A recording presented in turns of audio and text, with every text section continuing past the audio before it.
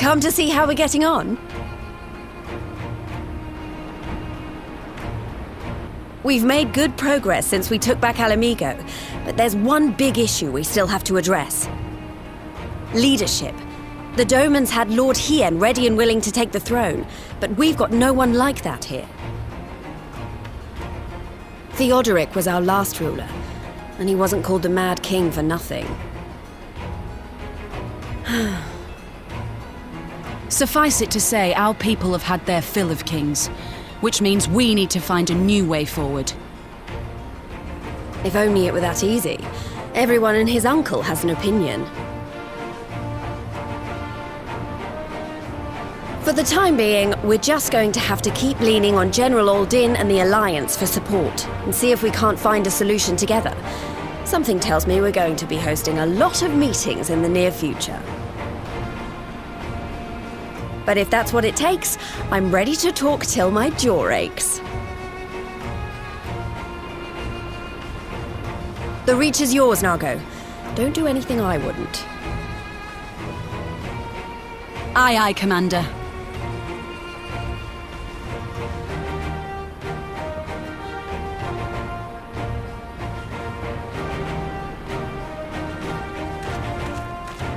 Ah, there you are. I've been searching all over for you. Don't worry, it's nothing bad. That said, this might not be the best place to talk. Will you join me?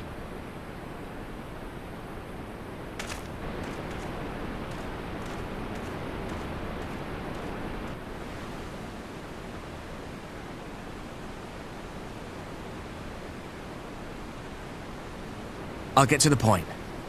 Might you be interested in a spot of adventure? After all, we were adventurers before we were scions, were we not? After routing the Imperials and liberating Ala Mhigo, I reckon we've earned a bit of respite, don't you? And what better way to spend it than by returning to our roots? So, what say you? Shall we call on Alphinaud and go adventuring?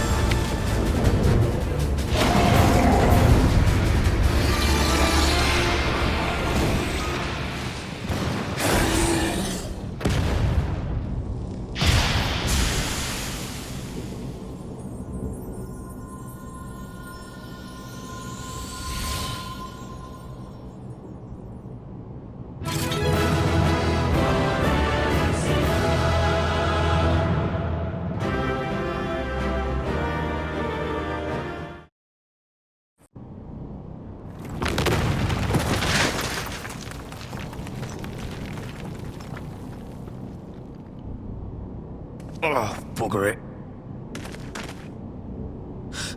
Are you all right? Aye. Everything's still attached.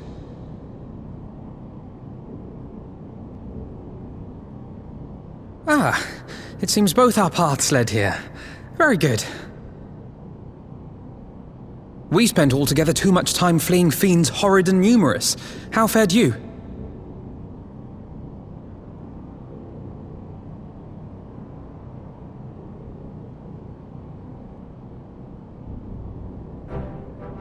Much the same, then. 'Twould appear this place is yet inhabited by King Theodoric's kin, or what is left of them. The work of terrible magics, I fear. Terrible, aye. But their misfortune is our fortune? Quite. By the 12, there is even more than I imagined.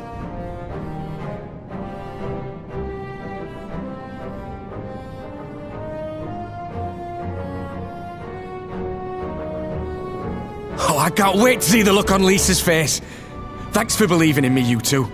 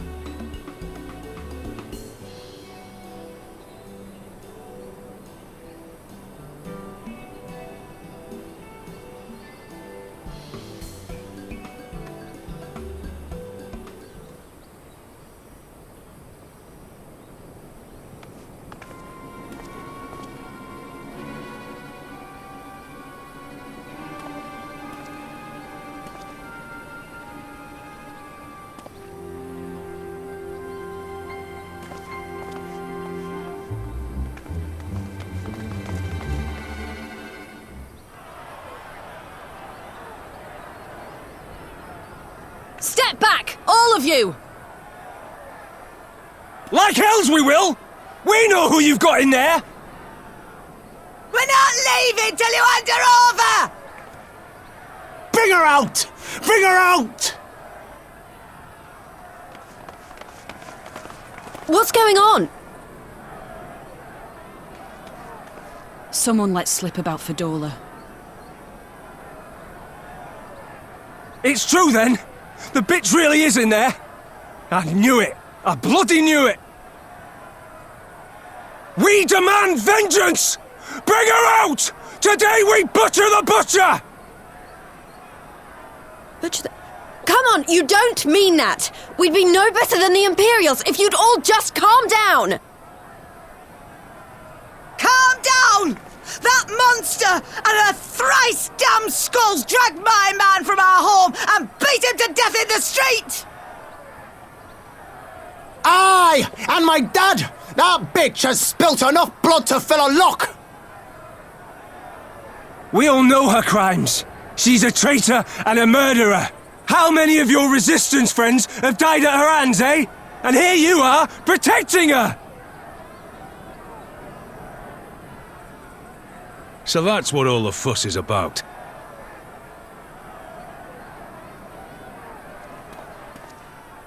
Hearken to me, brothers and sisters of Ala Mhigo. Hey, who's this? That's the Bull of Ala Mhigo. My friends, you are not alone in your anger, your grief, your despair, for it is mine as well. That gnawing pain in your breast, it is enough to bring an old bull to his knees. But I ask you, brothers and sisters, to think not only of the family and friends who were cut down before your very eyes, but to think also of the ones who were abducted, the ones who may yet live. Where were they taken? What became of them? These questions demand answers. I share your thirst for justice, for vengeance. But we will gain only fleeting satisfaction if we give in to our base appetites.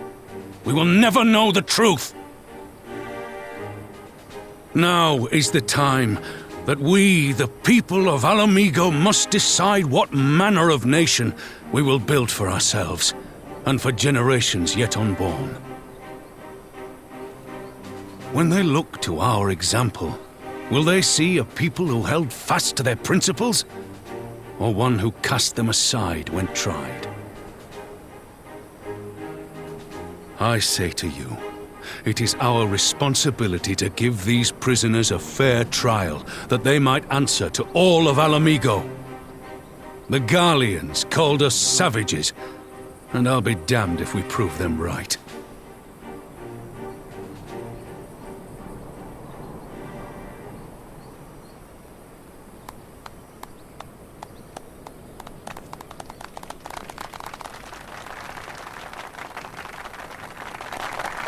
I know you're right, I do. But I can't.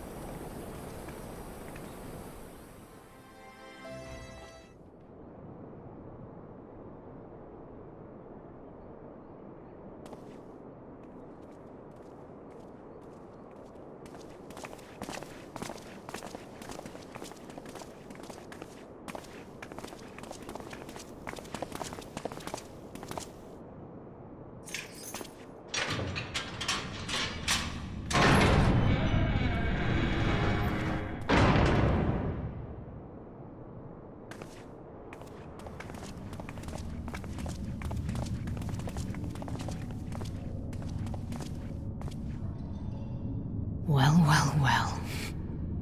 So many visitors. Come to have a good laugh, have you?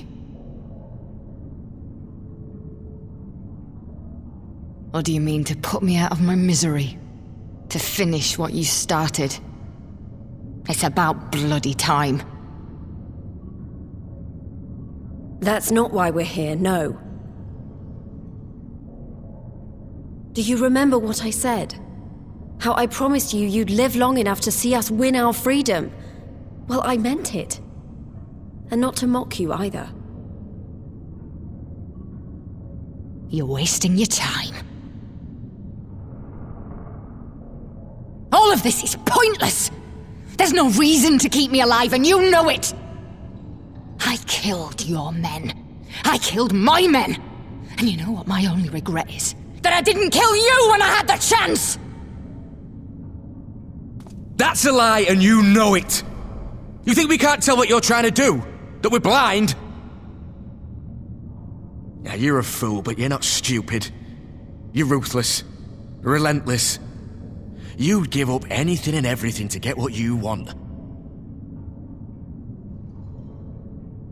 You didn't come this far, climbing over the bodies of your own brothers and sisters just to piss it all away! I see you, Fordola. I see you for what you are.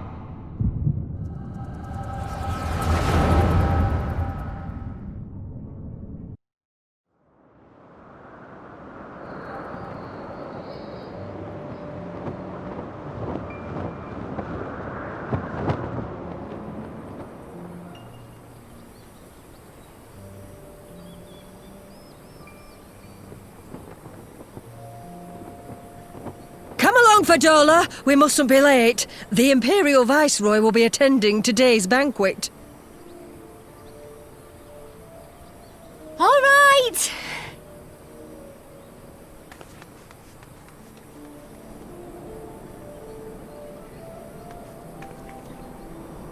Father, what's Lord Gaius like? Is he nice? Are you friends? There you go again with all your questions. Lord Gaius is a great and honourable man who looks after all of Ala Mhigo. He's very busy, and if we don't hurry, we'll miss our chance to see him.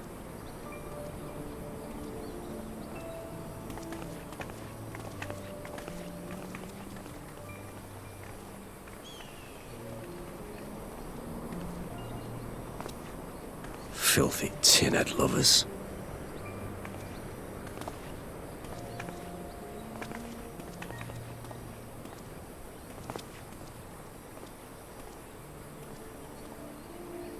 What did that man call us?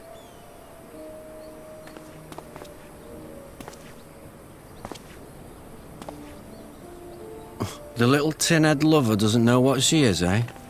A traitor, sweetheart. A backstabbing bitch who'd gladly betray her kith and kin to gnaw on what few scraps the Imperials deign to toss her.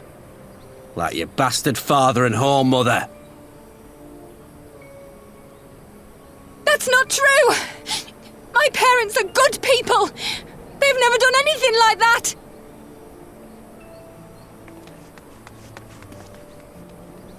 Oh, but they were quick to help themselves and their bitch spawn, weren't they? You're just as guilty as them.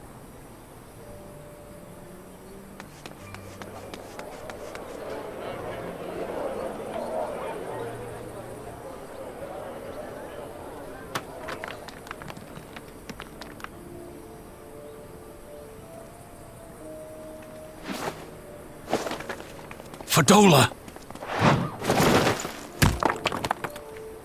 Traitors!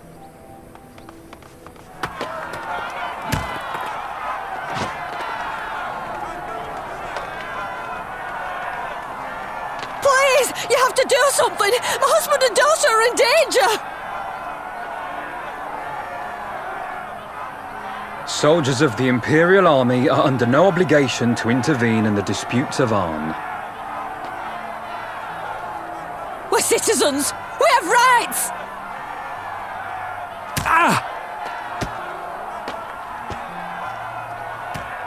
Father, I'm scared. It's all right. It's all right. They don't understand, but they'll see in time. They'll see that this is the only way to survive. Traitors! Traitors!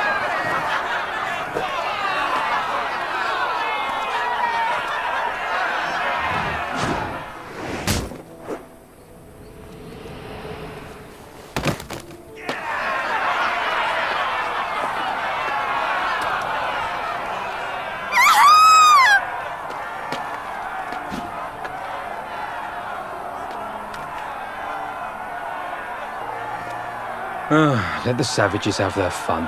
They'll be more compliant once they've tired themselves out.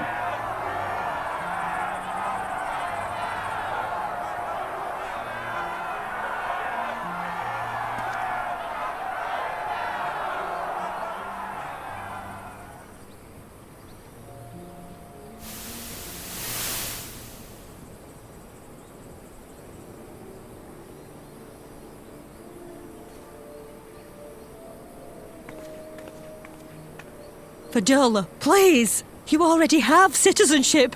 Why would you want to become a soldier?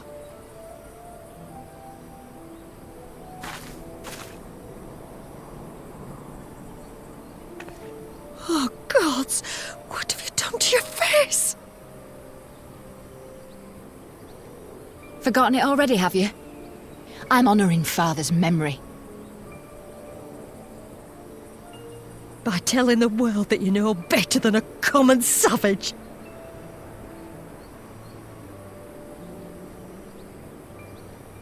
Am I though, Mother? Are any of us? Can't you see? Citizenship means nothing to them. If you're not a pure-blood Garlean, you're no different from any other savage. So I'll play the part. I'll join the Legion and I'll make them respect me. And when the mob see that, they'll think twice before throwing their stones.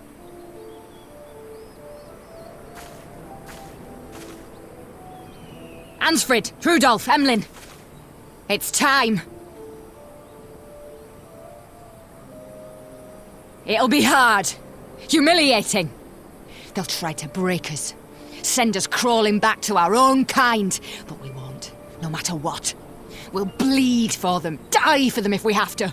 We'll do whatever it takes to be free!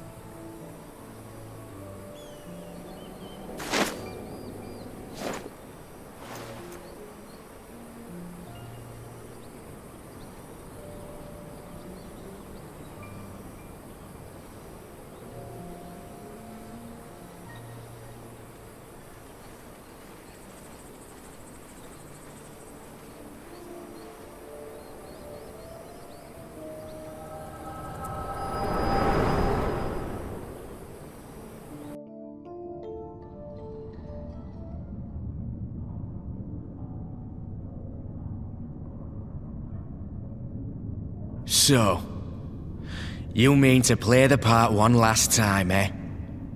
The unrepentant traitor whose death will serve to unite the people? Shut up. You had every chance to kill yourself. Fashion a noose from your clothes, wait for the guards to leave you alone long enough to slip it over your neck. I said shut up! Oh, but then it would have all been for nothing, wouldn't it? Whatever it takes. That's what you said.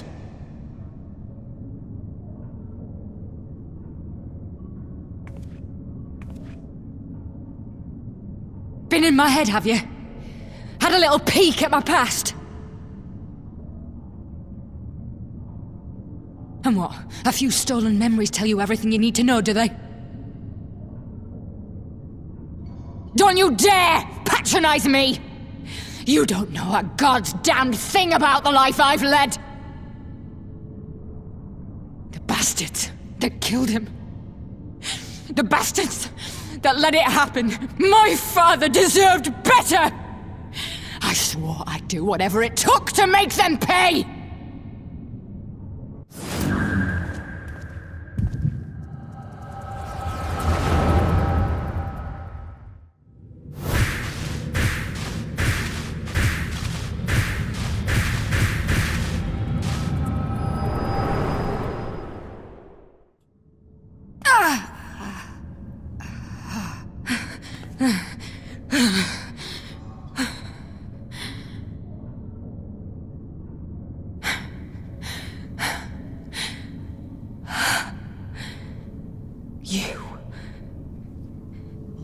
You. All that power. All that pain. It's too much. Too much for anyone. The things they've done to you. The lies. The betrayal. The endless fighting. Yet there you stand. Unbroken. How? Why?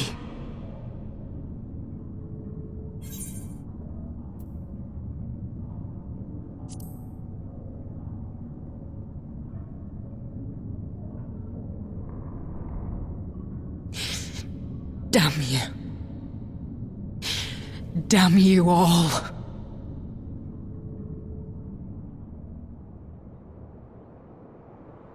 You still have time, Fordola. Think about how you want to spend it.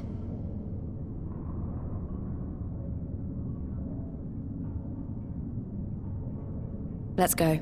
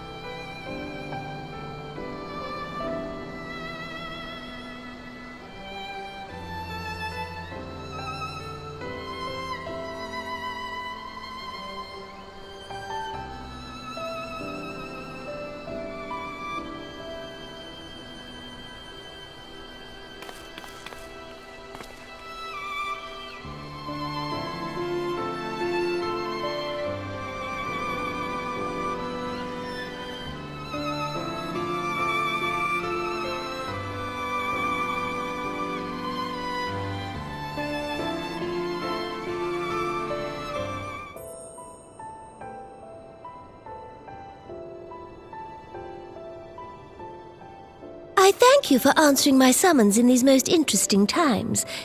You have been busy. The liberation of Ala Mhigo will have far-reaching consequences, and there is a matter upon which I would seek your counsel.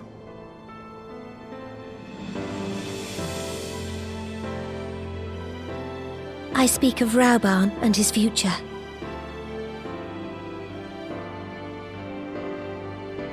All know the tale of his rise from penniless refugee to member of the Syndicate and General of the Immortal Flames. Yet though he has come to call Ul'dah home, it will never be his homeland. He is a son of Ala Mhigo. And now that she is free, I thought it only a matter of time before he sought my leave to return to her. Indeed, I had resigned myself to his loss.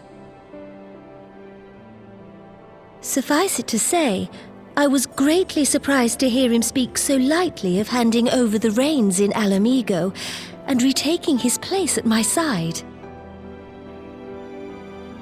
I will welcome him with open arms, of course. He is my most trusted advisor and my dearest friend. But I have known the man a long time, and beneath that steely gaze, I spied a flicker of doubt.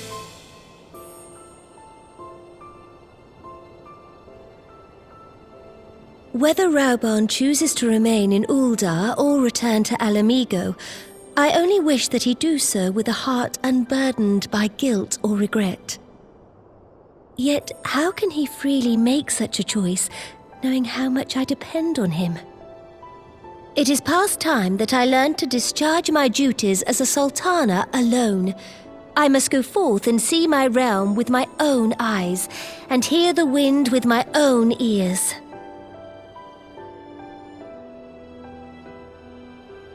Might I have your company for a brief adventure?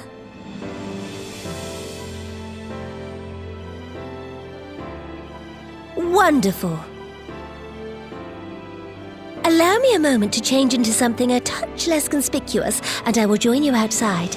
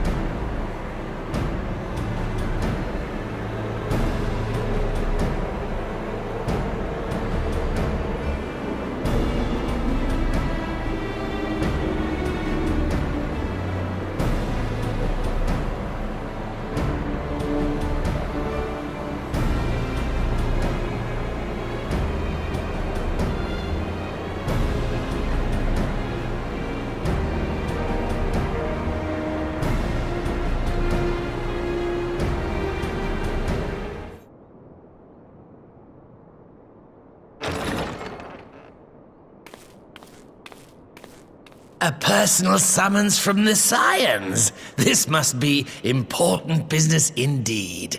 Though, if it concerns anything so underhand as an assassination, I fear I can be of little help.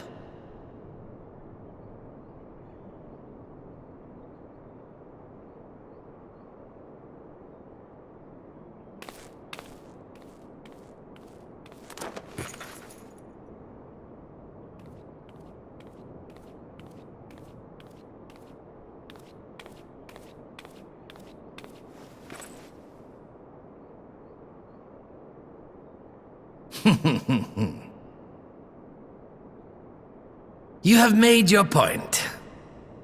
'Tis indeed unsettling to find oneself seated across from an impassive mask.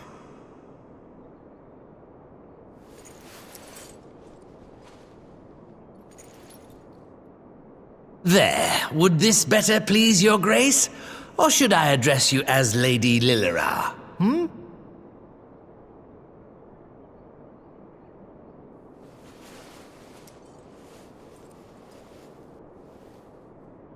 Nay, the deception has served its purpose. I am glad to see you found amusement in my little jest, Lord Lolorito, but shall we proceed to the business at hand? By all means. I must say I'm most eager to hear your proposal. Simply put, I would aid the refugees camped in Thanalan in their efforts to return to Ala Mhigo. The reparations you paid in the wake of your earlier misdemeanors will be used to fund the endeavor, together with the fortune seized from the late Teleji Adeleji's estate. But this plan is not intended to benefit the displaced alone. I would make of this an investment which shall enrich Uldar and Ala Mhigo both. And who better to consult on matters of profit than the wealthiest man in all of Thanalan? I beseech you then, Lord Lolorito, share with us your mercantile wisdom.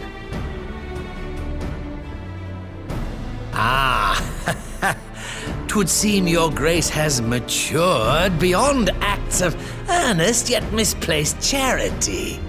Pray tell me more.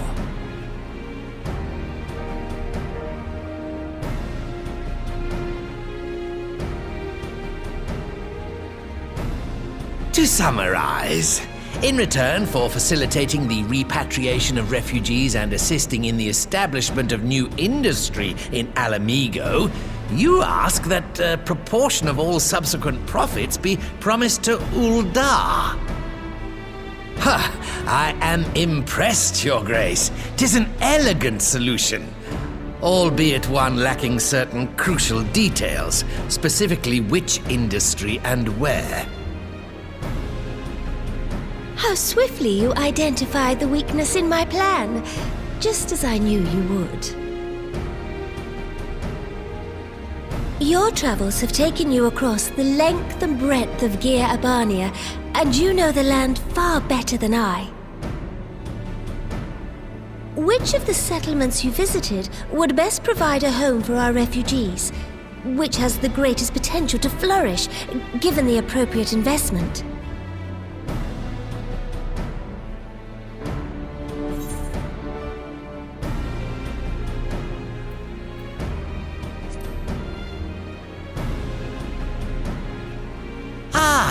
Yes, that desolate little village on the shore of Loch Seld. I know the Sultry and its products well. The Imperial invasion brought an end to their more widespread distribution, much to the dismay of many a wealthy gourmand, myself included. Salt has ever been a transformative ingredient. And in this instance, I dare say, it could transform a modicum of effort into a mountain of gil. The local citizens will need to be consulted, of course, but I trust the East Aldenard Trading Company can be relied upon to provide its assistance in negotiating a mutually beneficial arrangement.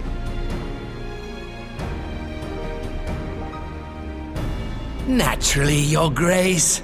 I shall dispatch representatives well versed in the extraction of this white gold and wring every last ons of profit from its production.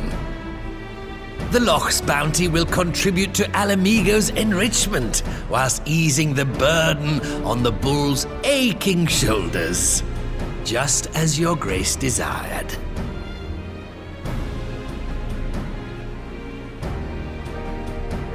A deal is struck then.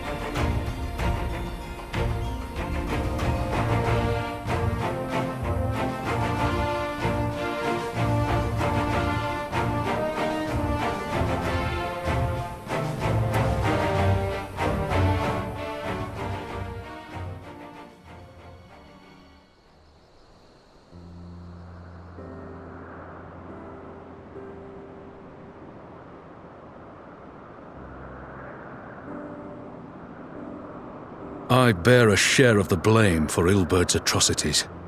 Had I openly supported the cause of Ala Mhigan liberation, he might not have felt driven to do what he did.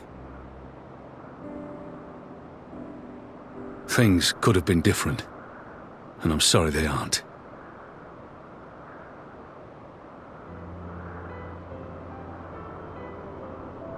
But even after all that has happened, my homeland is free. With the Scions and the Alliance at their side, my countrymen have reclaimed what many thought lost forever. Under her new leadership, I have every confidence that Ala Mhigo will emerge from the shadow of the Empire and rise once more to greatness. Which means my work here is done. Soon I will return to Ul'dah and take my place at the Sultana's side. Father...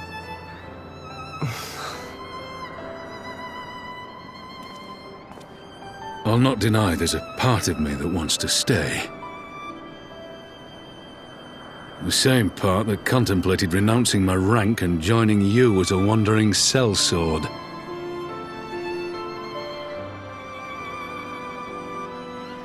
But I pledged my blade to Nanamo, and I will not betray that oath. Is this truly what you want, Father? It is. Ever has my sword been hers to command, and ever shall it remain.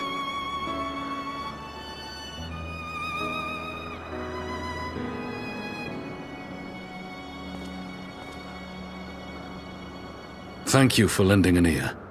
When all the rest are clamoring for me to stay, I trust you'll send me on my way.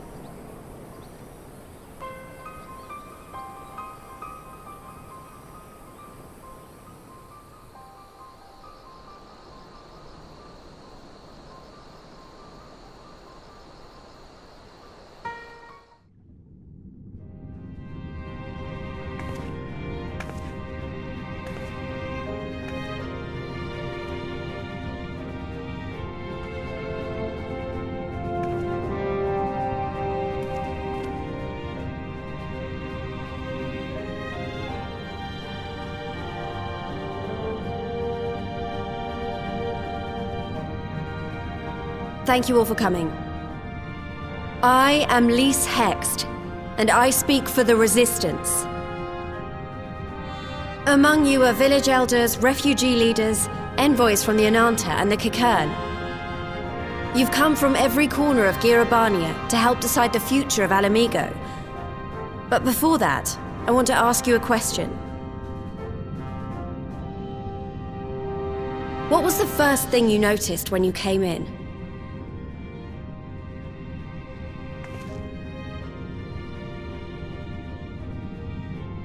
For me, it was that empty throne.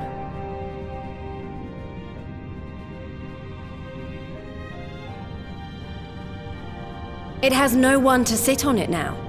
No viceroy, no king. Would any of you like to take their place? Or should someone else sit there?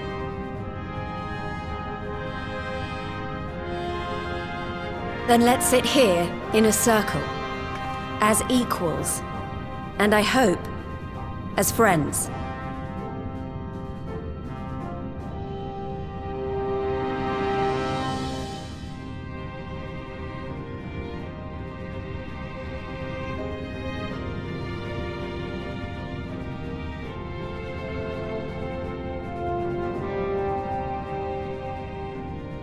Expertly done! Lys has removed monarchy as a choice early in the game, and positioned them to consider a joint government. All things considered, I would say events have got off to a fine start.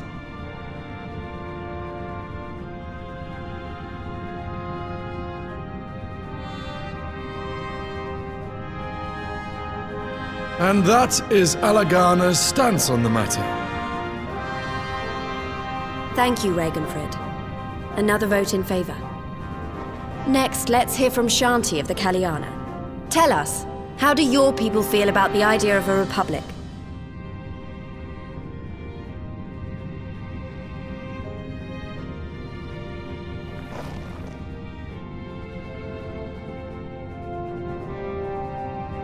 The Ananta wish only that those who dwell within Girabania devote themselves to our faith.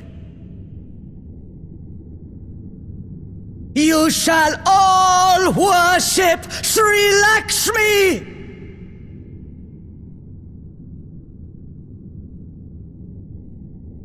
Lady of bliss, grace us once more with your beauteous visage!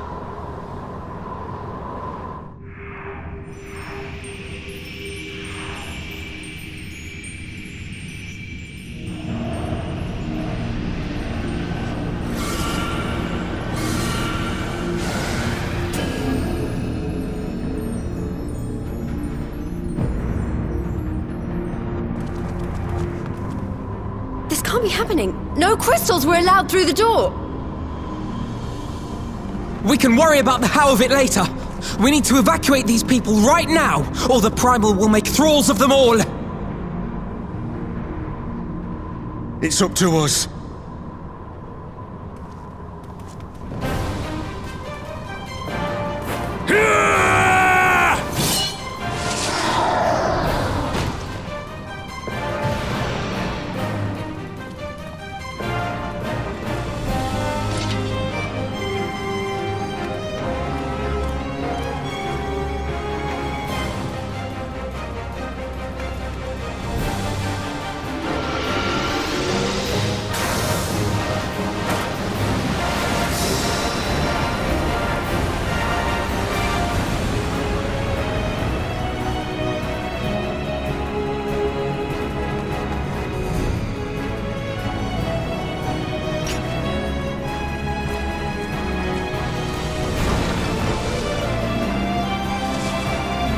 Gods damn it!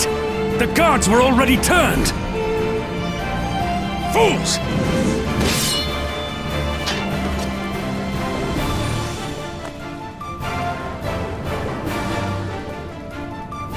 No, you don't! The Kaliana would see us all enthralled. then they're going to be sorely disappointed. We have the Warrior of Light and Arenvald to shield us. Aye, but they can't well defend your guests and attack the Primal, can they? We're stuck on the back foot.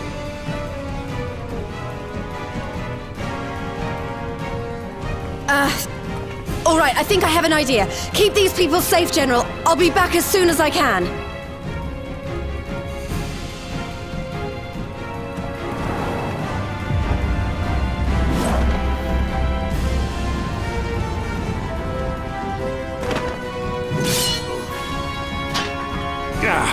Whatever she's about, she'd best make it quick.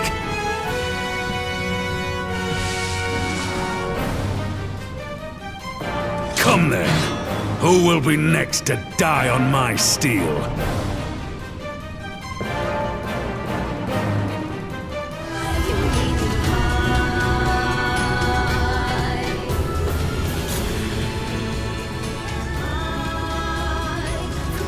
Damn it all!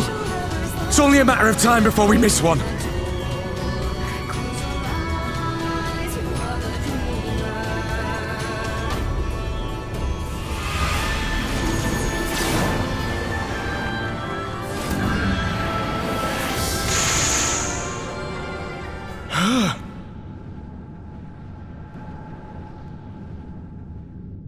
What of it? Do you want to kill this thing or not?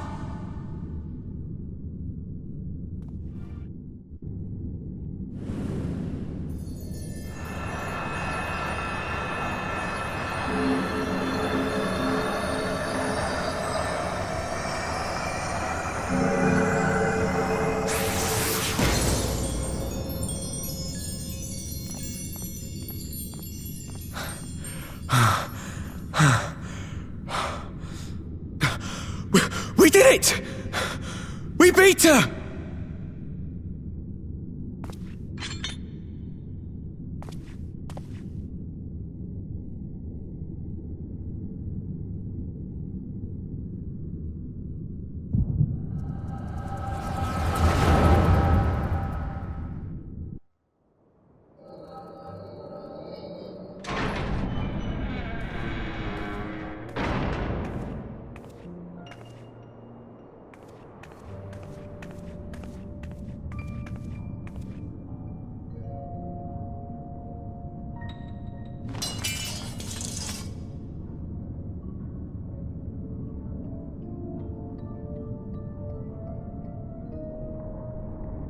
What is this? I'm only gonna say this once. The Ananta just summoned their primal in the throne room. My friends are fighting her, but they need help. They need someone with the Echo, and by the gods, I wish I had it, but I don't.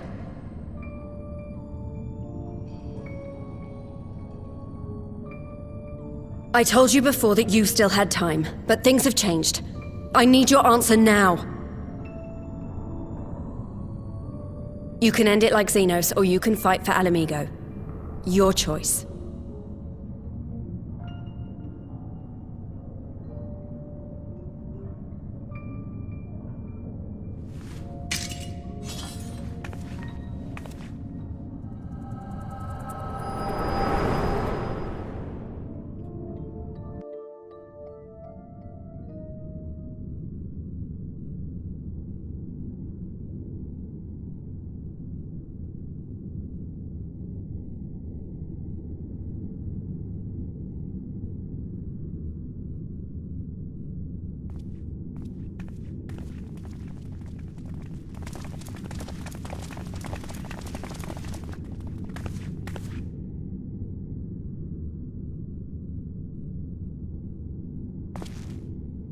Seven hells!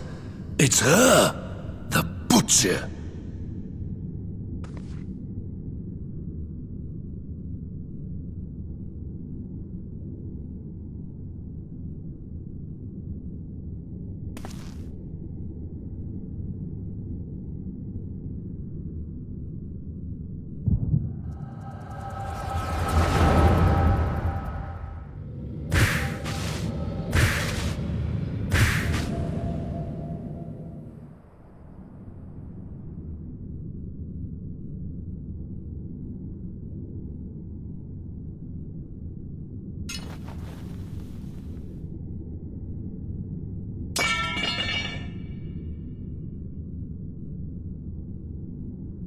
It's done.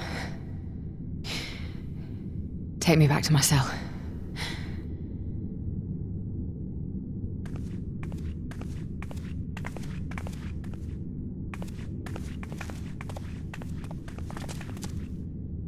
You are not forgiven.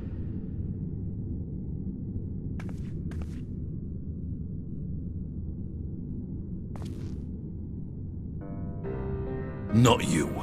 You I will never forgive.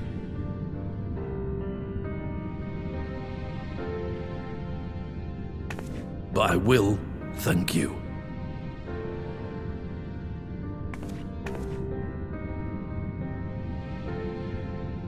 For standing against a primal and saving us from servitude. You have my thanks.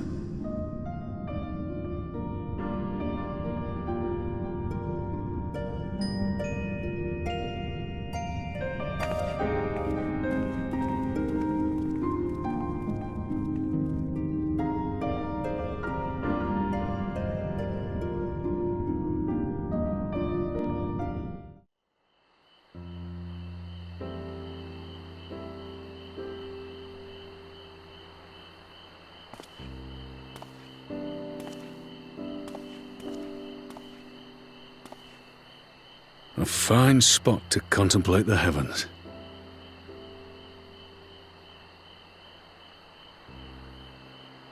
The meeting is over. The envoys have chosen to instate a government model on Ishgard's House of Commons, a ruling body of representatives elected by the people.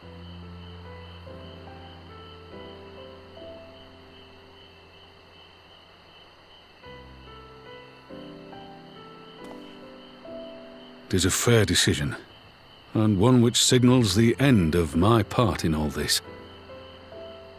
But I would gaze upon Girabania's stars one last time before I leave.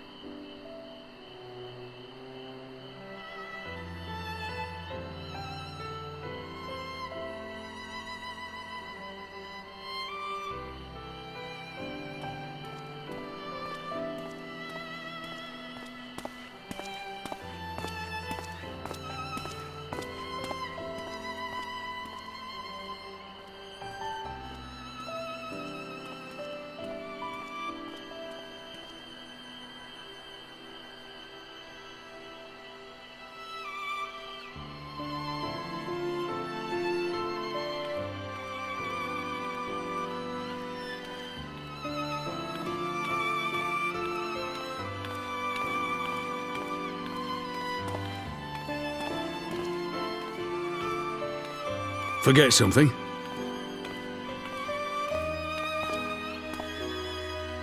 Your Grace, there was no word.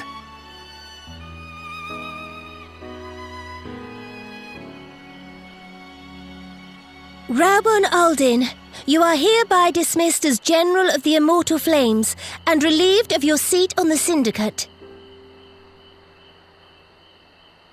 But, Your Grace... Raubahn, I am no longer a child. Stay here in your homeland. Work with your brethren. Rebuild Ala Mhigo. You desire to stand alone. I understand, but remember what happened. I remember full well the consequences of my naivety, and thus did I consult at length with a most trusted advisor ere I embarked upon this course. A most trusted advisor? And what of me? Am I no longer deserving of your confidence? What trust can there be between us when you withhold the truth from me? Did you think me oblivious to the anguish in your eyes when you spoke of returning to Ul'dah?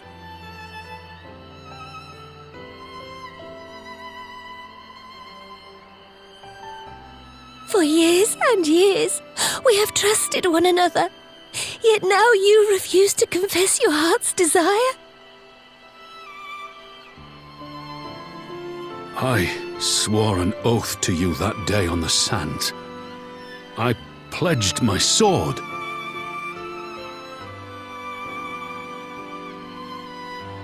and it has served me well.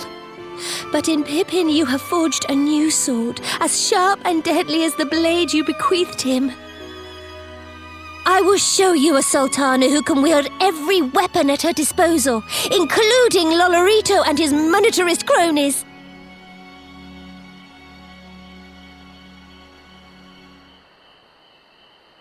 So follow your heart, please. You are home. You are free.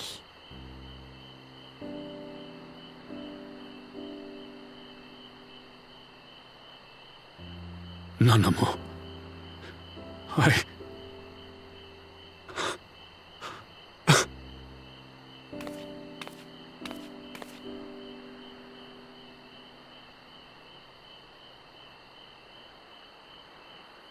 Smile for me, Raubahn. I would have this parting be a joyous one.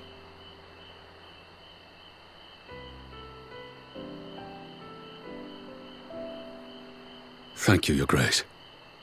It has been an honor to serve you and Ul'dah.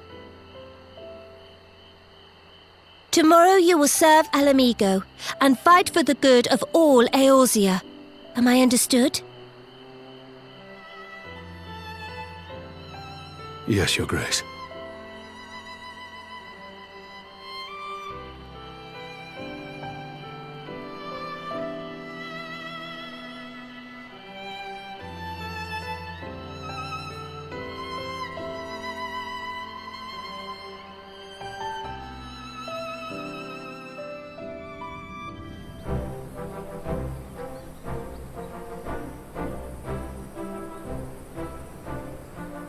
Thanks for shielding us from Lakshmi, you two. If you hadn't been there, the rest of us would be worshipping her by now. You're kind to include me, Lise, but we both know who did most of the work. I could scarce keep track of the battle, let alone land a telling blow.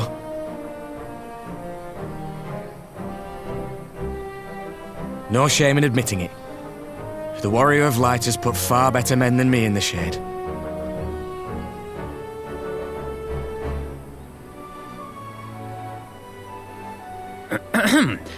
Did I mention that I encountered the Sultana in the palace? It would seem Her Grace has come to Girabania to oversee the final stages of her relocation project.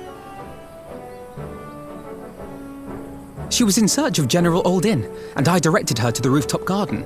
I do hope he was still there. Are you in the habit of gossiping about the affairs of royalty, Master Leveilleur? Certainly not, Your Grace. I was merely informing my companions.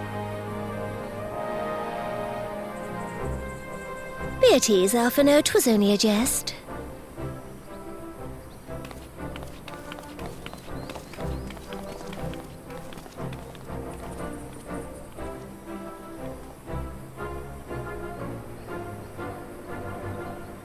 But I must yield the floor to Raubahn. He has an important announcement to make.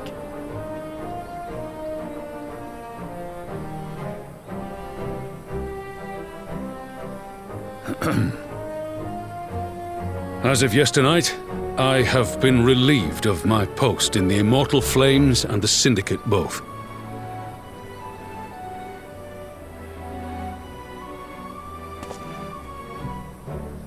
I shall be assuming my father's duties.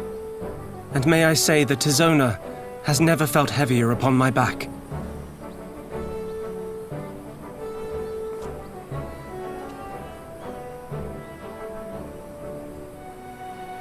Twould seem I am in need of employment. Mayhap one of my old acquaintances can introduce me to a mercenary company or some such.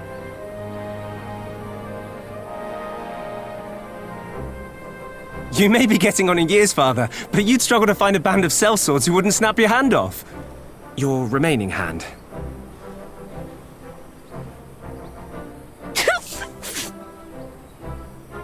Yes, the bull of Ala Mhigo need not be put out to pasture just yet.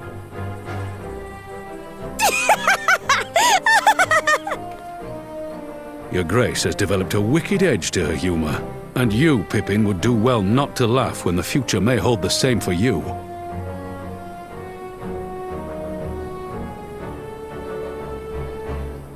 So, does this mean you're staying? Aye. That seems to be the way of it. I would be glad to aid you in rebuilding our nation, if you'll have me. If, he says. Welcome home, Raubahn.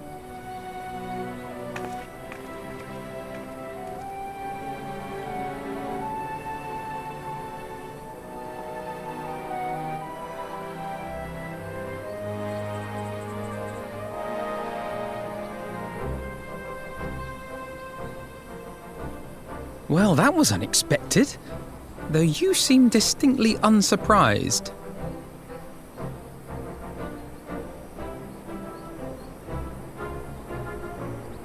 Either you are more astute than I give you credit for, or I'm losing my touch. In any event, one thing is certain. Ala Mhigo will rejoice at the homecoming of her dearest son.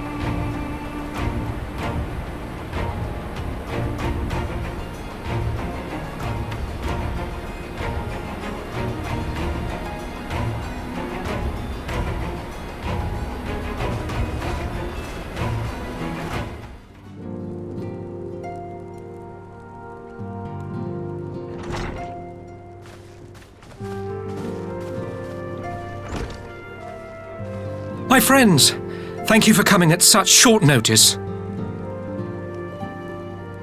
We were told the matter was urgent. I take it Yugiri and Raubahn are also involved?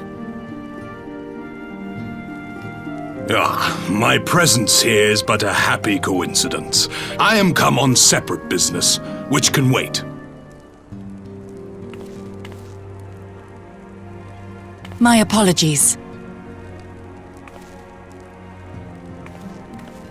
Master Hancock, pray, tell our friends exactly what you told me. Of course, of course.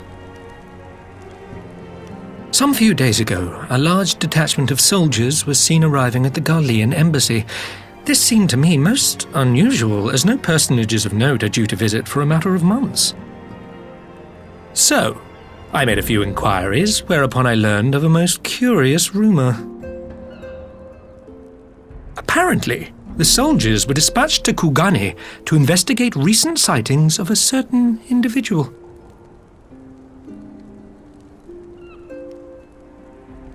The late acting Imperial Viceroy of Doma, Tsuyu.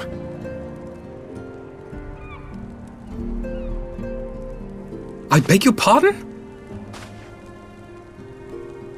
I too am loath to believe it. I saw the keep come down on top of her. We all did.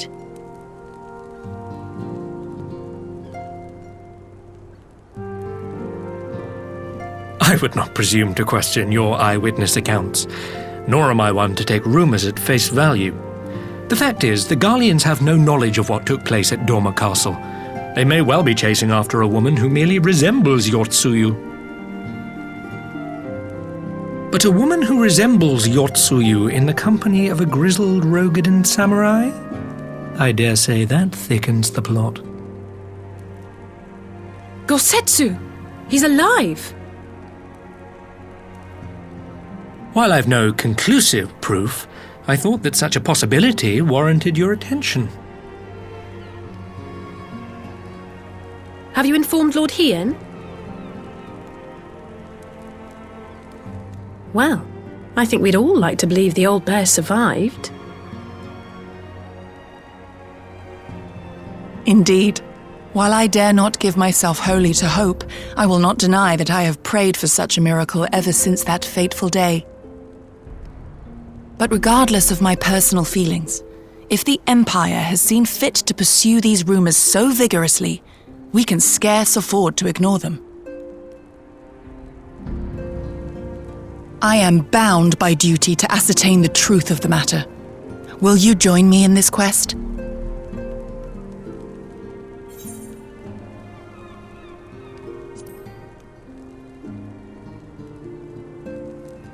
Thank you.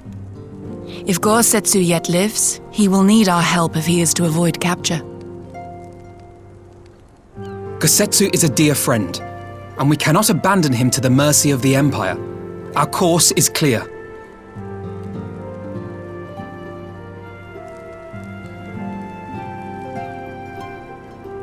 Hancock, is there aught else you can tell us?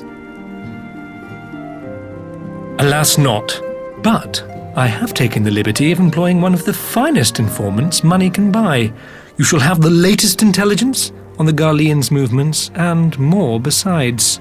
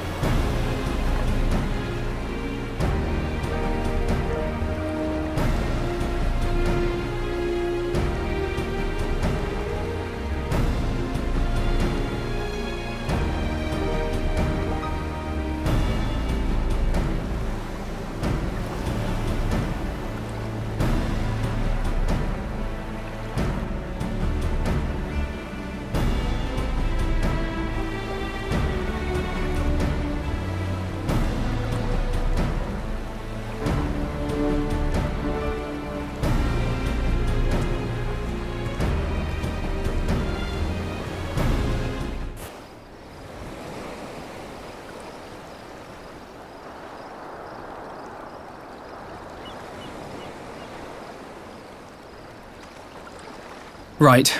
I suggest we begin by learning what we can from the sentries.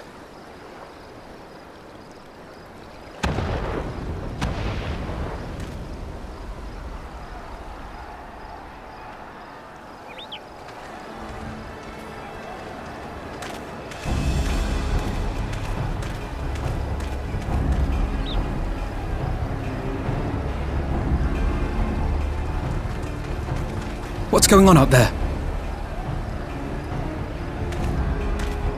Travelers, are you? You may wish to postpone your plans. The Garleans have launched an attack on the Confederacy.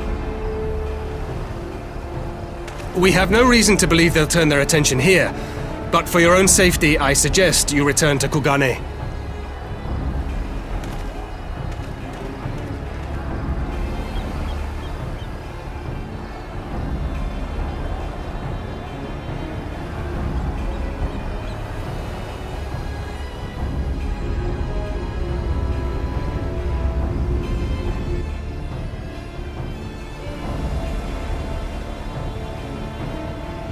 The Garleans bear no love for the Confederacy, but with Doma lost to them, why would they attack? Unless Tsuyu is on that island. Even if she isn't, our allies are under attack and they need our help. We will help them, while you remain with Raubahn. Arguing will only delay us. Is that clear? Fine, but you haven't heard the last of this. Raubahn, we may need to make a swift exit. See that the boat is ready to sail at a moment's notice. It shall be done.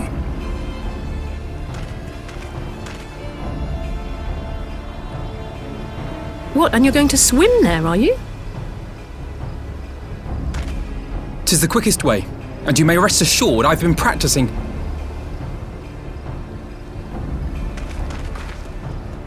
Yeah! Come.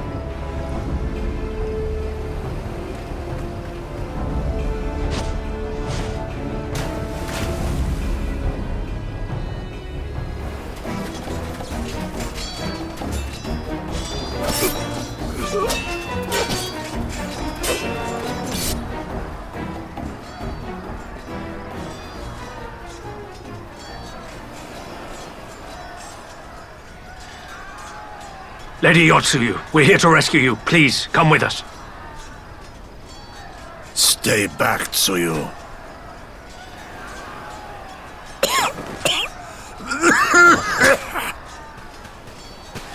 Are you all right? Is he all right? Gosetsu!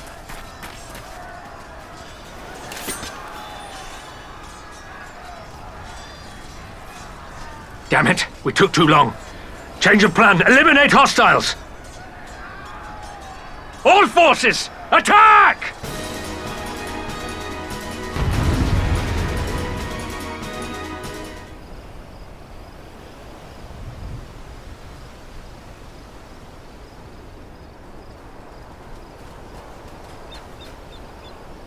Gosetsu, thank the heavens! Yugiri, my friends, the Kami were kind to guide your steps this way.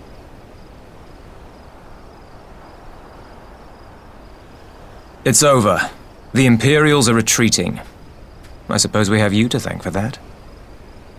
But they would never have come here were it not for her. I had a bad feeling the moment your samurai friend arrived with that woman in tow.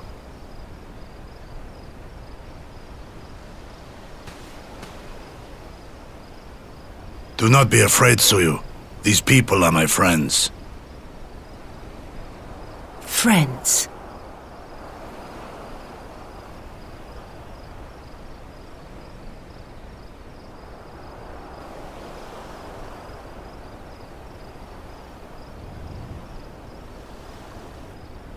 Forgive me, but at the risk of souring the mood, I believe you owe us an explanation.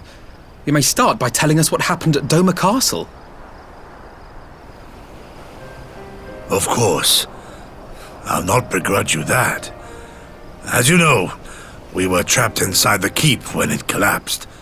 But even as the roof crumbled above us, so too did the floor below. We were swept out into the One River, where we would surely have drowned had a stout wooden door not chanced to float by, offering us a raft of sorts. Exhausted, we drifted out to sea, at the mercy of the tides, which saw fit to dispense us on a desert island. She was with you the entire time? Aye. 'Twas her kimono which saved her from Hien's blade, believe it or not. Some Garlean witchcraft in the weave. But it offered precious little protection against the fall. Though she survived, she awoke bereft of all her memories, and speaking like a child. A trick, surely. That was my first thought, aye. And I contemplated cutting her down and being done with it. Contemplated it long and hard. Yet the Kami saw fit to deliver us from certain death. 'Twas their will that we survive, both of us, together. And together we shall go before our master. He shall be the one to judge. Judge what? She's your prisoner, old man. Do with her as you will. Call her Tsuyu, or whatever else tickles your fancy. 'Twas a name given out of necessity whilst on the road. Nothing more. As you say. But remember this. Our people suffered much at that woman's hands. When the time comes, I trust you won't let emotion blind you to what needs to be done. You have my word. Well, I must be going. I have an unholy mess to clean up. You should be on your way too, before the Imperials decide to take another tilt. Oh, and we'll overlook the tithe this once. You're welcome.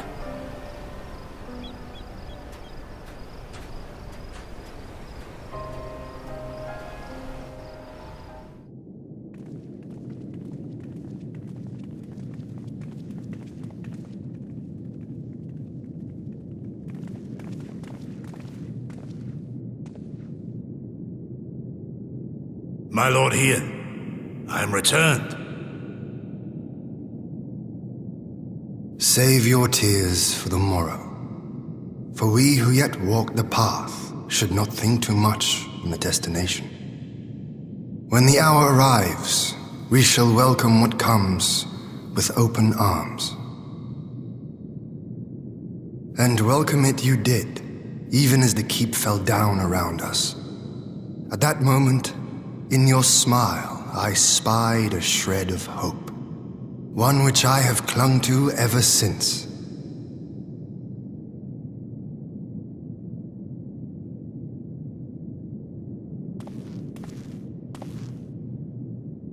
Gosetsu!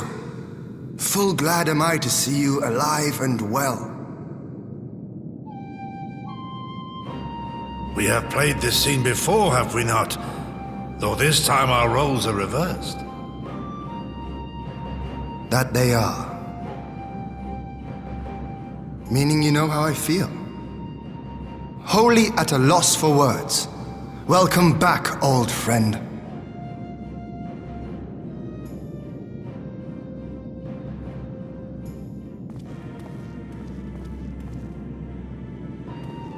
Now then, though we rejoice at your return, it seems you have brought with you certain complications.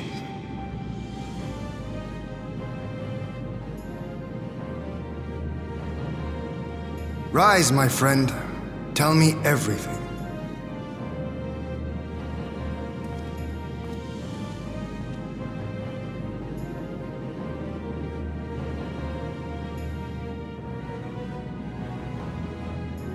The Empire is bold indeed to send a token force to engage the Confederacy. As acting Viceroy, Tsuyu would have been privy to Imperial secrets. The Garleans will not soon give up the chase. Nay, it will end with her capture or her death.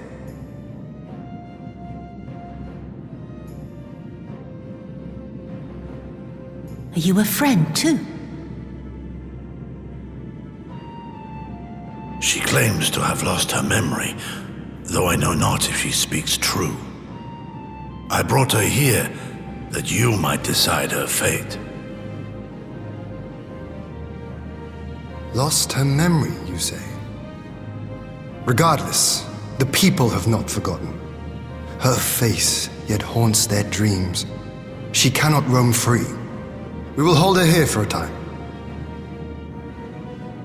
Place her in Jufia's care, with the express instruction that she is not to be seen. Yes, my lord. Come.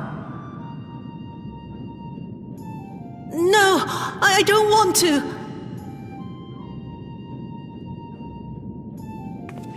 Don't let her take me away!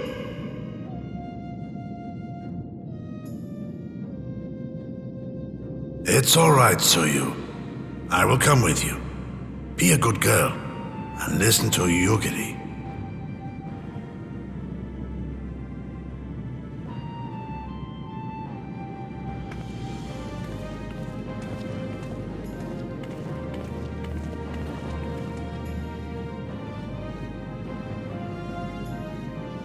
From a hound at his throat to a puppy at his heel.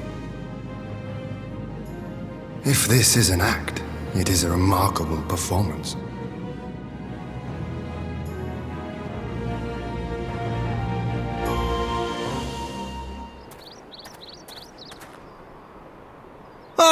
By the Kami! Your Lord Hien! Leave me, I beg of you. Say nothing of this. I was never here. There you are. Lady Yugiri, Lord Gosetsu, forgive me my abrupt disappearance. You have your reasons, I am sure. Will you not share them? I was her master, when she was yet a courtesan. By the Kami. She worked in my establishment. Her father was a regular client of mine. One day, quite without preamble, he offered to sell her to me. She may be no maiden, he said, but she has some use left in her. He sold her short. When I first beheld her, I was struck by her beauty. And yet, behind her eyes there was an emptiness. It was as if she had given up on life. She seemed more a doll than a woman. It was no profession for her, but I knew she would be popular, and so it proved. Men flocked to drown themselves in that cold, bottomless gaze.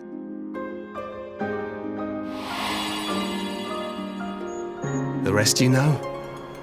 She became an Imperial informant, and for her loyal service won the office of acting Viceroy.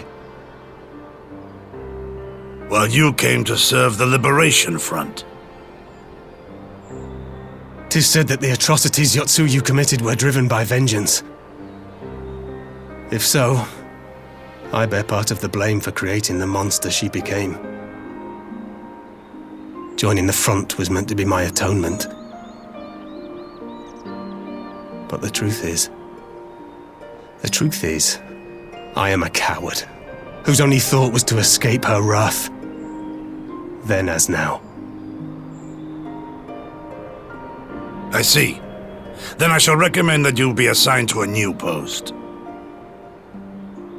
I trust you have no objections, Yugiri?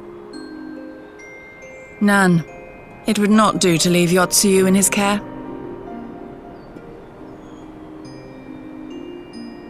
I am in your debt.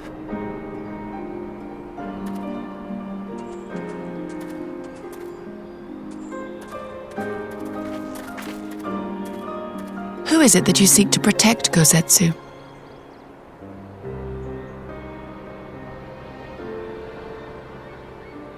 Idle musings. Pray, pay me no mind.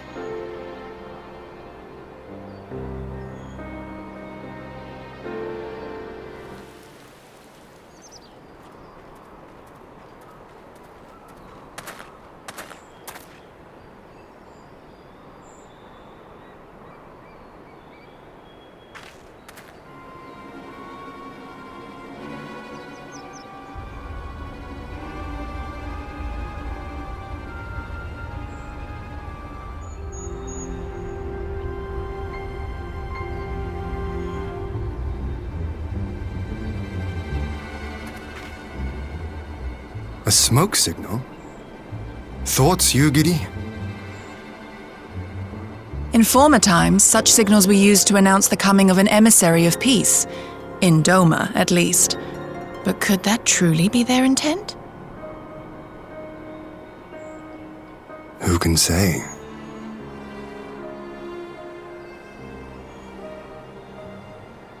Whatever they want, we cannot simply blast them out of the sky.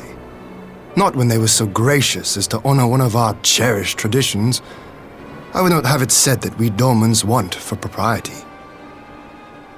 Then I shall go and reconnoiter. Nay, that won't be necessary. We will meet them openly.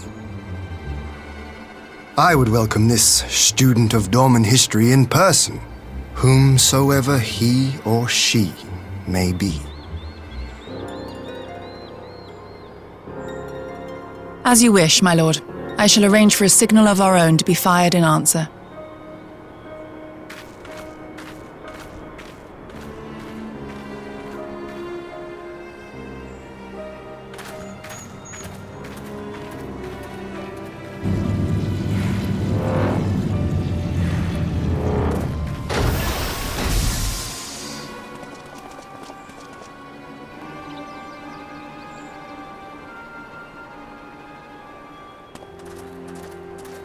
Well, that we should be received by the Lord of Doma himself.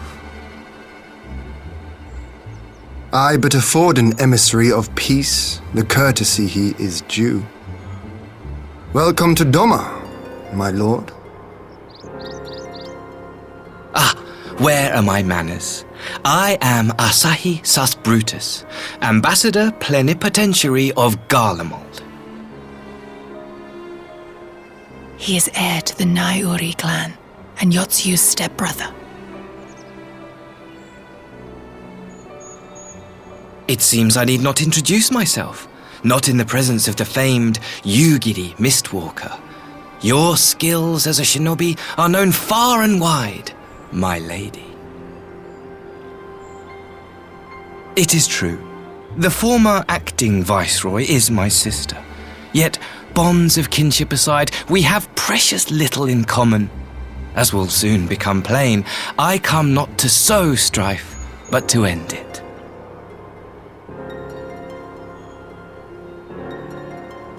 I am of the Populares, a collective which represents the interests of the common man. Long have we labored to bring about reform to the Empire's provincial policy. Happily for us, our master acknowledges the need for change. Indeed, His Radiance, Emperor Varis Zos Galvus, personally sanctioned this mission, granting me the authority to speak with his voice. To negotiate peace with Doma.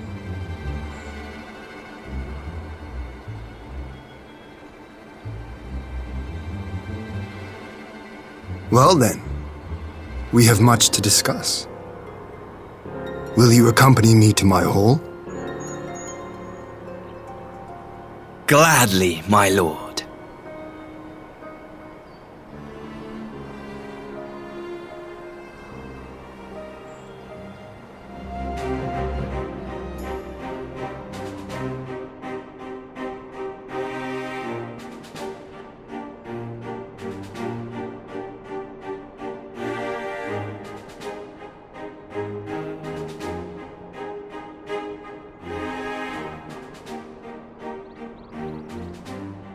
On behalf of my delegation, I offer you my humblest thanks. Never did I imagine that I would meet the gallant and noble Lord of Doma himself, nor be welcomed into his magnificent hall. You'll forgive me if we forgo the pleasantries. You say you are come to negotiate peace. Unless I am mistaken, such negotiations are typically conducted between sovereign nations. I was not aware that the Emperor had recognized Doma's sovereignty. His Radiance has yet to do so, that much is true. Know, however, that he has expressed willingness to cede Doma to her ancestral masters and treat with her as a friend.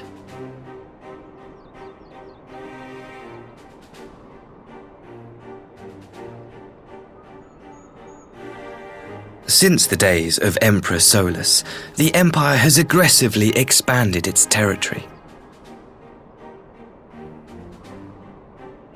While you may not agree with our founding father's policy of expansion, I believe there is room for discussion on the matter of his lifelong goal, to rid the world of icons.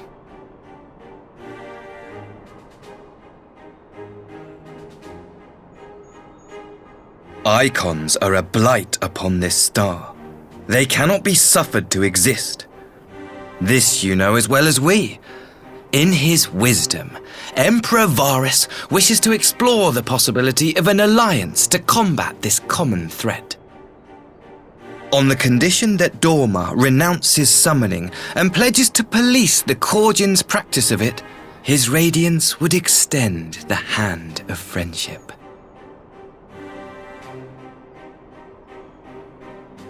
Doma has never shown any appetite for summoning, and it should go without saying that we will address any threat to our people, icon or otherwise.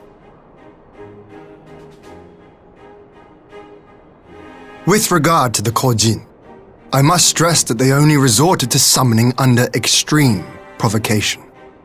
When the Ruby Sea was at peace and their sacred relics safe, they looked not to their kami for protection. Yet even now there are certain parties who would destabilize the region with ill-conceived military forays. Unless they alter their course, we cannot hope to be rid of icons. Quite. I can but apologize. In seeking to eliminate icons, the Empire creates them. 'Tis an irony among ironies, one with which the people of Eorzea are well acquainted, I am told. Indeed, many summonings are the result of persecution, the weak being driven to call upon the divine for deliverance from the strong. So it was in Ala Mhigo, the bitter fruit of Garlean oppression. A tragic state of affairs. If we are to put an end to summoning once and for all, it shall not be through might, but harmony. Yet we continue to repeat our mistakes, oblivious to the lessons of history. My comrades and I would change all that. We, populares, have campaigned long and hard for a shift in imperial policy. And at last, the Emperor has seen fit to lend us an ear.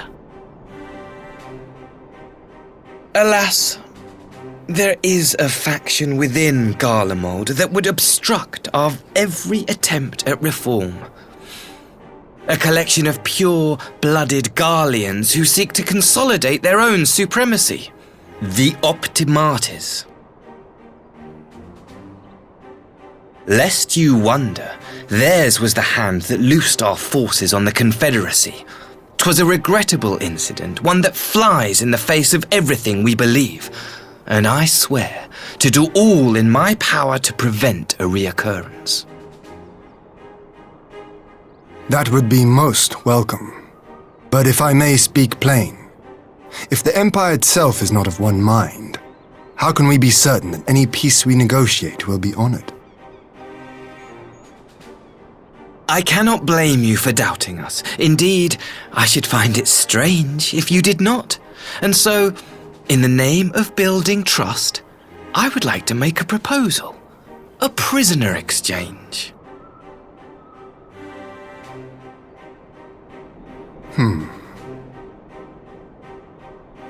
Under Garlean rule, no few Dormans were conscripted into the Imperial Army. We would repatriate them in return for those of ours you captured in the recent conflict. Naturally, any exchange would include the acting Viceroy.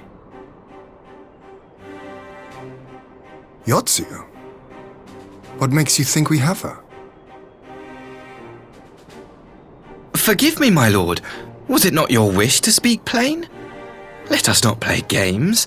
I desire only to work to our mutual benefit. The Optimates tried and failed to take my sister by force. I would succeed by peaceable means, thereby strengthening my party's hand. 'Twould be a lie to say I would not also be glad of my sister's safe return. A fellow plain speaker. How refreshing. Very well. Your proposal has merit, but I will need time to consider it. Of course, my lord. May we remain in Doma until you have come to a decision?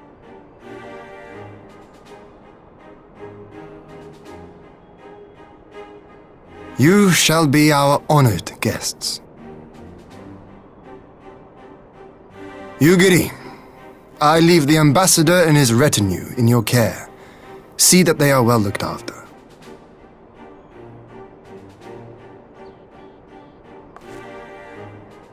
You have our gratitude, Lord Hien. We shall look forward to your answer.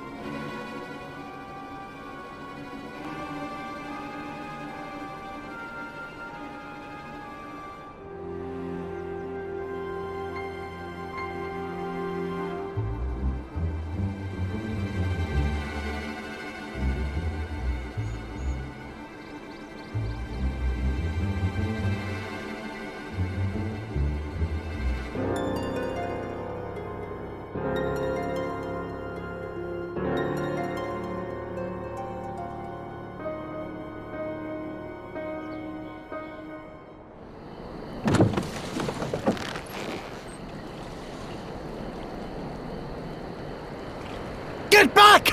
I'm warning you! Someone's in trouble.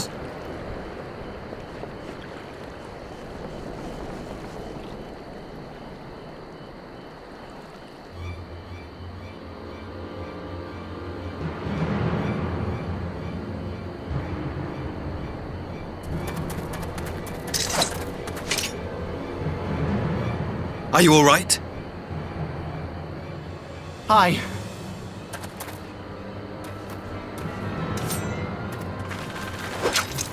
What do they want with you? Yuki, and you lot too.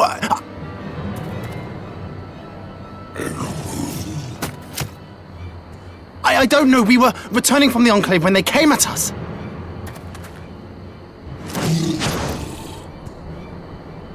It seems they won't go quietly. And neither will we.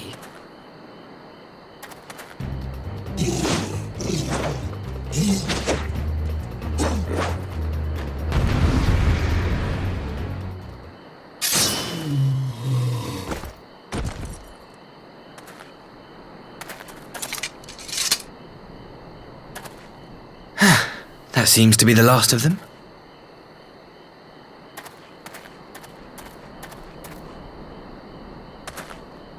You have nothing to fear, child. You are safe now.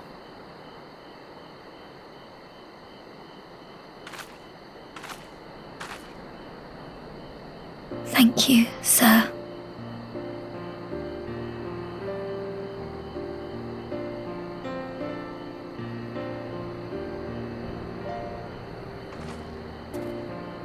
You saved us again. Thank you. If you're ever passing by our village, look us up. You'll always be welcome.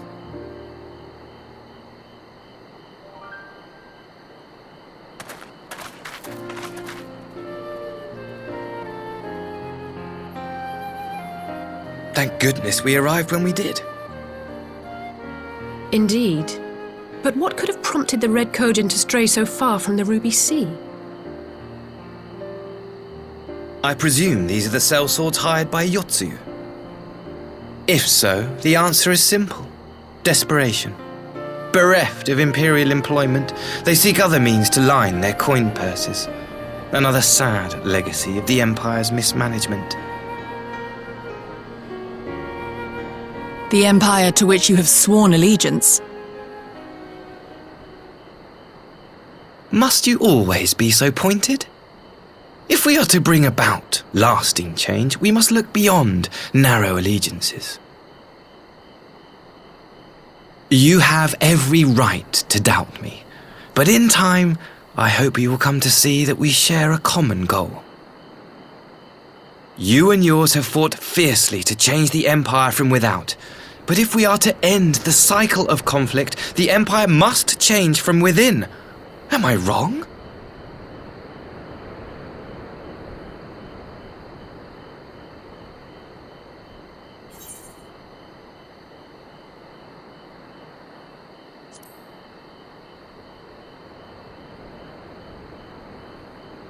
I knew you would understand. You have witnessed such change firsthand, after all, during your time in Ishgard.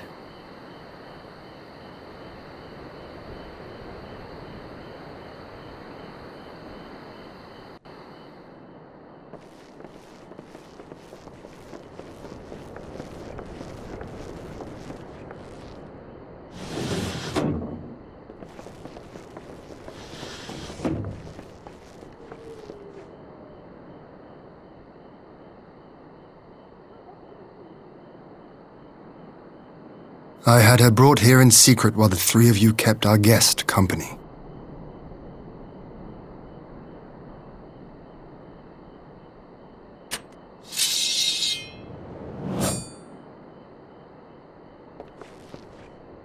The world has not been kind to you, it is true. But that does not excuse your sins. You should be at the bottom of the river. Yet here you are. The living, breathing proof of my failure. A failure for which I would now make amends. What did I do? I don't remember. Was it really so terrible? Tell me, please! What did I do? You speak of sins, my lord. But at whose feet do those sins lie? With the soldiers who committed the crimes, or those who commanded them to do so?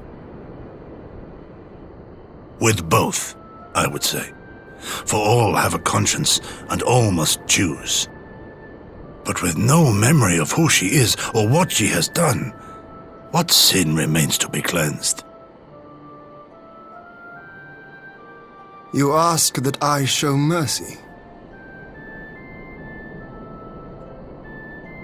I ask why the heavens saw fit to deny me my rest. Why Yotsuyu was spared not only death, but the bitter memories of her life.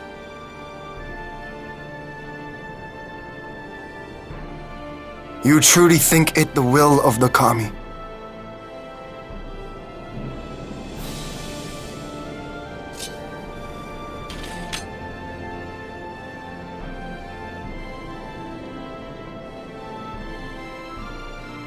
If so, her life is not mine to take.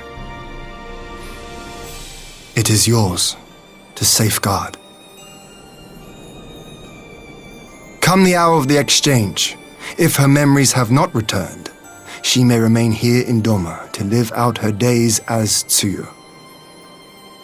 But if they do, the Garleans shall have their viceroy.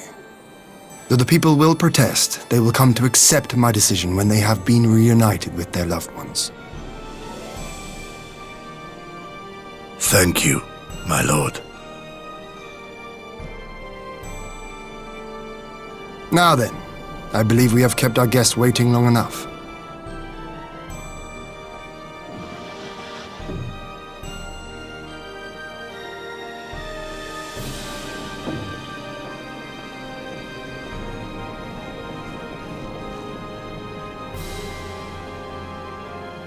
Did Gosetsu not seem strange to you?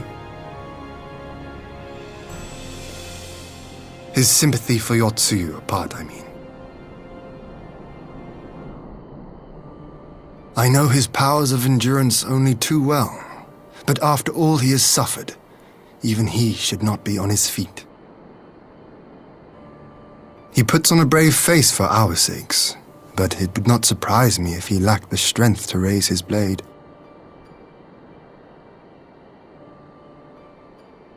Though I suppose if he and Yotsu are to enjoy a life of peace and quiet, he will have little use for it. It falls to us to shape that future, one in which he need never again set foot on the battlefield.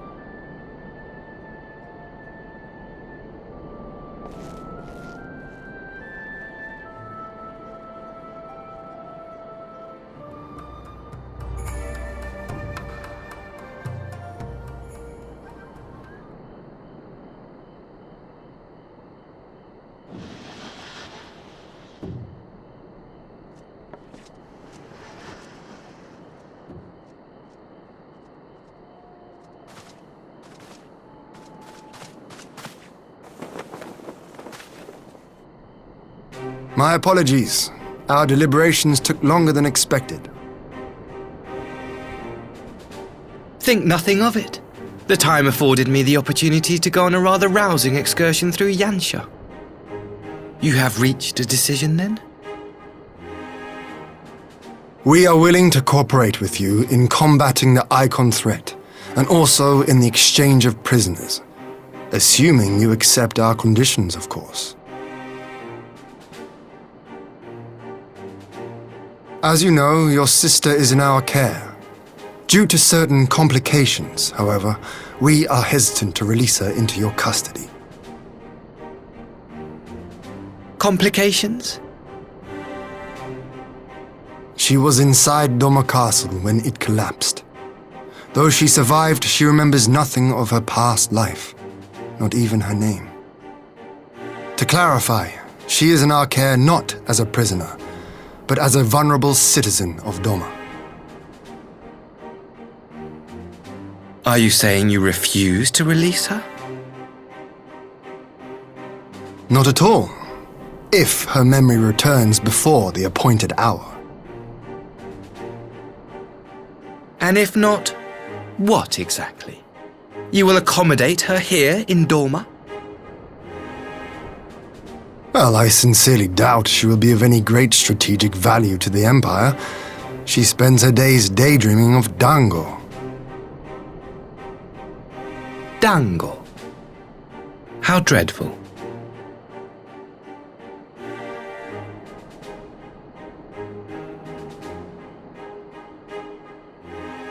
Very well. In light of our recent misstep in Sakazuki, it seems only fair that I show you the same understanding you have shown us. Though I do have one small request. Regardless of Yotsuyu's value to the Empire, she is yet my sister. Before I leave, might you permit me to speak with her in private? Of course. Perhaps you could even bring her a plate of dango. She would be most pleased. Yugiri will see you to her chambers.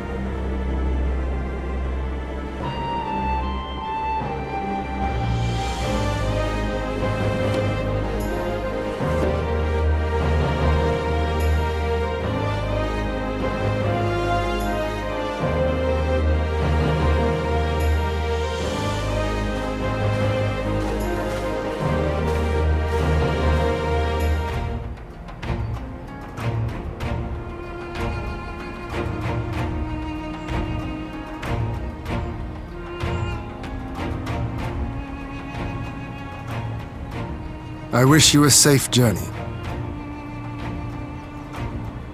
This has been a most enjoyable visit.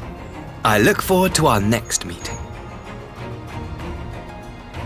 Maxima, would you take the others and see that all is ready for our departure?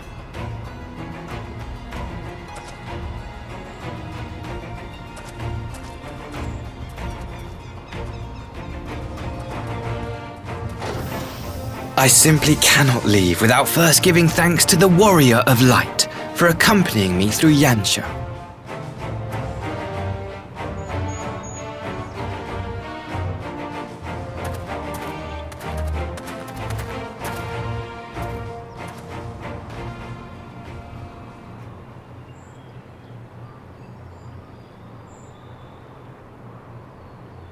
Mark me, savior of the savages.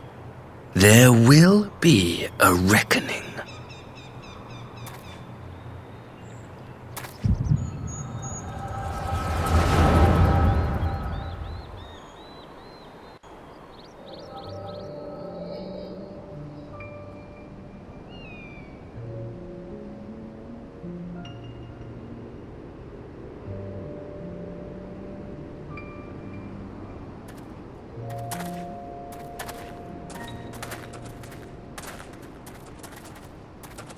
You've nowhere left to run, traitor!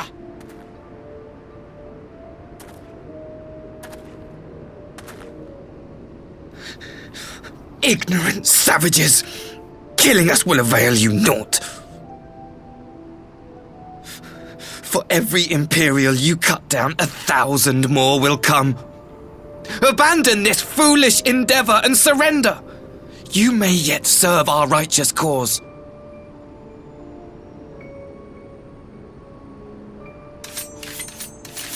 How dare you speak of righteousness?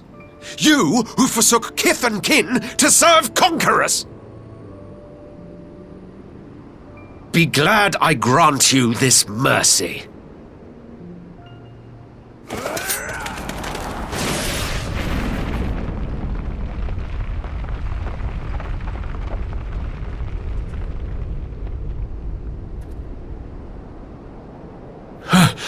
What in the...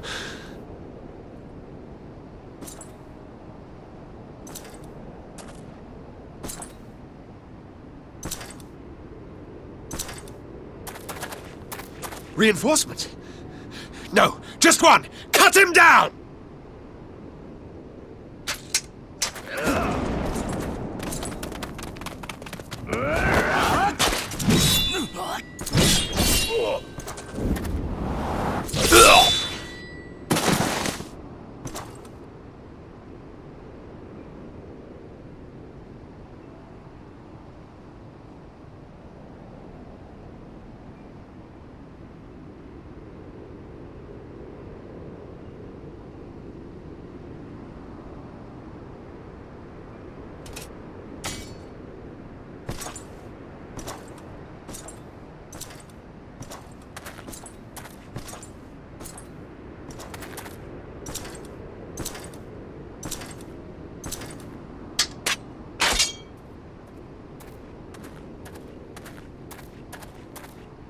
Thank you. Thank you, sir.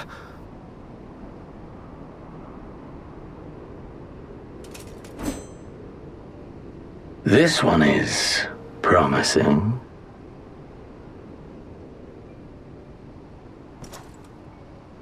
Who remains to offer us resistance? A host of rebels led by Lord Cayenne hold the enclave across the river. Lord Cayenne? The king of the former king of Doma, sir. They say he is one of the greatest swordsmen alive. Is that what they say?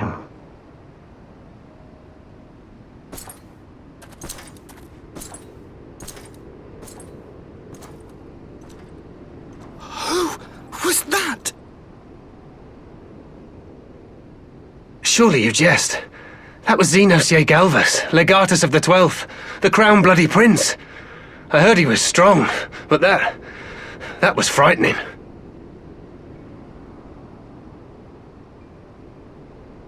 That was Lord Xenos.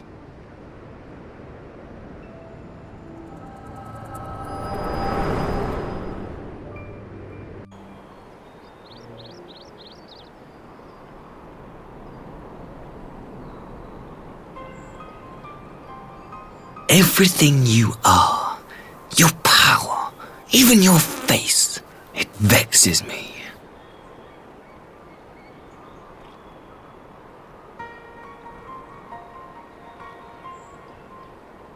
Go on. Lash out like the beast you are at an emissary and jeopardize the newfound peace between Doma and the Empire.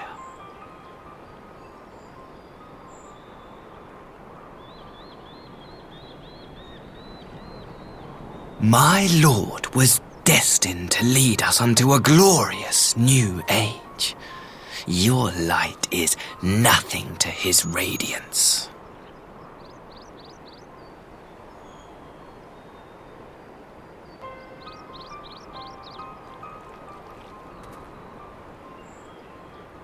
I will cherish this moment, lock it away within my heart, until the day we meet again.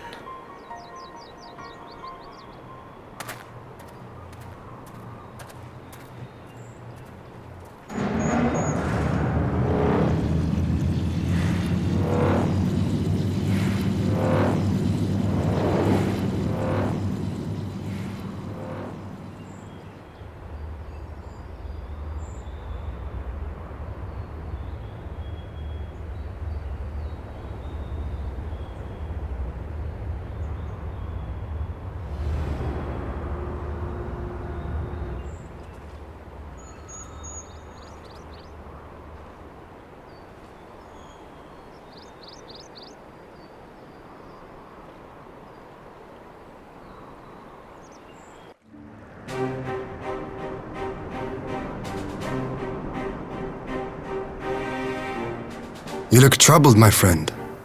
Was it something he said?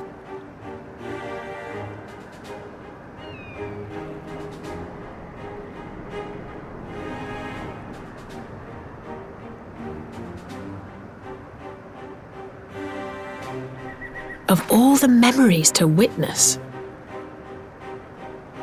I had my doubts about him, but I would never have guessed he was a disciple of Xenos. My lord. Calm yourself, Yugiri. I set no store by him or his enlightened brethren. But if by treating with them there is even the faintest hope we might secure the return of our conscripted brothers and sisters, I must play this game. After the way I risked their lives in the rebellion, I owe them that much. My lord, you bear no blame for their fate. If not blame, then responsibility. They were prisoners, and still I chose to fight, knowing they could be executed in retaliation. But now we have a chance to bring them home. If it means bargaining with a monster, so be it. My lord. Besides, I think he likes me, which is more than some can say.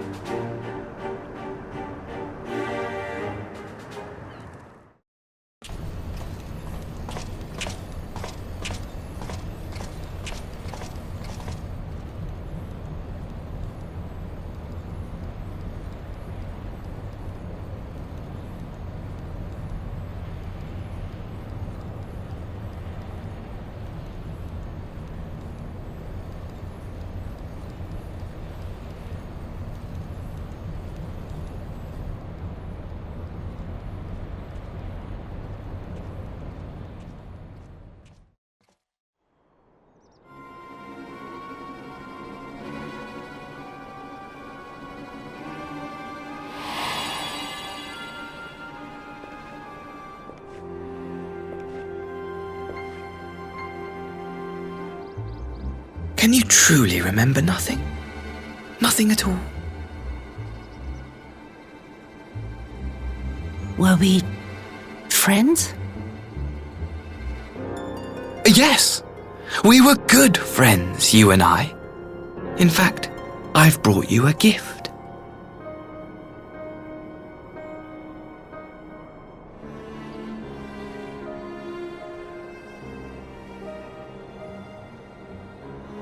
I pray that one day soon, as you gaze into that mirror, you will remember the woman staring back at you.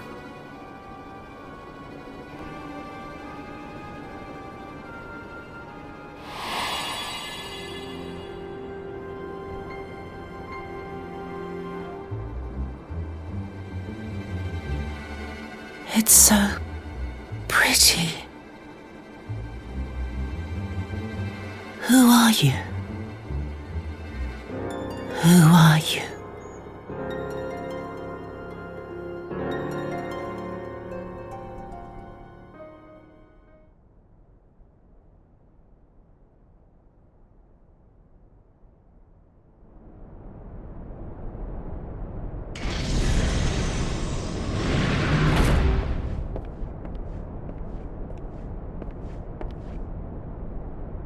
How are you feeling, my lord?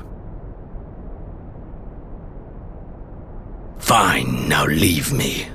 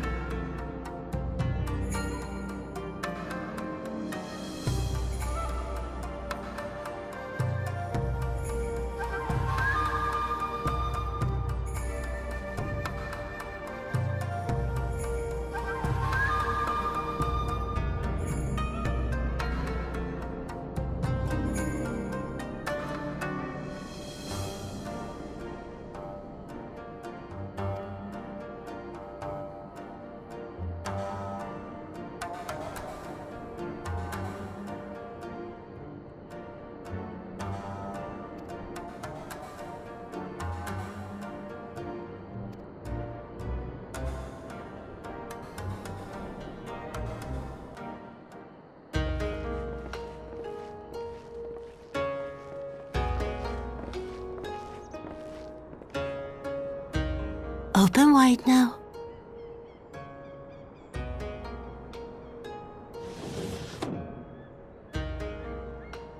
Please, Tsuyu. I'm not so frail that I cannot feed myself. I grow weary of the taste of gruel. You don't like it? Can I fetch you something else? Aye, wine! Or if that is not wholesome enough, I don't know. A sweet persimmon from Namai? I enjoyed them in my youth. A persimmon? Nay, pay me no mind. I am full. Besides, we have guests.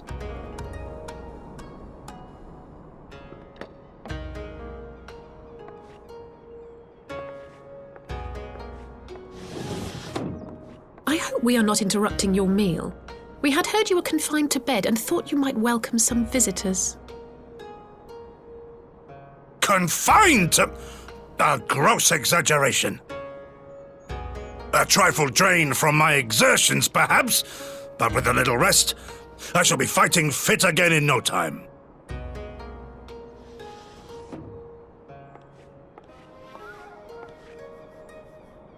Take off your clothes. Gosetsu! Is this how you've been spending your time? My lady, I assure you this is not.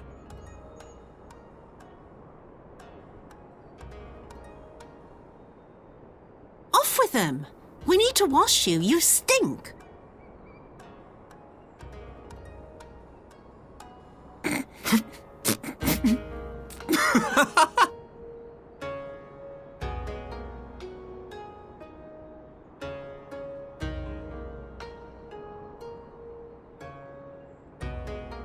What are all these scars? There are so many of them.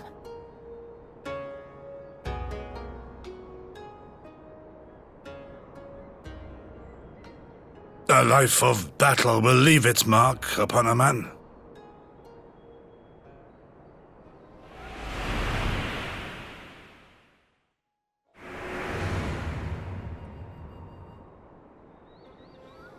Is something wrong, Tsuyu?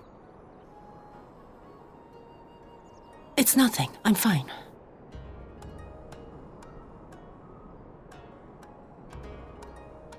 But leave me be, woman! I will not be fussed over like some newborn babe.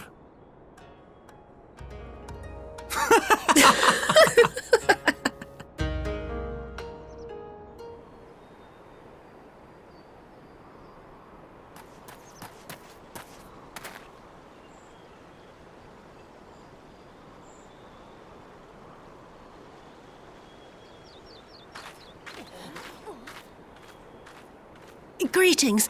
Might I have one of your... Wait! Please! I only wanted a persimmon.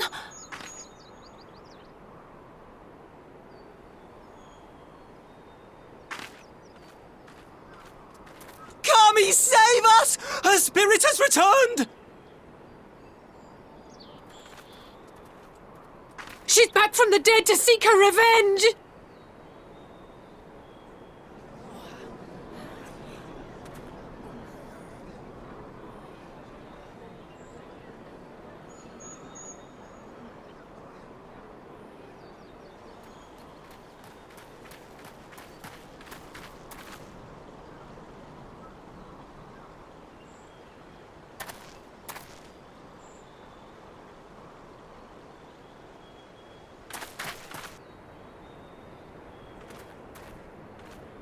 It can't be.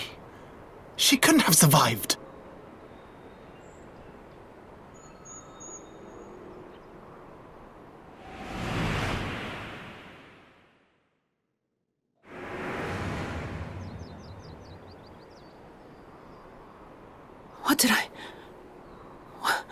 What did I do? As if you don't know! Good people of Namai, be at ease, I pray you. You have naught to fear.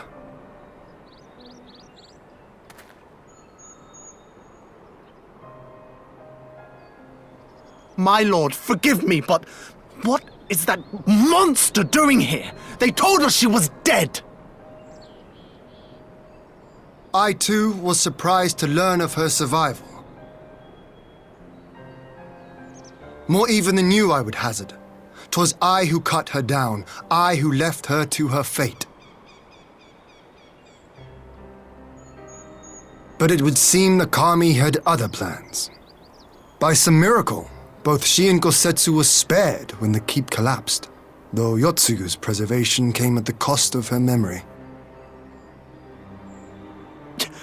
You're saying she's forgotten? Forgotten everything she's done? Lies! Lies! My lord, she would say anything to escape punishment! What does it matter? We have not forgotten her crimes, and we demand justice! I beg of you, Lord Hien, draw your blade and rid us of this canker!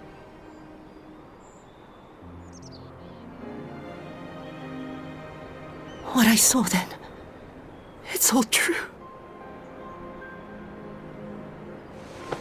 I'm sorry!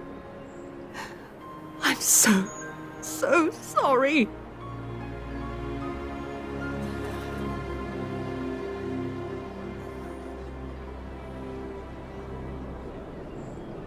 You're sorry?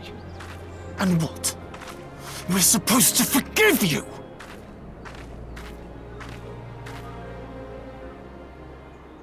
Here, There's no need to cry.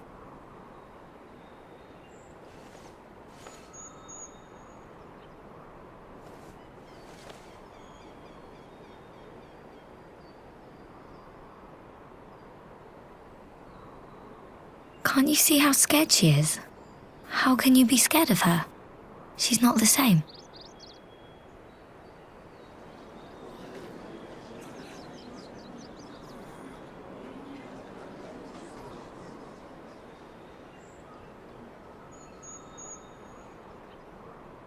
Until such time as her memories return, this woman shall be known as Tsuyu and treated as a citizen of Doma.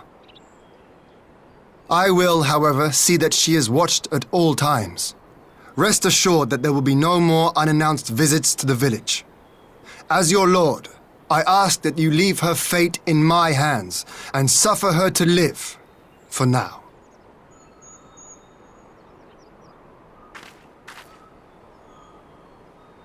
Please, Issei.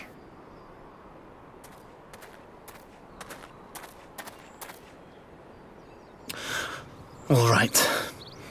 I'll keep my peace. As long as you're happy, that's all that matters.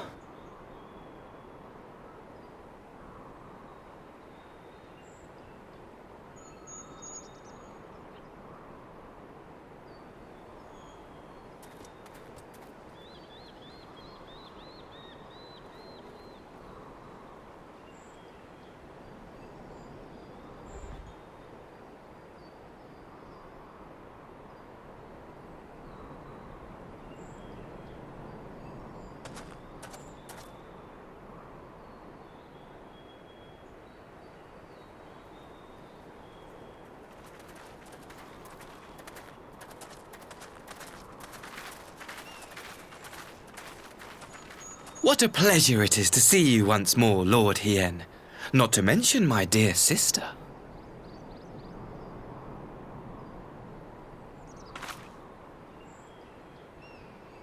A pleasure to see you too, Ambassador. Forgive us our late arrival. You have our people aboard the airship?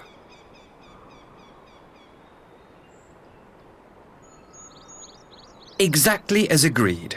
We would leave you in no doubt as to the purity of our intentions. I dare say it was the self-same spirit of cooperation which prompted you to bring Yotsuyu here today. Indeed. Before excluding her from the exchange, I thought it only fair that you see her condition for yourself. Physically, she is in fine health, but her mind is unchanged.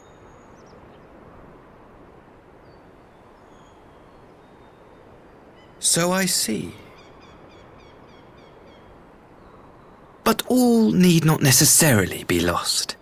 In anticipation of this tragic turn of events, I took the liberty of inviting some special guests.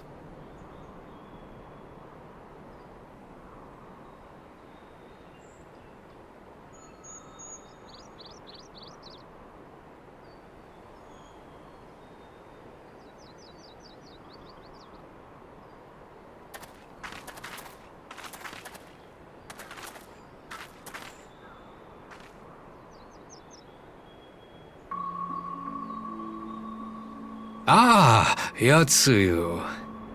You look, well.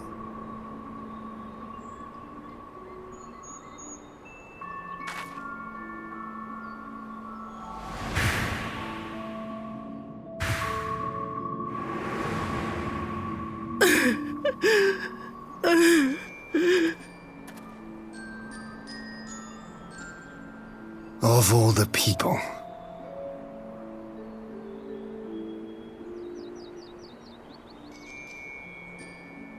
Is something wrong, dear sister? These are our beloved parents. Does not the sight of them bring back sweet childhood memories?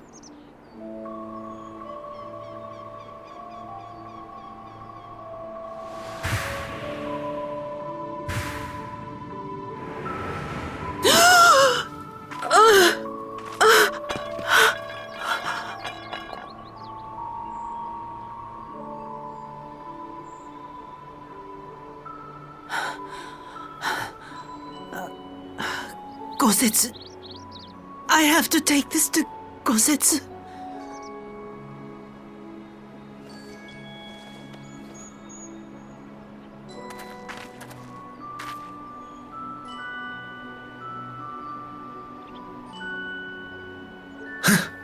It would seem my little surprise was not sufficient.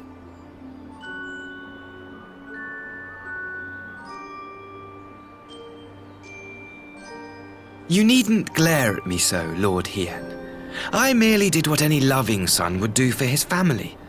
Lest you doubt, I am content to leave the acting viceroy in your care. Pray, treat her as you would any daughter of Doma.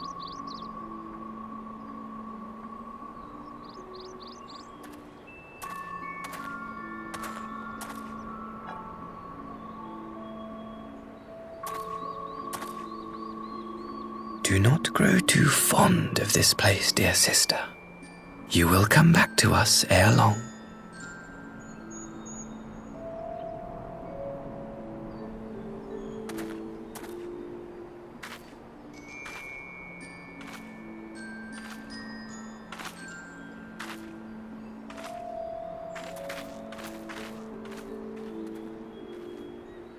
We continue with the exchange as planned, then. Very good. The structure across the river should serve our needs. We shall await you there with the conscripts. If you would bring your captives. Agreed. Until then, Ambassador.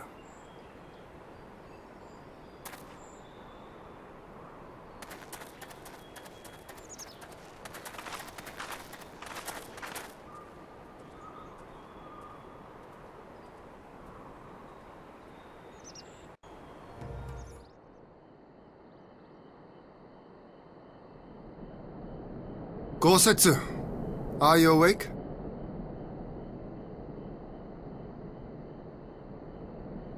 My lord, come in, come in.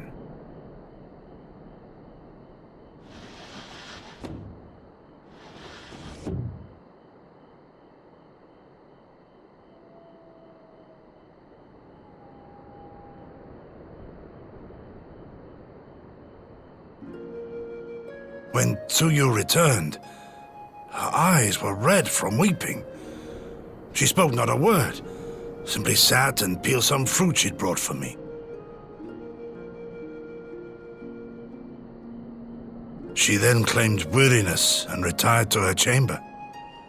Tell me, what happened to upset her so?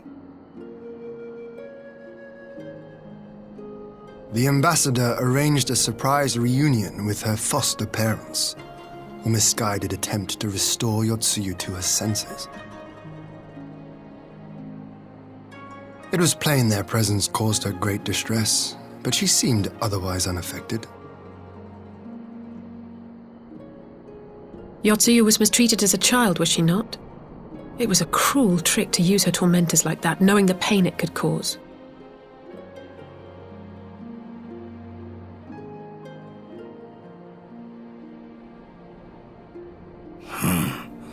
I like this Asahi less and less.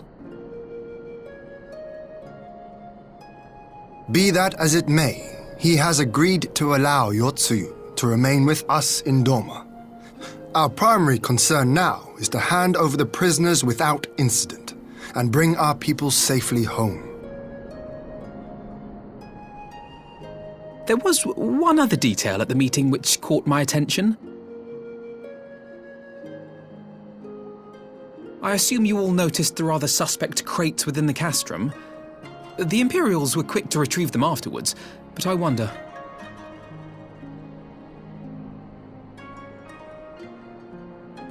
Out with it, brother. You fear they might contain bombs or war machines? If the ambassador wanted me dead, he has had ample opportunity. No, assassination is not his intent, but we should be on our guard for other acts of treachery.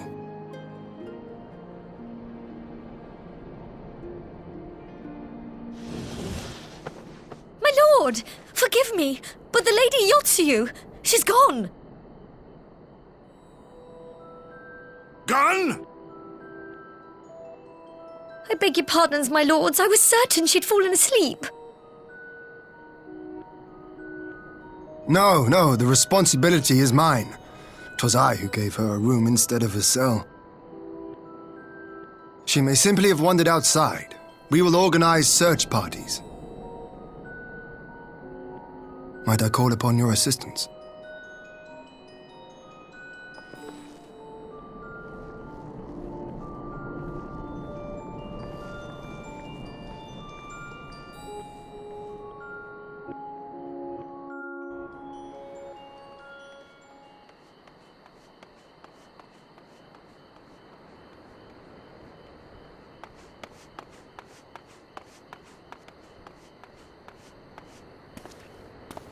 Help! Help!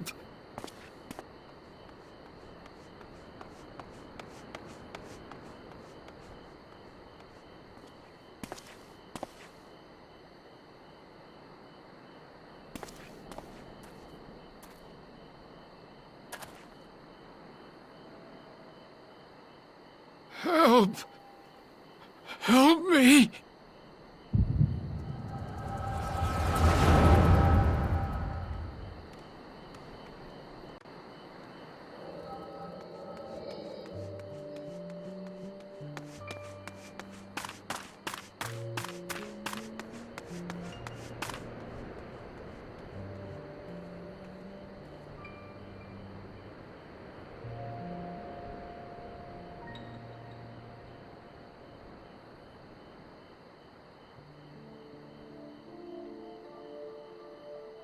If only I hadn't remembered.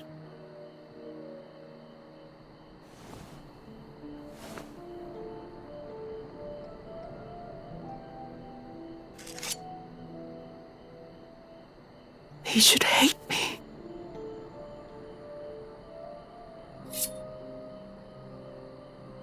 But I will not suffer his kindness. Not after what I did to him.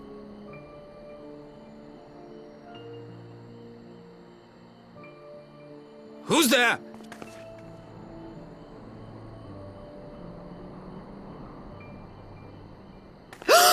Oh, it's you. What are you doing out here in the dark?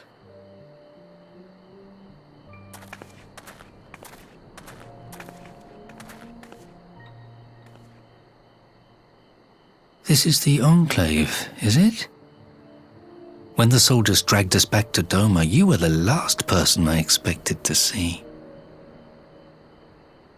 You're the bane of our existence, Tsuyu, a font of misery.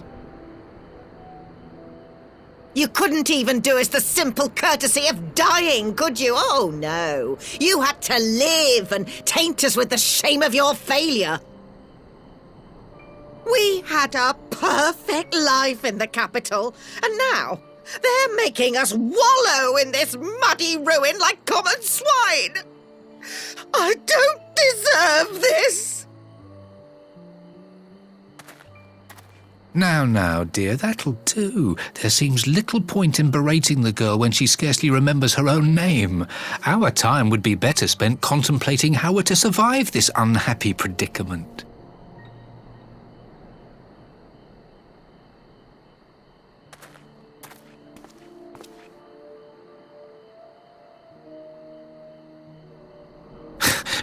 You've kept your looks, at least. I suspect you'd fetch a handsome price with the right buyer. Maybe enough to get us to Kugani and start a new business.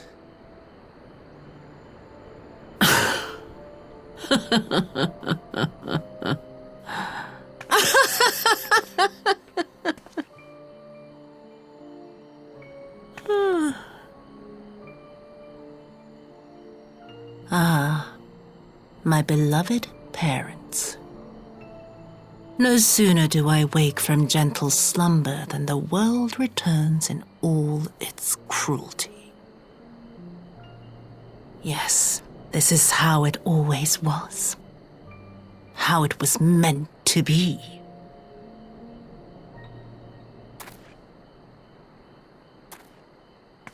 Very well. If I cannot escape my nature, then I shall embrace it.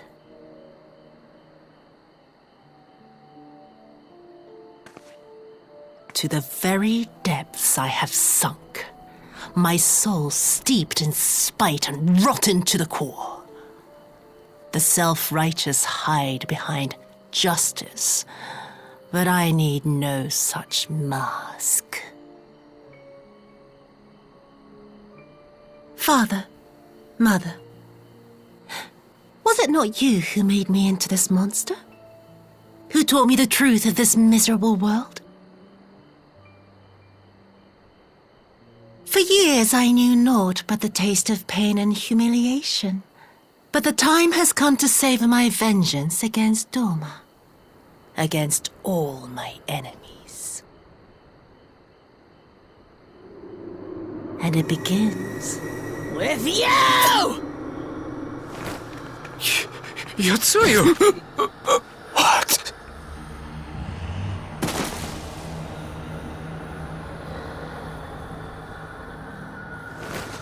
No!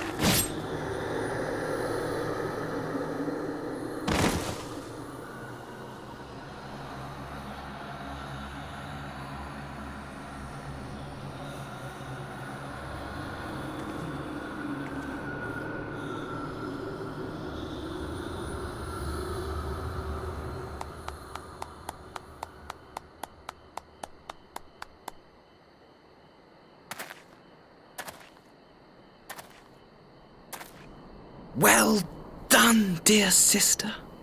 Did I not say you would come back to us?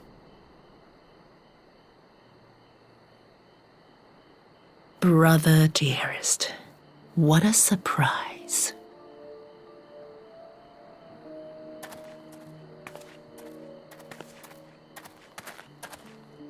You always were a cold-blooded little worm.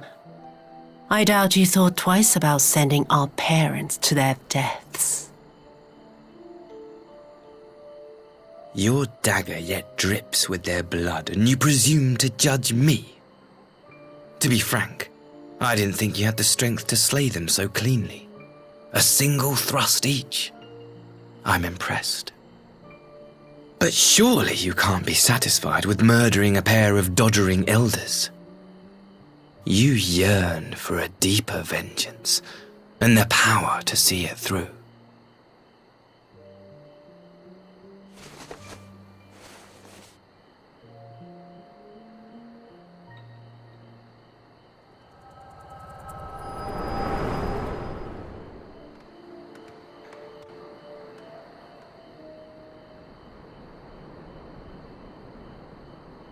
Please.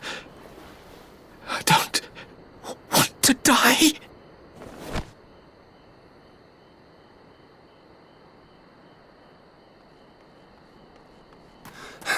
Any sign of her? What happened here?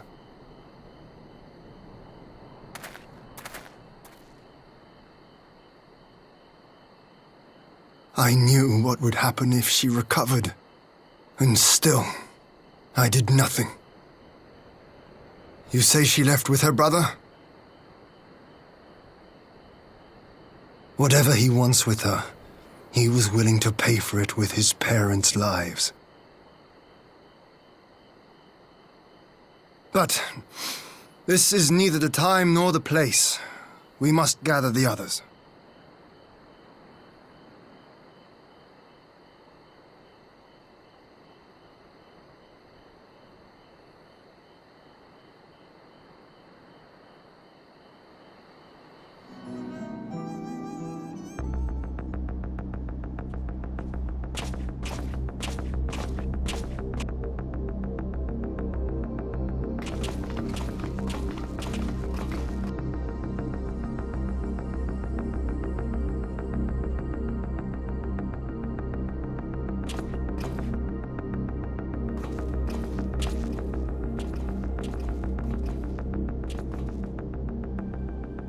At last, the hour has come.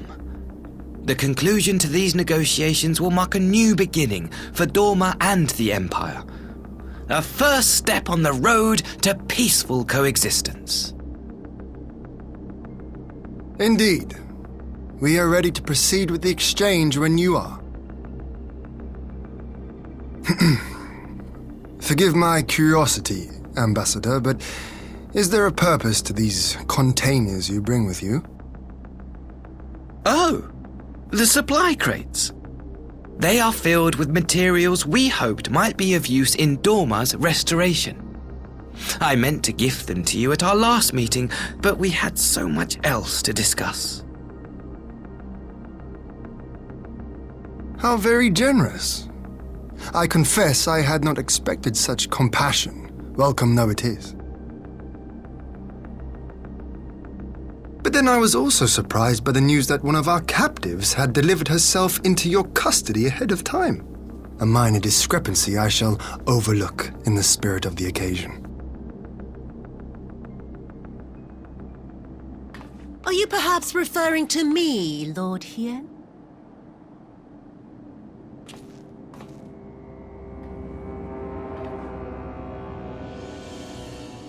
Yotsuyu. Orphan of the Nairi, widow of Sashihai, and acting Viceroy of Doma!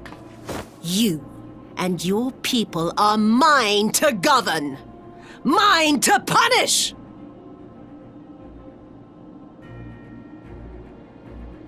Well, well.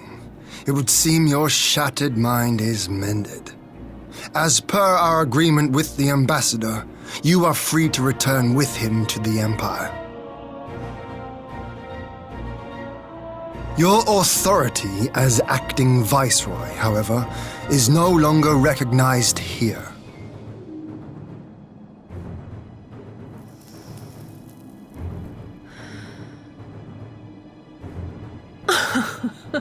My position is not for you to decide, little lordling. All who resist the rule of the Empire must be purged. Such was the order given to me by Lord Xenos himself.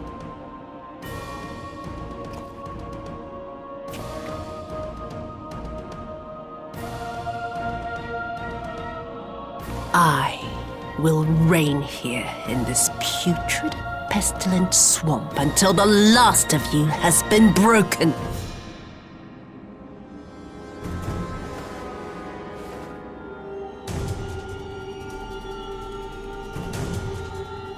This land shall know no dawn. I will spew forth darkness and drown all in eternal night. And high above you I shall shine, uncaring, cold and distant as the moon!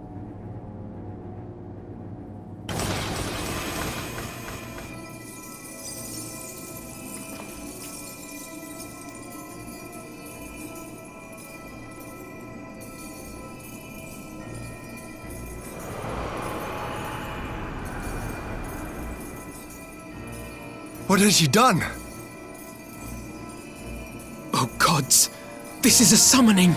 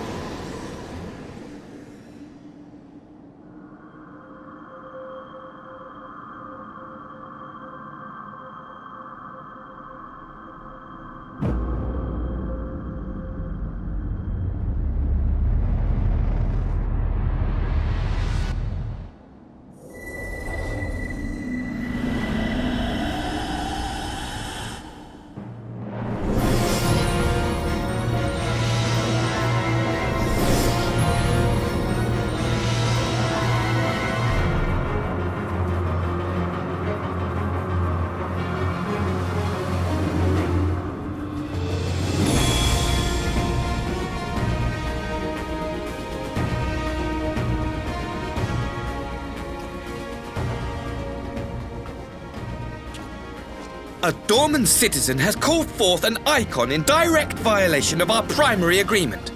The negotiations have failed. Abandon the captives and make preparations to withdraw. But Ambassador! Disobey me, Pilus, and you disobey the Emperor. Make preparations to withdraw! Now!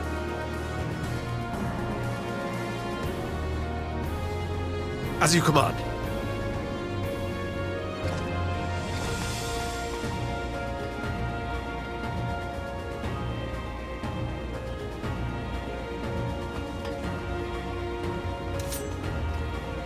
My lord, you must fall back! You ask me to run?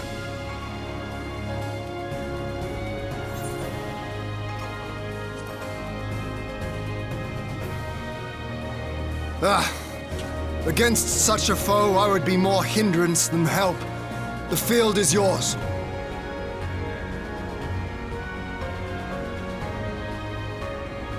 We will withdraw, but not without our countrymen. I want every soul accounted for. Every soul! My lord.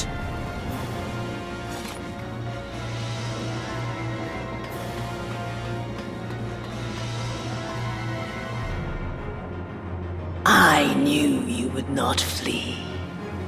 I see now the strength which flows from that baleful light of yours.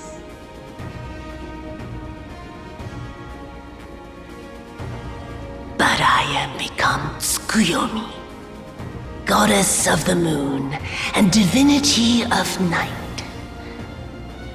What power can compare to such celestial majesty? I shall plunge all I despise into darkness.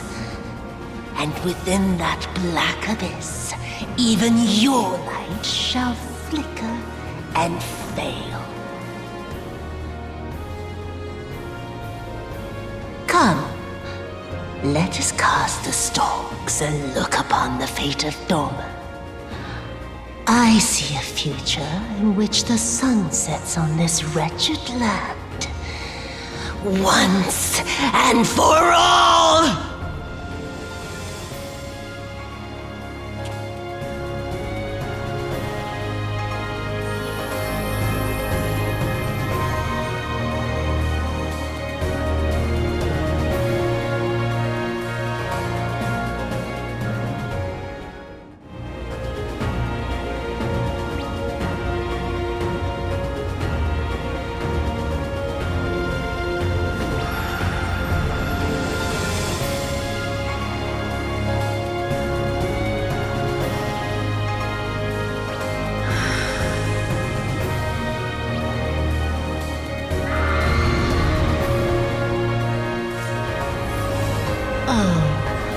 It's going to be a long night.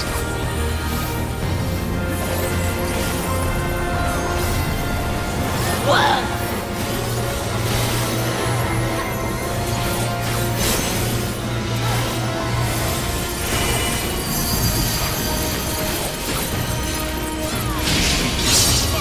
Your end is near.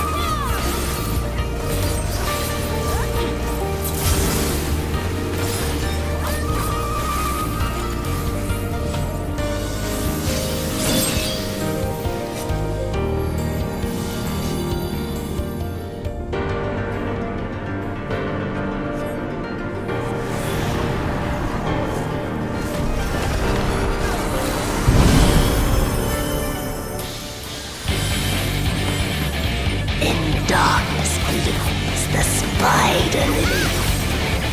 From mortal husk, I rise anew. Suffused with night, I shall prevail.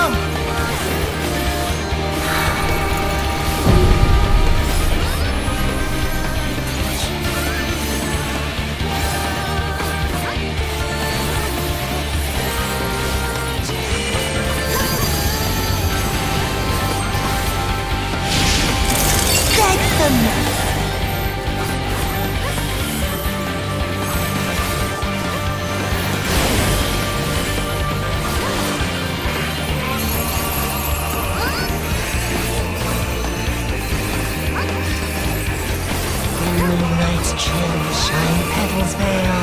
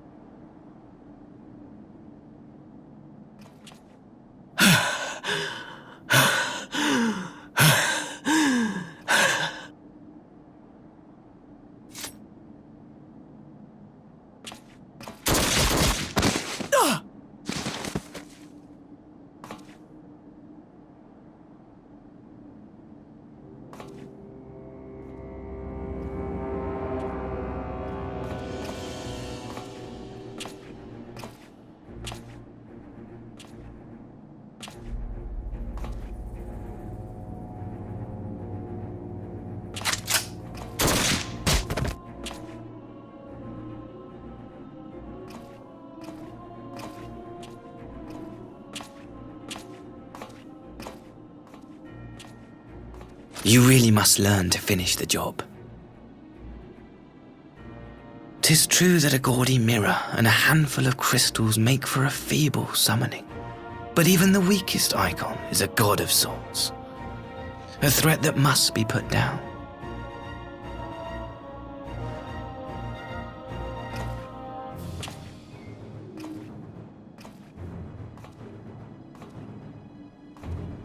My! Such hostility! These beings are the sworn enemies of the Empire. I merely did my duty as an Imperial officer. Will you surrender to anger, then? Slay an anointed emissary to avenge a fallen foe? Ha! You cannot, of course! To do so would burn the bridges we have labored so hard to build. Oh, but I'm forgetting. They're already ash. This Doorman woman has seen to that. The Empire cannot ally itself with any nation that refuses to renounce summoning. I believe I was most clear on that point.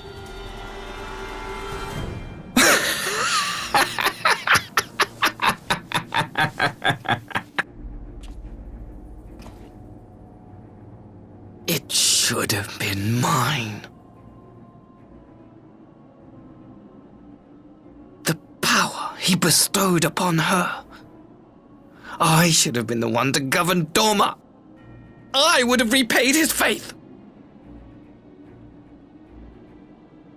No one alive loves him more than I! Instead, this harlot betrayed his trust. Useless piece of filth! Worthless whore!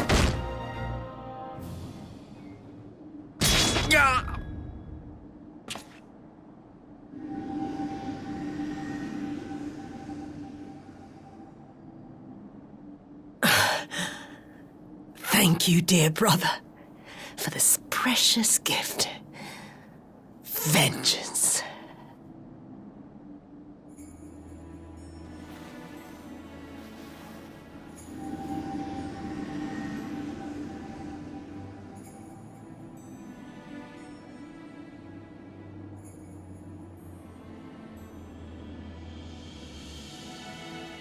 These people, our people, they ignore the corruption which festers beneath the surface. Cast aside that which is dirty and broken. Speak not of things which would disrupt their dreary little lives.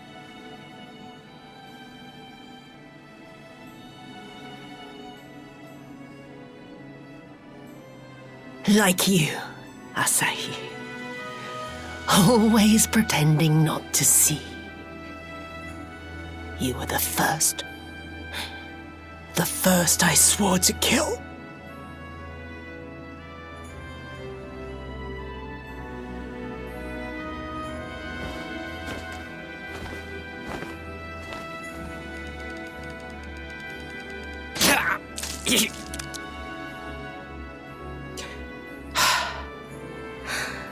Such bliss. I had thought my hunger insatiable. But now I am satisfied.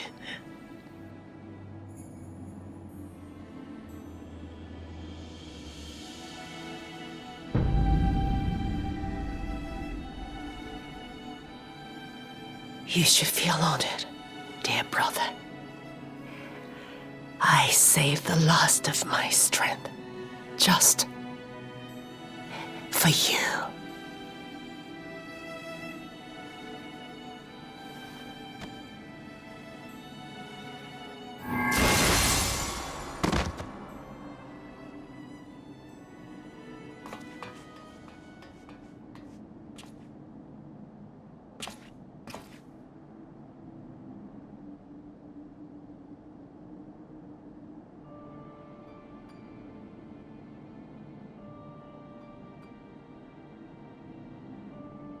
What's the matter? The Witch of Doma will soon be dead.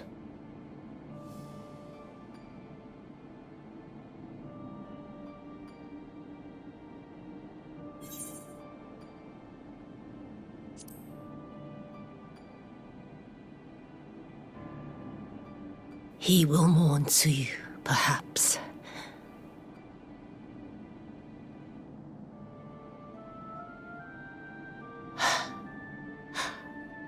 I wonder, was the fruit as sweet as he remembered?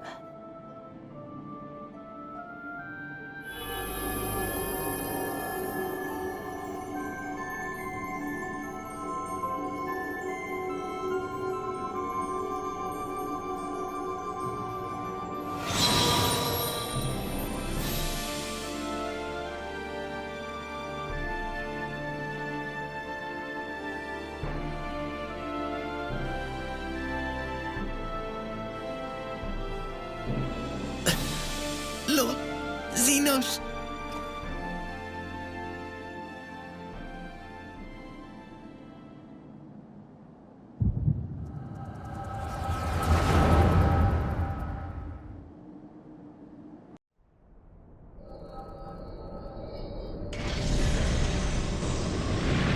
Lord Zenos.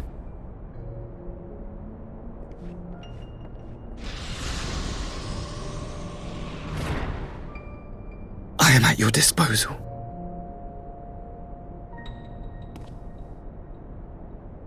Asahi, you were born of Doma, yes? Yes, my lord. I am honored that you would remember me. How may I serve?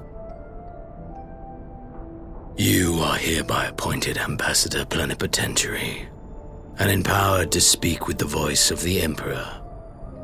Return to your native land of Doma and announce your intention to sue for peace. For peace? Once negotiations are underway, you are to locate the acting Viceroy. She lives? That is to say, I will, my lord. When you have found her, you will initiate a ritual to call forth an icon. I will instruct you in the necessary steps. Your Tsuyu's faith is unreliable, but as a child raised to believe in the Kami, she will serve as a vessel for one of the Kojin's gods. She need only wish it to be so.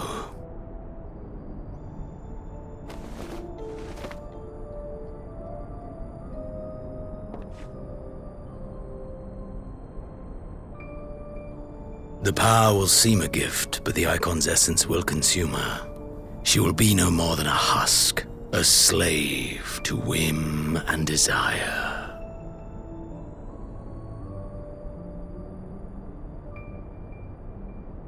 My lord, ever since the day you saw fit to save my miserable life, I have dreamed of repaying your benevolence. Upon my honor, I swear to devote myself wholly to your service. All that you command will be done, no matter the cost. But I fear the subtleties of your plan yet elude me. From the reports I have heard, the champion who aids the Doman resistance would make short work of a single icon.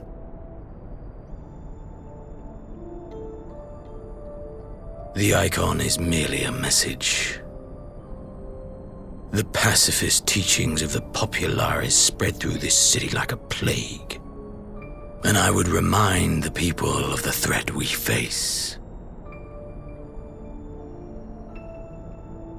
You will be my chosen agent, the hand which tolls the warning bell.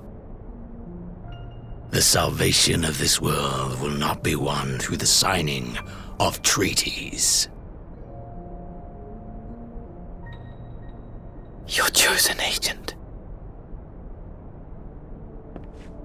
I will not fail you, my lord.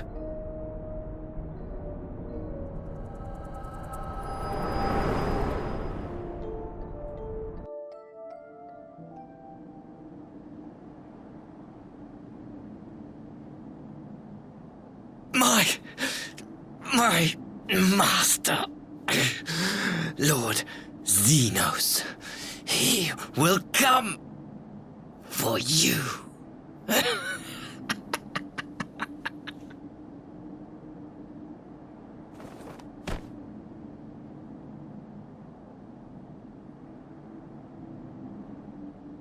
You have prevailed, I see.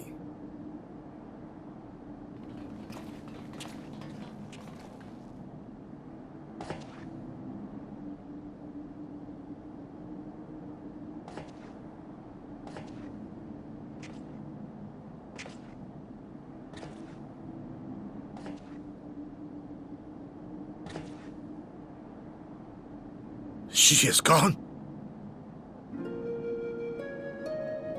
Wherefore did the Kami spare us, only to inflict this pain?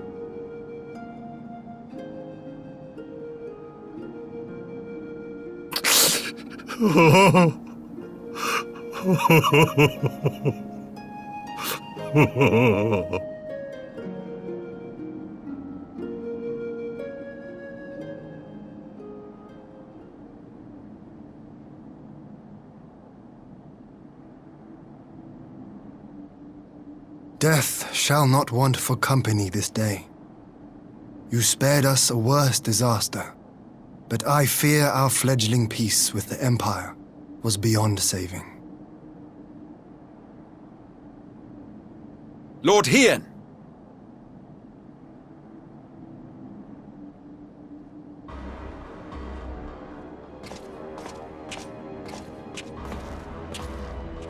Maxima, is it not?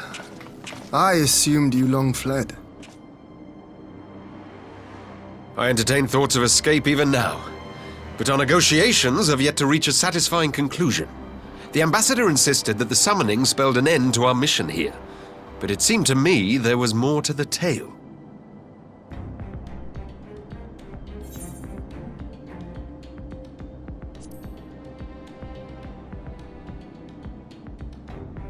I have heard tell of this power you wield. And in your vision, you witnessed Lord Xenos giving these orders. But how can that be? Xenos is dead. He took his own life after the battle in Ala Mhigo. I saw his body with my own eyes. Forgive me, but Lord Xenos is very much alive. He granted our party an audience prior to our departure. That he was gravely wounded is certain, but his recovery appeared to be proceeding apace. I'm afraid I share Lord Hien's confusion. The man's death was confirmed and his remains interred. These are matters of public record.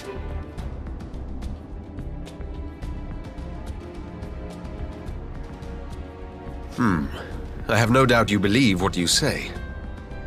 But what then is the explanation? That an impostor has infiltrated the innermost circle of the Imperial Court? The idea is inconceivable, absurd, but worthy of investigation nonetheless. Our movement can ill afford to have a highly placed pretender undermining our efforts. Your efforts may yet bear fruit. Tell me, what is to become of our prisoner exchange? Though we have already taken custody of our conscripts, we have yet to release your Imperial comrades. Do you still intend to collect them? Yes. As the late Ambassador's second-in-command, it falls to me to speak on the Empire's behalf. And I'm happy to confirm our intent to proceed according to the original agreement. Then let us be about it. 'Twould be a pity to abandon such a promising beginning. Indeed. You have my thanks, Lord Hien. As soon as our people are secure aboard our airship, we shall depart straightways for Garlean. Tread lightly, Pilus. I sense treachery awaits you there.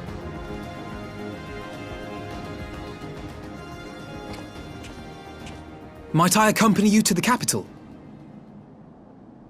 Alphinaud, have you gone mad? Imposter or no, if Xenos was instructing Asahi on the finer points of ritual summoning, then experience tells us there is an Ascian waiting in the wings. Without our knowledge and expertise, our new friends will be hard-pressed to contend with a foe for whom death is but a minor inconvenience. They need our help. Were you indeed willing to share your knowledge of this enemy, we would not shun your counsel. You truly mean to do this? In full knowledge of the danger?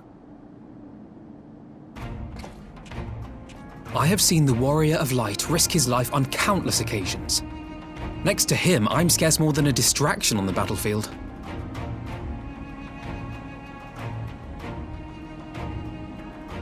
But in the meeting room or the audience chamber, there I can make a difference. I can strike bargains, forge ties, and change minds. And where better to do these things than in the home of our old enemy?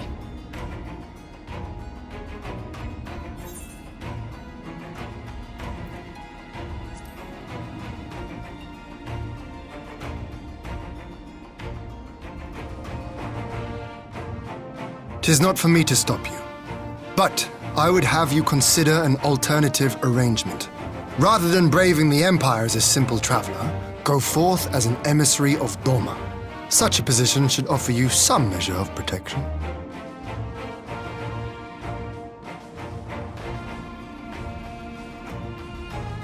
Go then. You've obviously made up your mind. Just try not to do anything reckless, all right? I shall be on my best behavior. Farewell, my friends.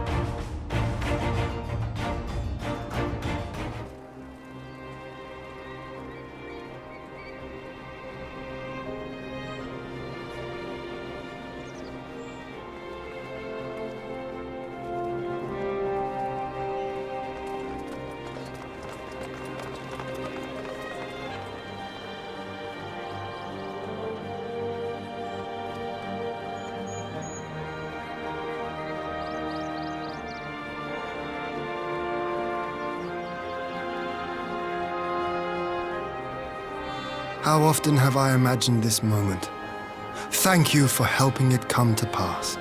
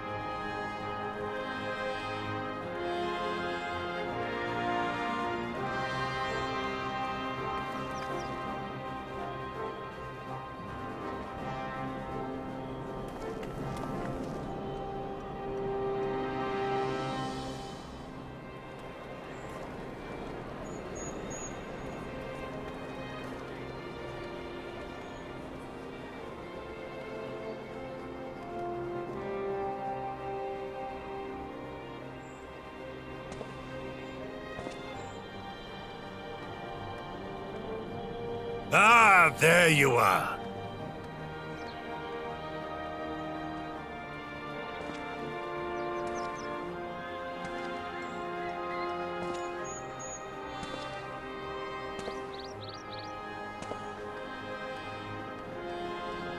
Gosetsu, your hair.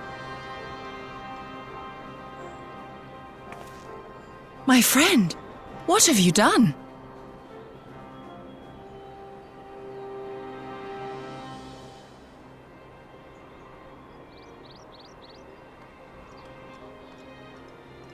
An old man who cannot raise his blade has no place in the service of a young lord. Thus did I decide to devote my remaining days to pilgrimage. I will walk this land, offering prayers of repose for all the souls who left this life in suffering.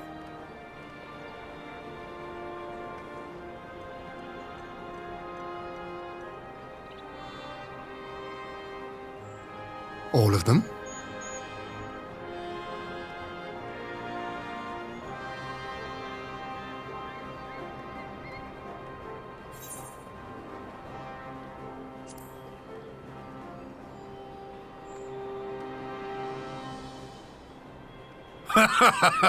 A fulsome farewell makes for an enjoyable journey. Scarcely have we said our goodbyes to Alphinaud, and you leave us too. But 'tis well that my companions find their own way forward. I must endeavor to do the same. I I have faith that you will find the best path for Doma without me, my lord. Pray forgive me this last act of selfishness, and grant me your blessing. You have earned it 1,000 times over. Go in peace, my friend. I shall make of Doma a land where children laugh and none need live in fear. There is no better way to honor those who went before.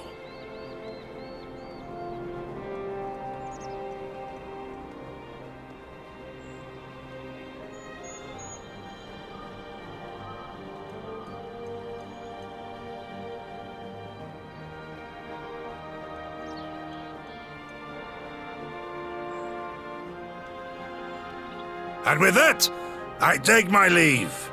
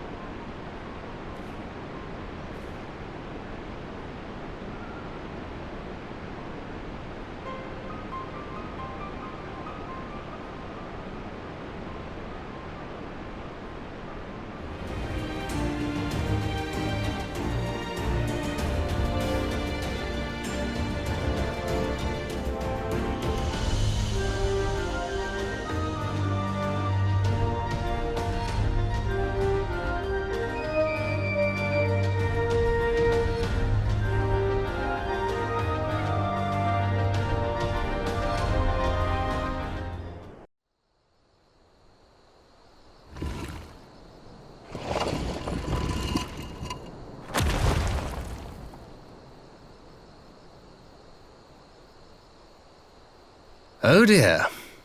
We seem to be missing a corpse.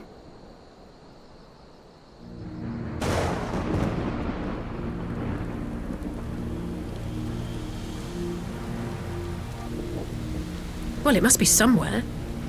I only hope it isn't walking around.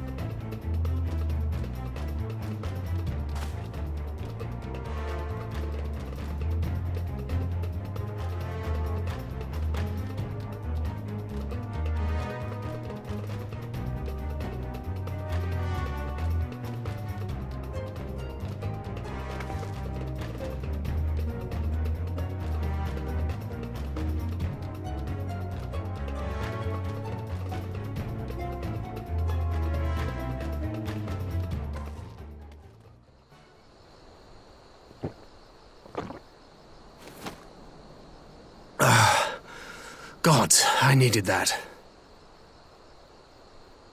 I won't bother telling you to catch your breath. Whatever brought you galloping back to us, I assume it's urgent. Quite. Without further ado, then. After the successful uprisings in Doma and Ala Mhigo, rebels in several other provinces were inspired to follow suit. Unfortunately, they did not fare quite so well. The Dalmascans paid the heaviest price. For their defiance, the Emperor made a show of razing their capital to the ground, prompting many of their neighbors to abandon thoughts of resistance.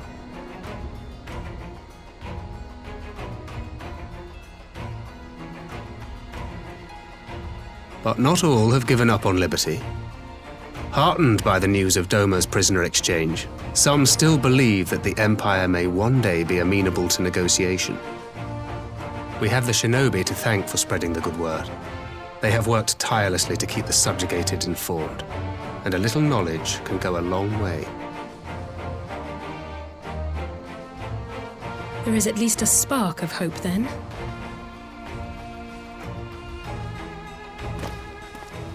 A spark in want of kindling, yes. The Alliance has already begun supplying materiel to resistance movements abroad, many of whom would otherwise struggle to continue the fight.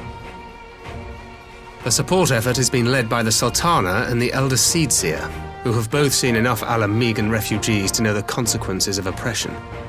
And for their troubles, they have quickly earned a reputation as folk heroes in certain corners of the Empire. That is all for the provinces. As for the Garlean motherland itself, our friends the Populares have suffered something of a setback, I regret to say. Talk is rife that Doma has summoned a primal, and the Empire's more liberal voices are being drowned out in the fearful clamour for retribution. And who do they think orchestrated this summoning? Oh, any but those truly responsible. Xenos has seen to that. Speaking of whom, the Crown Prince is recovering remarkably well. Well enough, in fact, to enable him to personally tour the provinces, putting the fear of the Emperor into the hearts of any would-be dissidents. He walks in plain sight, and none suspect him. Then it's as we feared. Yes. An Ascian wears his skin.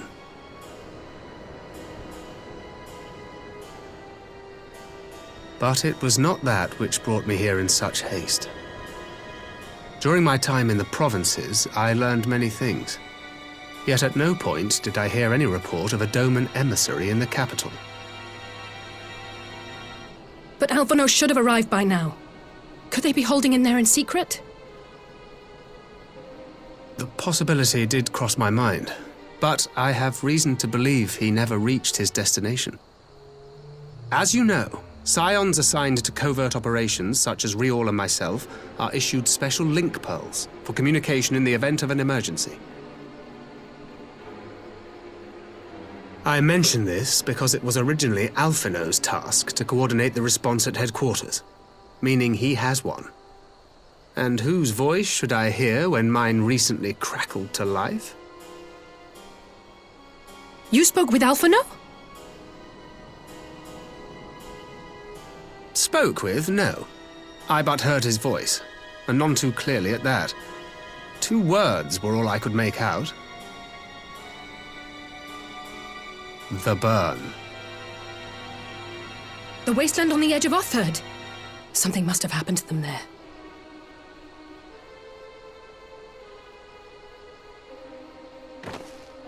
There's no time to waste. We must make for the burn at once. I had a feeling you might say that. And? I can't very well sit around here drinking tea if Alphinaud's in trouble. You said yourself that this link pill was only to be used in emergencies. So I'm going, and that's the end of it.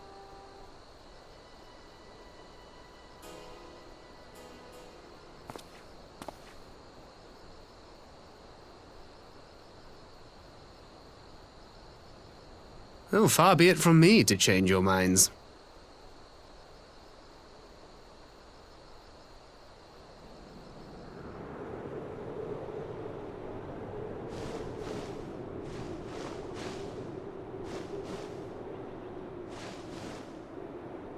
Make ready, friends! We are come to the burn!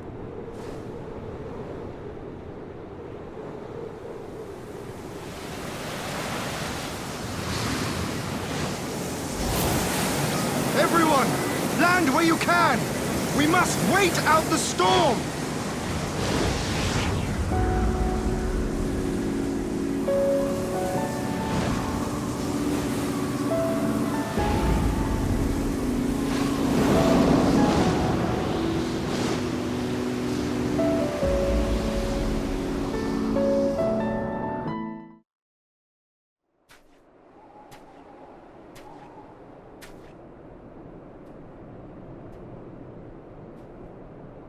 Ah, there you are. Between contending with bloodthirsty beasts and sand in my every conceivable place, I had begun to despair of finding you again.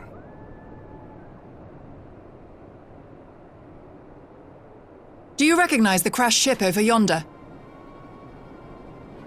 Mistress Alize and I briefly inspected it. It is the vessel that bore Master Alphinaud away.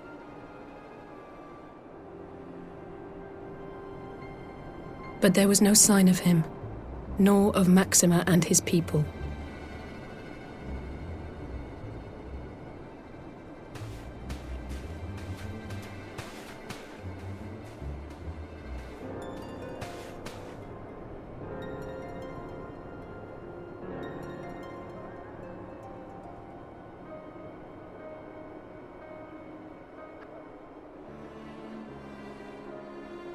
War Machina. It would seem they were involved in a struggle.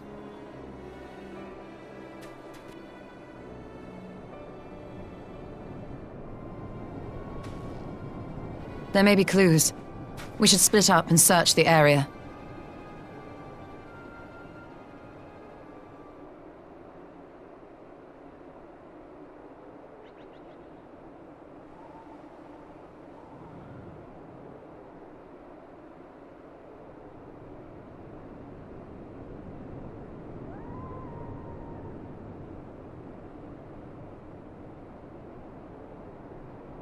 These were no ordinary soldiers. Over here!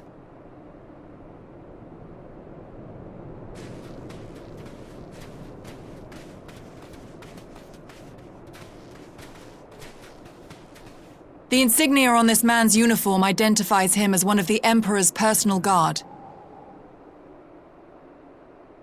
Hand-picked soldiers, answering only to the royal family. That would explain why all the casualties are Garlean. They were fighting their own. You're saying the Emperor was behind all this? That Alphinaud is his prisoner?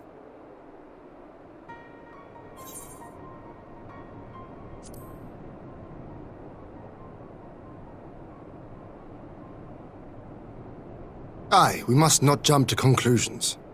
Besides, Alphinaud is more than capable of looking after himself, is he not?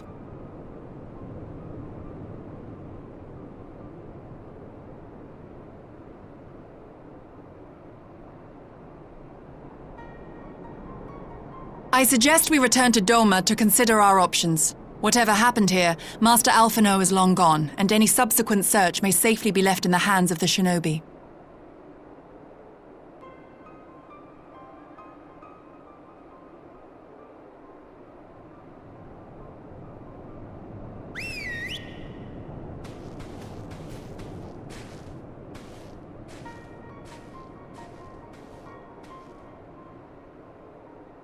Where in the world are you, brother? If you die on me, I will never let you hear the end of it.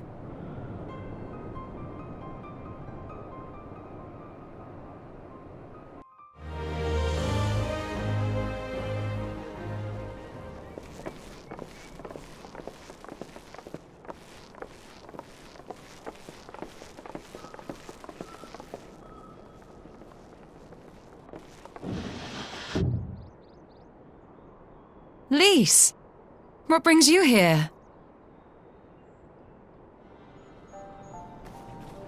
Oh, Alliance business. We have a request for Doma. Well, Hien. But that can wait. They told me you were out searching for Alphinaud.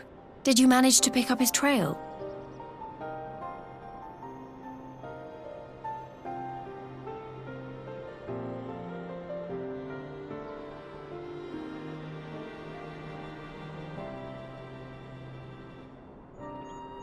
Well, if he wasn't at the crash site, he might still have escaped. We have to keep searching. And we will. Alphinaud embarked on this journey as an emissary of Doma, and I hold myself responsible for his safe return. I will have our shinobi in the provinces search for him as a matter of urgency.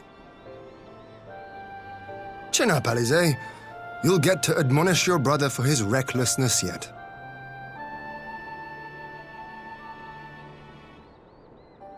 Well, someone has to do it.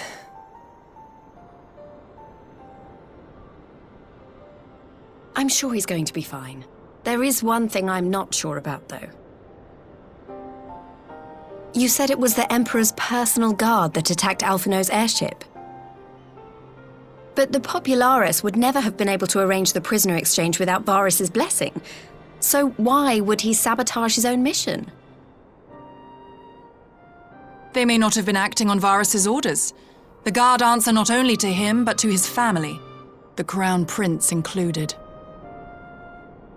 When your Tsuyu summoned Tsukuyomi, Asahi was quick to proclaim that a Dorman citizen had violated the terms of our agreement, that the negotiations had failed. And it is this version of events that is now being repeated across Garlemald. To hear the tale, one would think the prisoner exchange never took place. Plainly, someone is manipulating matters from the shadows. Most likely Xenos, or whoever it is that wears his face. Whichever Ascian you mean. We all know the nature of our adversary.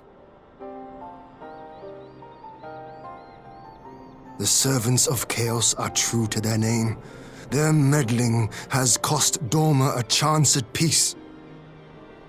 Whoever it was that loosed his personal guard, the Emperor cannot be ignorant of these developments. We must proceed on the assumption that our treaty is indeed in tatters.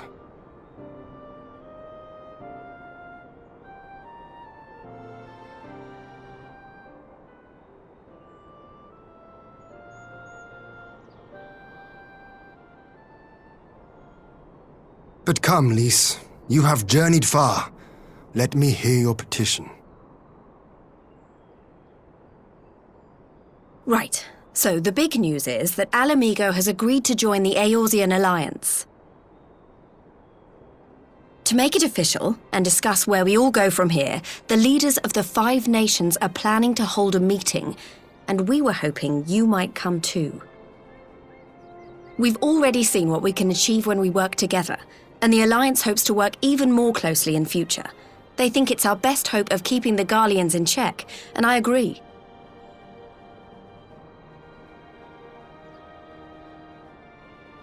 As do I. By coordinating our efforts in the east and west, we may be able to discourage them from committing their forces to a single front. I accept your invitation. I must, however, ask for time to attend to some pressing matters here. In light of recent events, the risk of Imperial reprisals is greater than ever, and I would not leave Doma unguarded. Ere I depart, I must shore up her defenses. Understood. I'll let the Alliance know. We'll wait to hear from you before setting a date. The meeting's to be held at the Royal Palace in Ala Mhigo, incidentally. Do you remember the way? Well enough. Please assure my hosts that I will not keep them waiting any longer than I have to. Consider it done. And thank you for agreeing to come. If we all put our heads together, we're sure to find the best way forward. For everyone.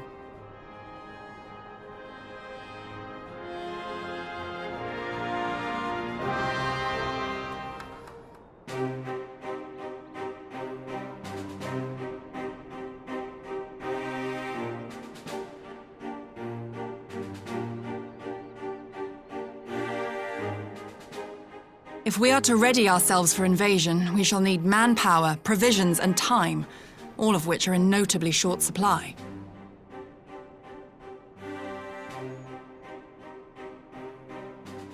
Candid as ever, Yugiri, and correct, I concede. Fortunately, I have an idea.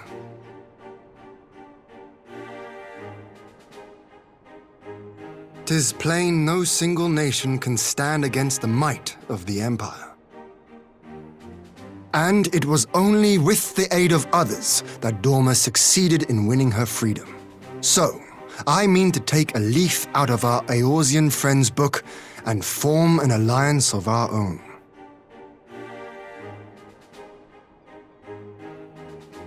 In addition to those with whom we already share an understanding, I would reach out to Hingashi and Tsuyu and further afield to the myriad peoples of Nangsha and Dalmasca. I am under no illusion. Not all will answer the call. Yet disparate though we may be, we are united in our desire for freedom. If our neighbors could be made to see what is at stake, Asian machinations and all, cooperation need not be so far-fetched a notion. It may even seem practical. Under the guidance of our former leader, Master Louis Soir, we once strove to unite the fractious city-states of Eorzea. I dare say that experience shall be of use in your endeavor. We should be glad of your wisdom. For the record, I would have been in favor of this plan even if it hadn't been my grandfather's, but I have to ask, how will we secure the time to carry it out? Not that anyone has forgotten, but the Garleans have airships. Lots and lots of airships. Should they catch wind of our plan, they could send an armada to overwhelm us before our alliance had even begun to take shape. Not if we deny them access to the skies.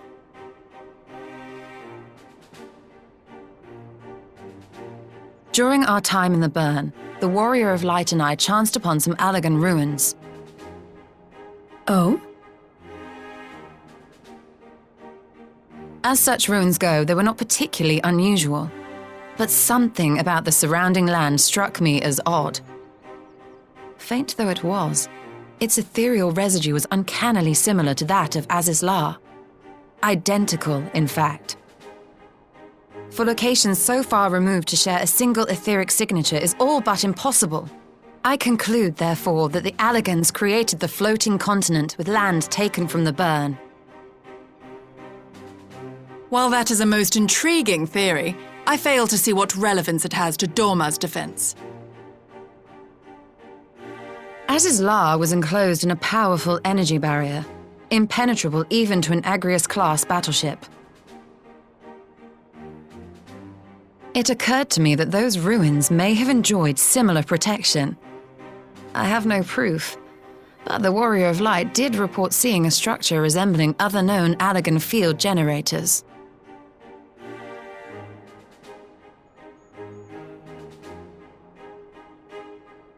All right.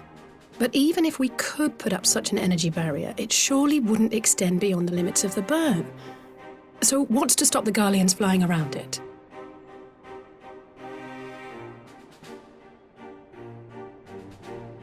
Fuel. The Dalmascan capital, Rabanasta, was a key imperial refueling point in the east. By laying waste to it as a lesson to the rest, the Empire greatly hindered its own operations in the region. If an Imperial fleet were to advance upon Doma, it would now have little choice but to travel, as the crow flies, over the burn. I see. A word of caution. Even assuming the generator still functions, raising a barrier of such a scale will require a prodigious amount of energy. And few places are so bereft of suitable crystals as the burn.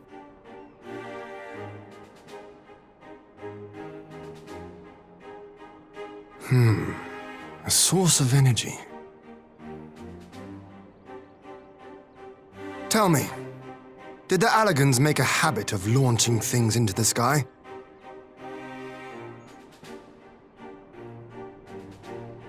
curious question.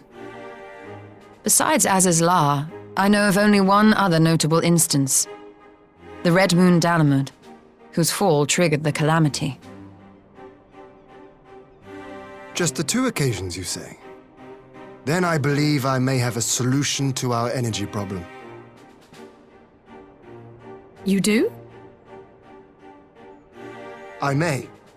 To find out for sure, we would need to visit the Azim Steppe.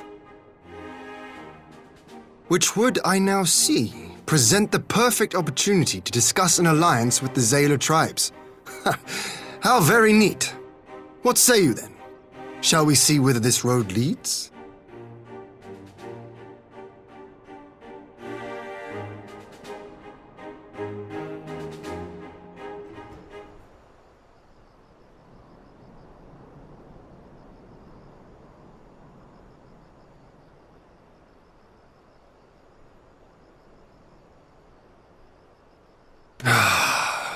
I will never tire of this vista.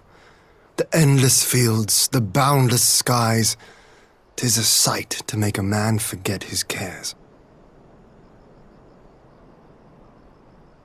But not his purpose, I trust. Might this be a fitting moment to tell us what we are doing here?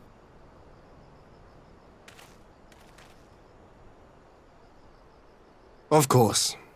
During my time with the mole, I learned some few myths of this land. One goes thus. In the distant past, when all seemed doomed, a wayfaring soul came unto the steppe. Venturing into the northern crag, he received of Nama a sliver of her essence, a shard of the shining moon, and with it clove the tainted land from the earth. The end thus averted, to these fields did the wayfaring soul return, and venturing once more into the northern crag, he buried the shard, and made unto the heavens an offering of blood.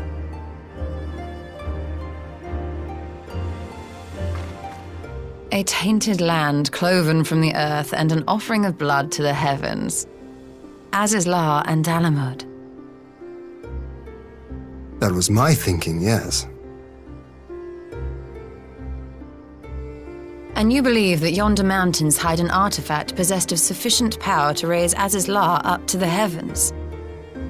I suppose that might suffice. Worth a closer look, would you say? I would.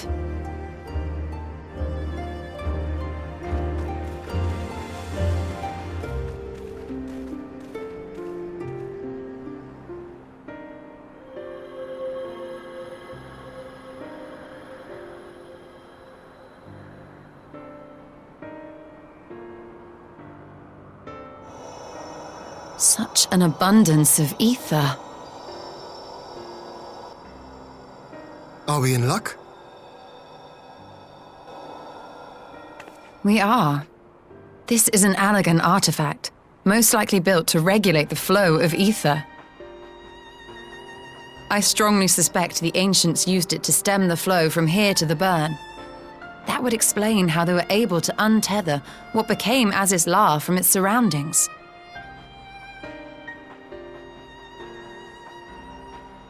But were we to throw open the floodgates, the resultant deluge would surely be sufficient to raise our wall. And in restoring the flow, we may also restore life to the wasteland.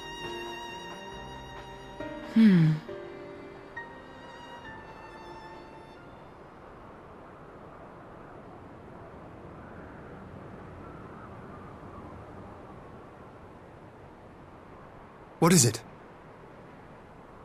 While the device itself harbors a surfeit of ether, the opposite is true of the surrounding area.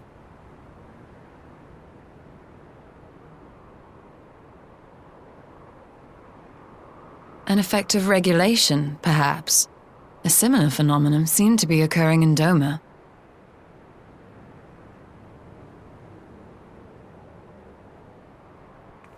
Whatever the explanation, the answer will not reveal itself here. We have seen what we needed to see. Let us return to Mol Ilo.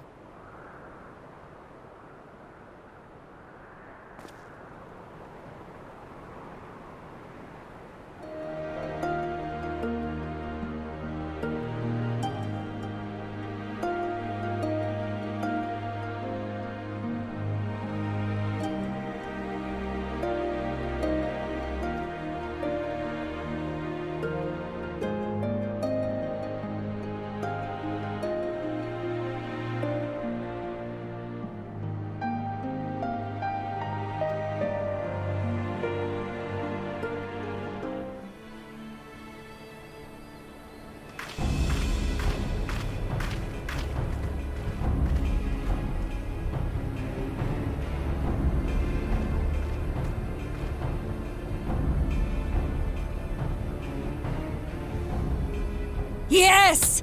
This spot shall serve as well as any. I shall enjoy this Hahn. Is this truly necessary? Have you no peaceable way of making decisions? Speak not of peace. You stand before proud warriors of the Dothal. In the heat of battle do our souls burn brightest. We lay low the strong that we may rise higher. That is our way, the way of might. There is no other. Oh, they do not want for conviction.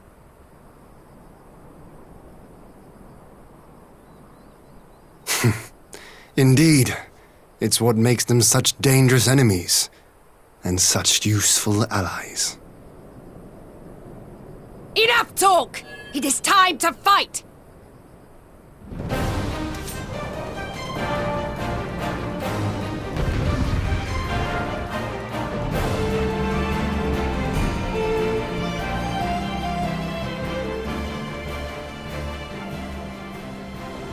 Yes! Yes! Not since the Nardum has my soul burned so!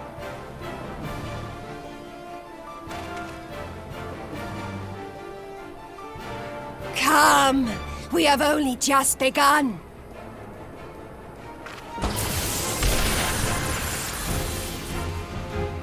Enough! You were not granted leave to set the steppe ablaze. Well, well, the sun has come out to play. Be gone, Moonstruck Oranir! I am busy! Fool of a Dothal! Have you forgotten the face of your master already? The sun will never set! From his seat on high, he reigns over all, now and forever.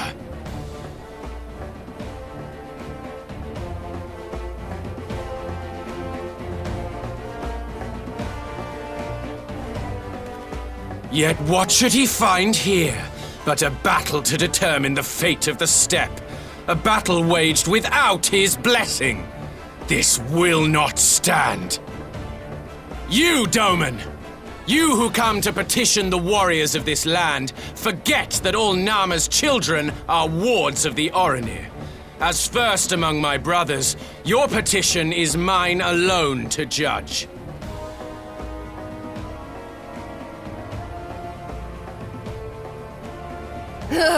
These words are as wind from a horse's backside. Plentiful, but your axe sings more sweetly.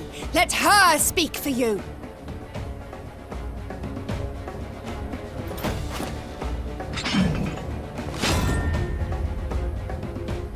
Insolent child. You will learn your place!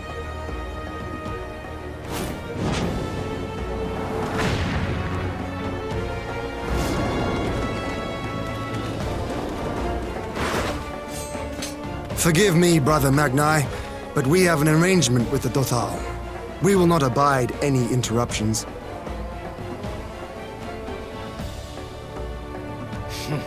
So be it. The sun will pass judgment on all. Daidakul, join me.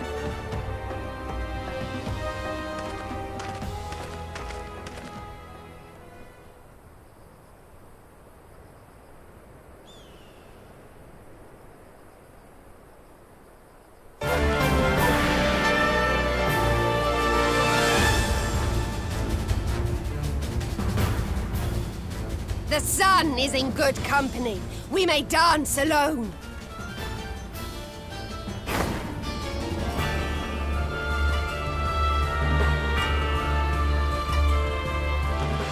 Beg not for mercy, for you will have none. Bear witness to the power and the glory of Azim!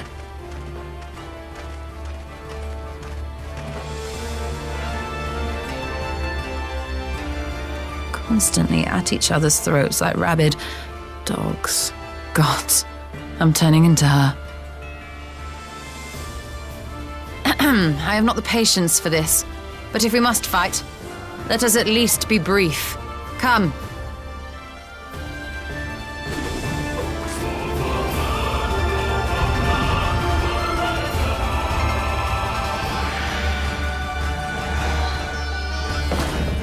Uther! To me!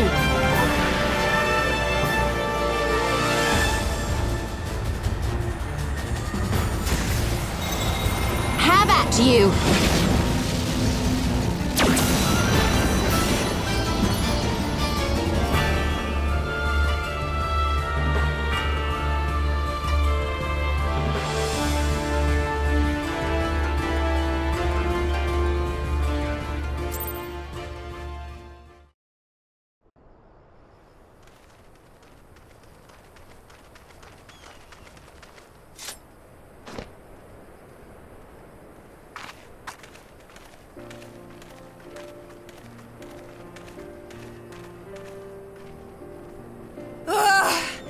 Never have I felt such bliss in defeat. 'Twas a battle to burn soul and flesh to ash. We Dothal will lend you our strength as promised. Nama's power is yours to wield.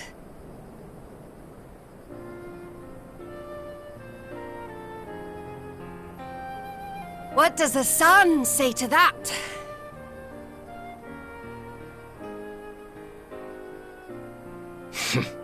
The sun is not driven by base motives such as yours. But they have been judged and found worthy.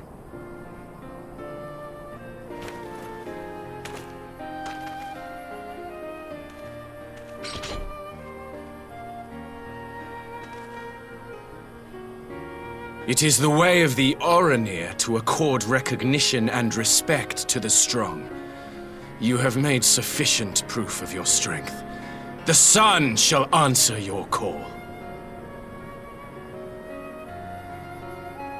You have our thanks. We are glad to call you allies.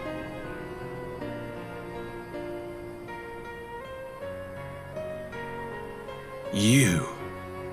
By what are you called?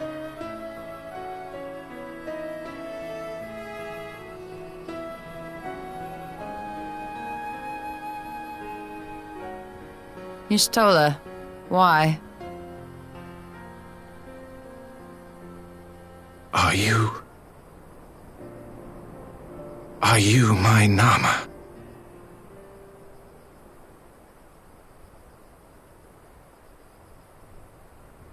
I beg your pardon? In battle, you shone with all the majesty of the full moon's light. Your healing touch, the embodiment of the Dusk Mother's love.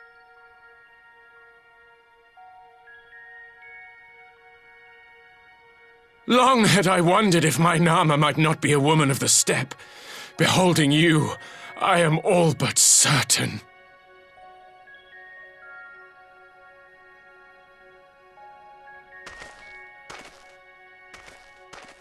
Now, look into my eyes.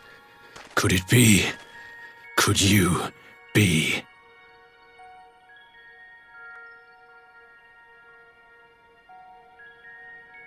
I am.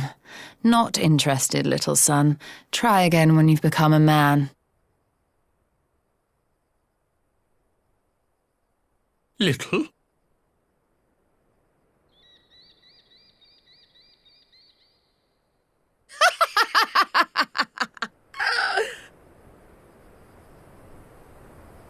Little son! Little son!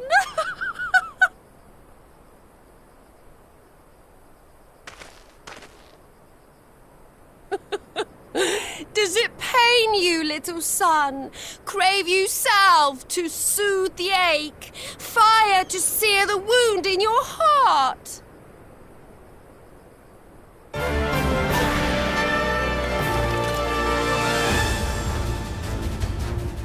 We have wasted enough time here. Siren awaits for word of our success.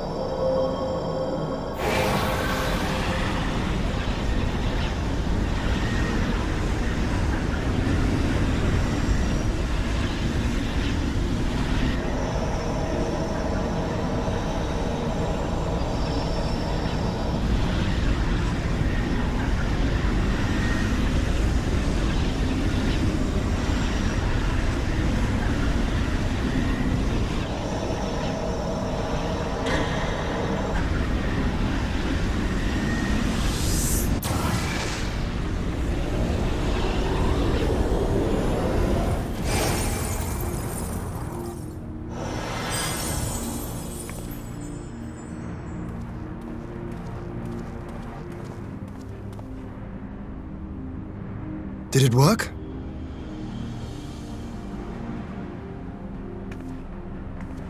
It did.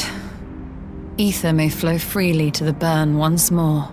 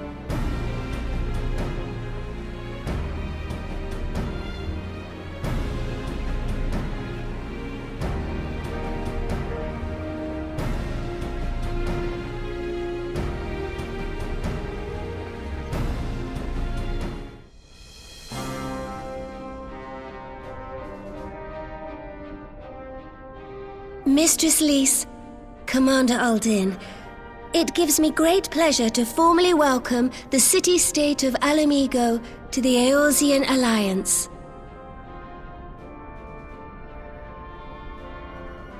The pleasure is ours, Your Grace. I know I speak for all Ala Mhigans when I say that we are glad of this chance to stand with our comrades of the Alliance. And we, for our part, are glad indeed to be able to welcome friends both old and new.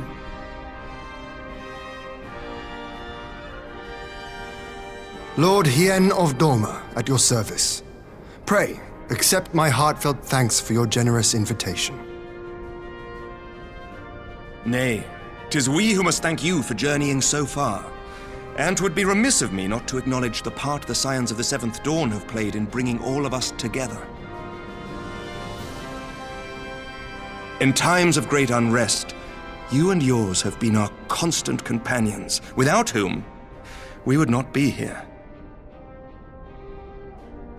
With apologies to Lord Hien and Mistress Alisaie, it occurs to me that we have not gathered in this way since that fateful day in Uldar. The day I lost my arm and my freedom. As I lay in my cell, never did I dream that I would one day be given the chance to represent my homeland at this council. I would not even be alive had you not plucked me from the jaws of death. You, Yugiri, and Alphinaud. Would that the lad could be with us.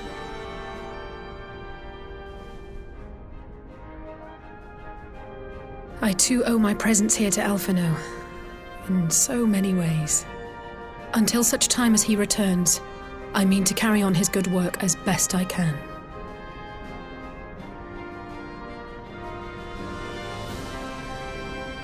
Come, friends, let us leave the past in the past and turn our eyes to the future.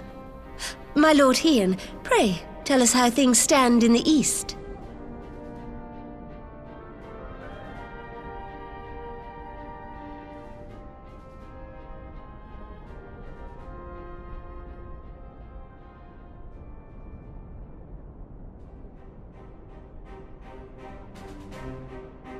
Having heard the rumors of dissent in Garlean, I dared to dream of a peaceable solution. The Empire will not so easily change its ways. If the Garleans have a mind to take back Doma and Ala Mhigo, we'll be hard-pressed to stop them, even with the might of 6 nations. But while we lack the strength to fight the tide, a course may yet present itself, if we read the winds aright. The winds suggest but one course to me. One which leads from the sea unto the river and thence to the source of all our woes. The Ascians. Indeed. All here have felt their blighted touch. It was the bringers of chaos who nurtured the Archbishop's tyrannical ambitions. They who bestowed upon him the secrets of summoning, as they have so many others before and since. And while they remain, we shall know no peace. Our objective is clear. The question is how to achieve it. That our enemy parades about in Xenos' skin poses problems in itself, but ere we get to them, how are we to infiltrate the Empire and get close enough to strike?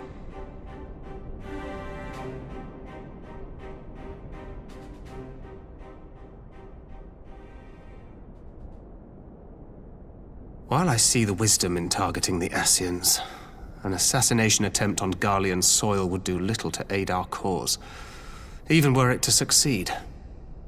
It's time we used our enemy's preferred tactic: subterfuge. You have an idea? Speak your mind, Master Thancred. None here know the enemy better than the Scions, and you mayhap best of all. Whatever it is you propose, we will give it fair hearing. On that you have my word. Very well, Admiral. My proposal is thus. We dispatch the shinobi to Imperial territory. There, they sow the rumor that the Crown Prince perished in the battle for Ala Mhigo, and that the man parading around is in fact a corpse inhabited by a servant of darkness.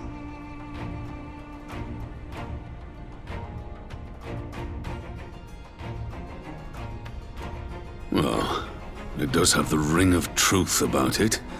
And were the Garleans to learn that their future ruler is a puppet, the Empire would be shaken to the core.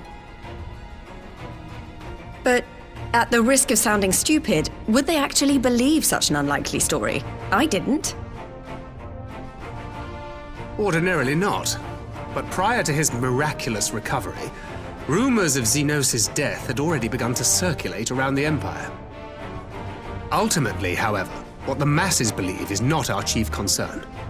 Our true objective is to create an opening for rival factions within Garlean to exploit.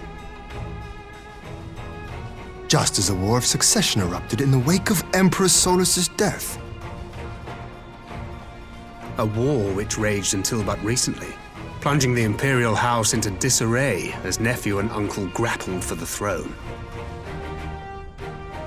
It is no coincidence that one of Varis' first acts as Emperor was to name Xenos heir apparent, family feuds being so tiresome when armies are involved. Not all welcomed his choice of successor, however. There is no shortage of individuals who aspire to the throne, who would jump at any chance to seize power. The news that Xenos is not only dead, but a puppet to diabolical forces would be too enticing to ignore. The Empire would not be quick to recover from a second war of succession. I am no stranger to infiltrating Imperial territory. With a team of operatives gathered from among the Alliance's finest, the plan should have a reasonable chance of success. Doma already has shinobi in place throughout the provinces. We stand ready to act, and act we must. What say you all?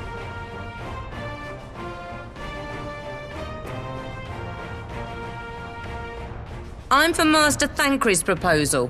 We shine a light upon the Ascian and test the Empire's unity. 'Twas his plot that scuttled Doma's negotiations, was it not? Why then, if we can eliminate him, there may yet be a chance for peace. Let us wage this war of subterfuge, that we may one day lay down our arms. Gods know we never will while the Ascians remain.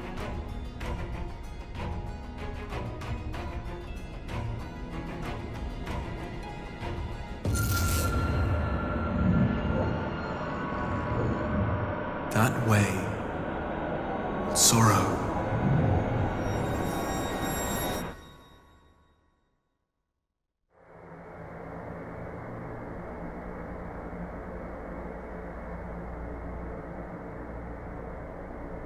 History must be changed.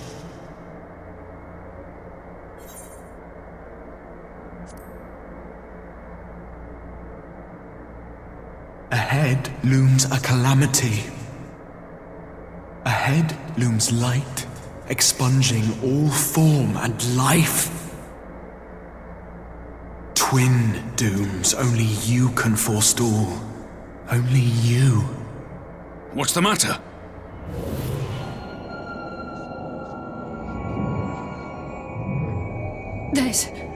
There's a voice! Spies in our midst? Nay, I sense no such presence. Let expanse contract. Eon become instant. Throw wide the gates that we may pass.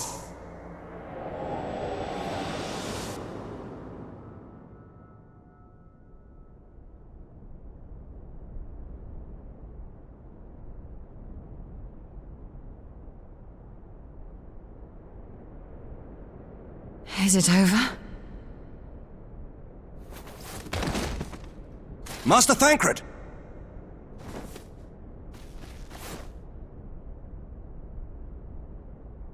12 for Fend.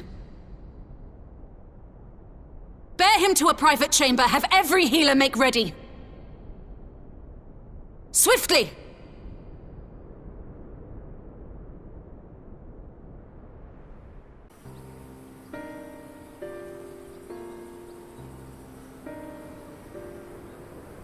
Master Thancred remains in slumber. Though his vital signs appear stable, he's unresponsive.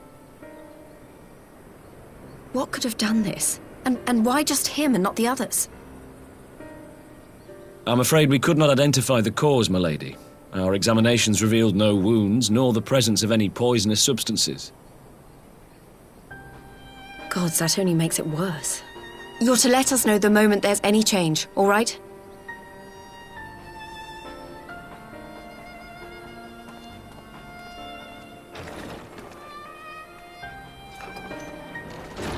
Thank you for coming. Knowing Thancred, he would apologize for being otherwise engaged at so crucial a juncture.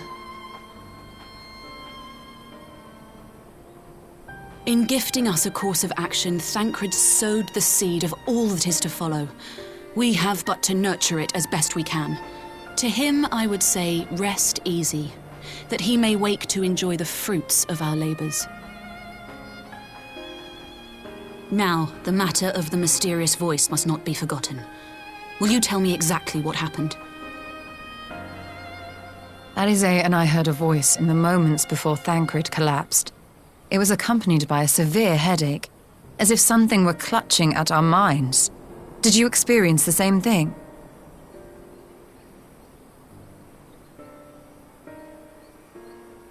So, in between the voice and the pain, you felt as if you were somewhere else entirely.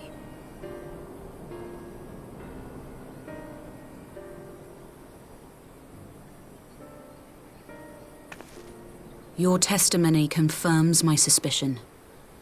That which you experienced was, I believe, your soul being plucked from your flesh. Called. Called?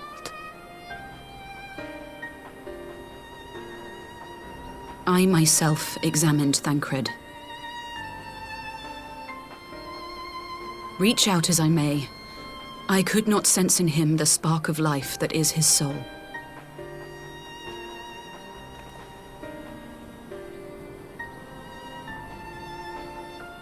That Thancred alone was stricken so is likely due to his heightened sensitivity to the effects of ether. A consequence of his prior possession by the Ascian Lahabrea. The owner of the voice, whoever it may be, reached out to you, called your souls, and in so doing, caused you and yours such pain. But if that's true, where exactly are we being called to? I know not. Yet one thing is plain. Whoever waits for you on the other side is possessed of a power unlike any I have ever known.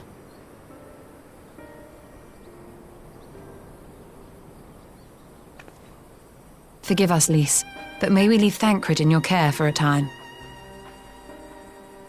As if you had to ask. I may not be a scion anymore, but I'm no less a friend. Don't worry. I'll see to it that Thancred's well looked after. Just focus on solving this mystery, all right? Thank you, Lys.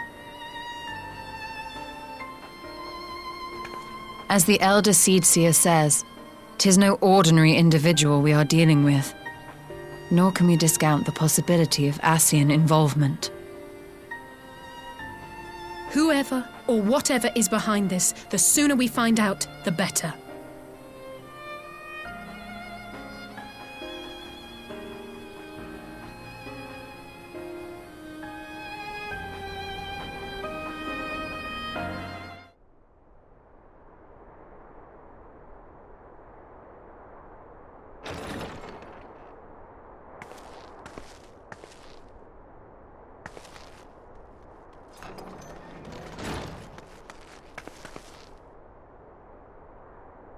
Urianger!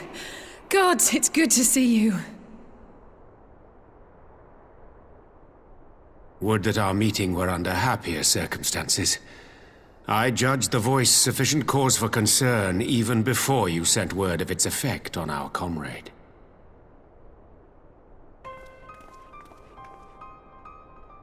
You heard it too, then?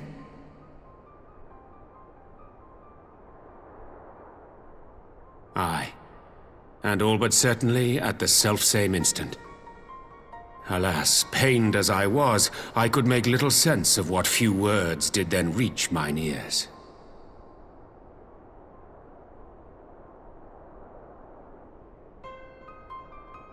Who do you think is responsible? Could this be the Ascians doing? That I cannot say. Not when so little is known. Ere I indulge in speculation, I would examine Thancred with mine own eyes. To Ala Mhigo, then, without further delay. One other thing. During my visit to the Far East, I observed a strange phenomenon. Thou referrest, I presume, to the localized reduction in etheric density. Well, that spares me the trouble of an explanation. Yes, I noted precisely that at two apparently unconnected locations.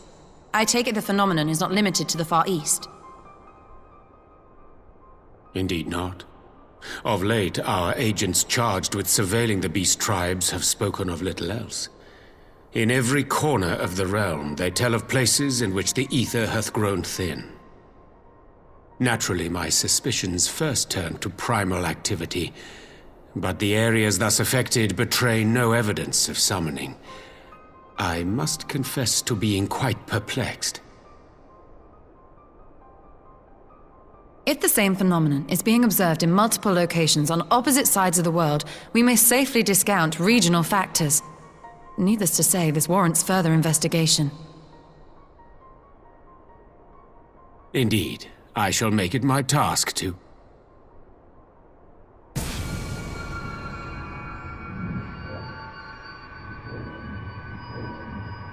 The voice. It calleth to me once more.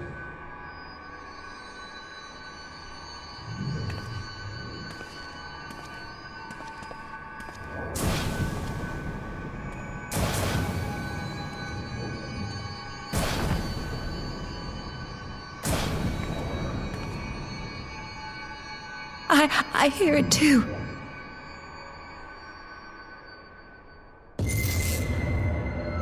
Only you. Only you. No! Ishtola! Rianger! Throw wide the gates.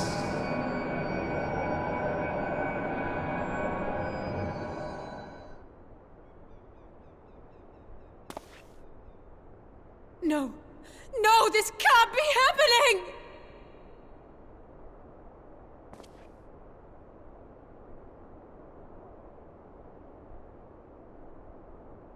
Y'shtola! Rianger! Open your eyes!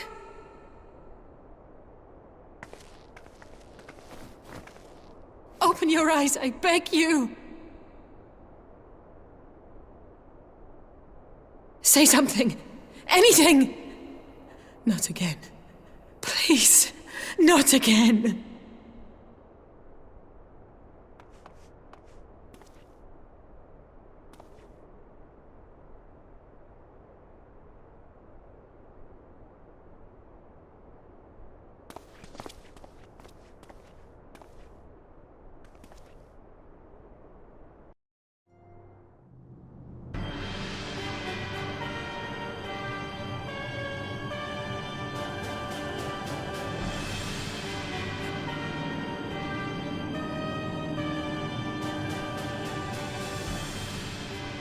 The Populares no longer present an obstacle.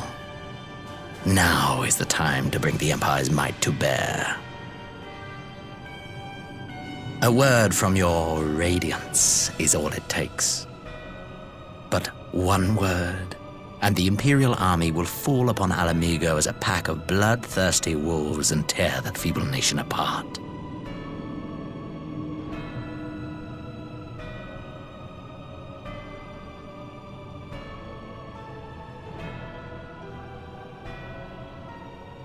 Have you no words for me? Despite the lengths I go to, an emissary playing the part of a fool. When first I took this face, I swore to use all of my knowledge, all of my power, to further the cause of the Empire. My deeds stand testament to my commitment. And with this adamant flesh at my disposal, I could destroy the Icon Slayer as easily as one might swat a fly. Why do you hesitate?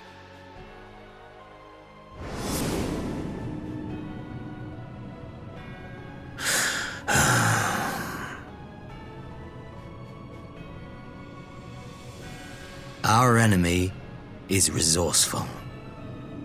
Though victory is certain now, it will not remain so indefinitely.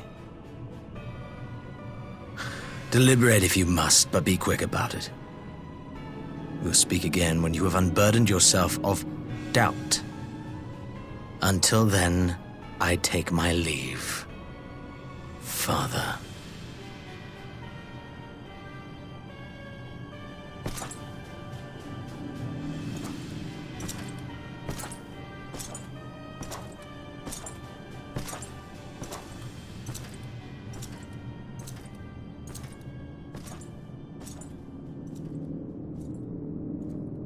I should be the one to sigh.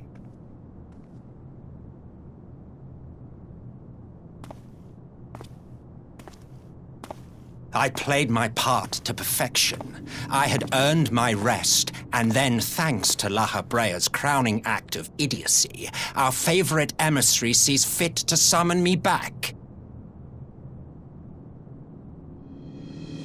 Elidibus was ever a warrior. A most tiresome trait, would you not agree?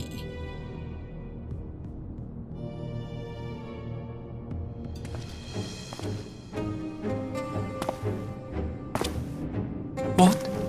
Have you no words for me either? No matter.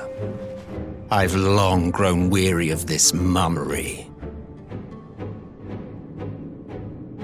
Now, my dearest grandson, let me remind you of your place in the simplest of terms.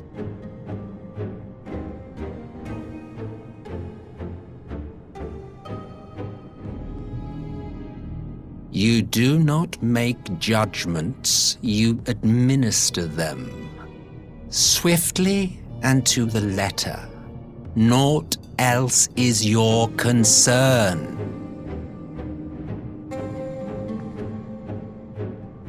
Elidibus may be an insufferable bore, but he is no fool.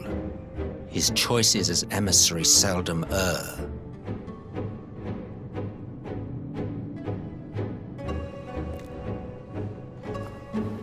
If aught threatens the balance twixt light and dark, it falls to you to remove it. Be it by your own hands or by your armies, you have ample means at your disposal.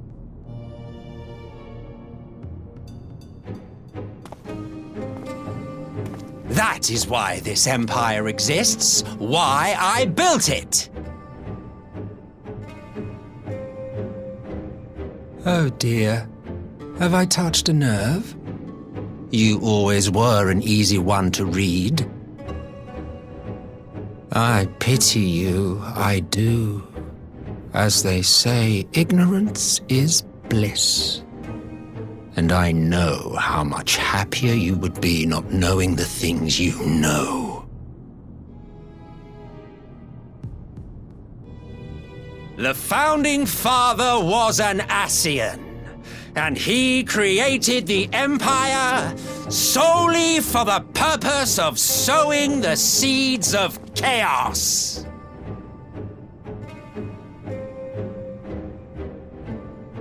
Don't take it personally.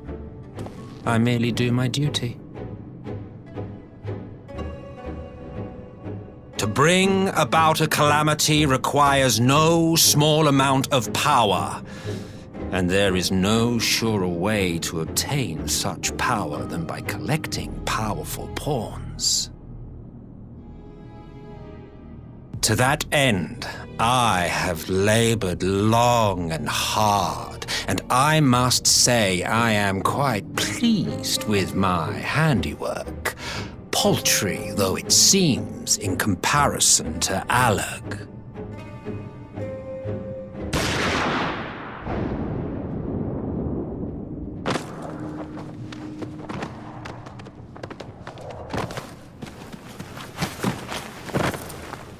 You fiends are overfond of your own voices.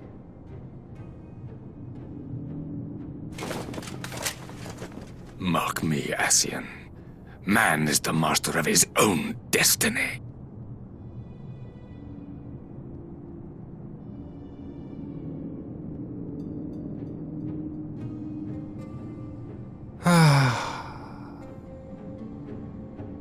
Such a waste of time and energy, both yours and mine.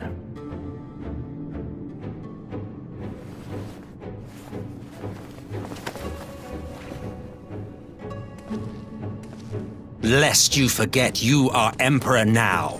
If you wish to spout drivel about man's destiny, save it for the masses.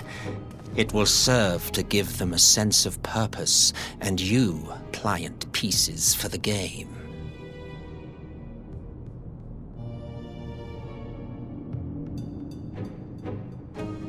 Oh, do stop sulking, boy. You of all people should understand. Ours is a struggle to restore both mankind and the world to their rightful state. Viewed thus, our goals are one and the same.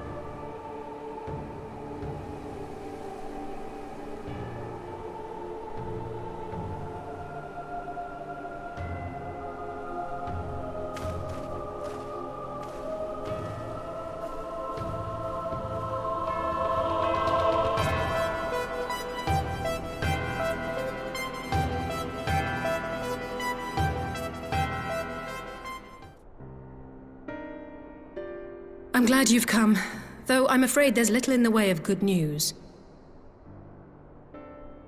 After you left, we reached out to both the Alchemists Guild and Stillglade Fane and attempted all manner of treatments. But the results were always the same.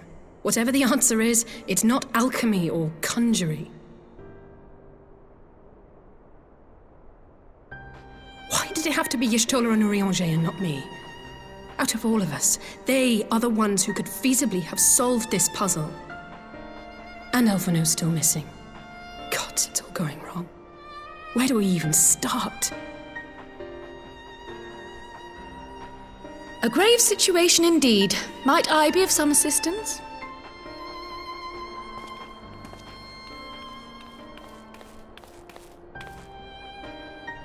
Kryl! I thought you busy delving into the mysteries of Eureka. When word reached me of the plight of our friends, I could not well stay away. As a fellow scion, not to mention your erstwhile mentor, this is one of those times you should feel free to call on me, regardless of my personal circumstances.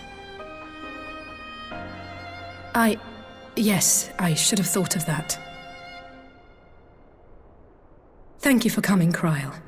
We would welcome your insight. And I should be happy to provide it. Now, what's this I hear about Alphinaud heading into Imperial territory? That boy always did have some funny ideas. Do you remember the speech he gave when he was accepted to the Studium?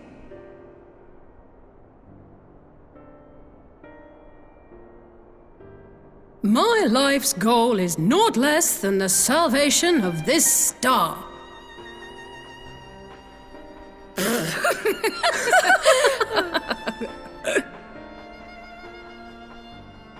That particular grand pronouncement has been a source of great embarrassment to him, as you know. But the fact of the matter is, he meant every word and has lived his life accordingly. Yes, he remains altruistic to a fault, but I'm worried he was too fixated on his goals to see the dangers, as has happened before. You needn't be so concerned. Though his values remain the same, Alphinaud is not the blinkered boy he once was. Slowly but surely his eyes have been opened, thanks to a certain someone. A certain someone whom he'd be mortified to learn had heard about his little speech. Mum's the word, eh?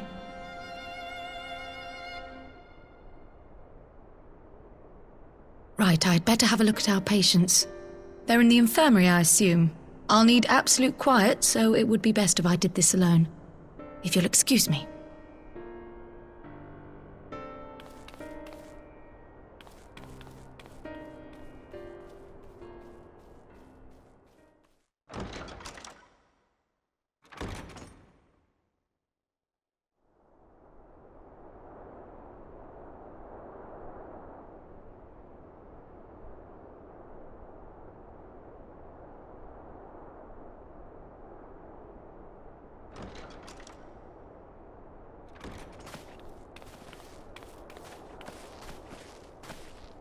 All three are in fine physical health.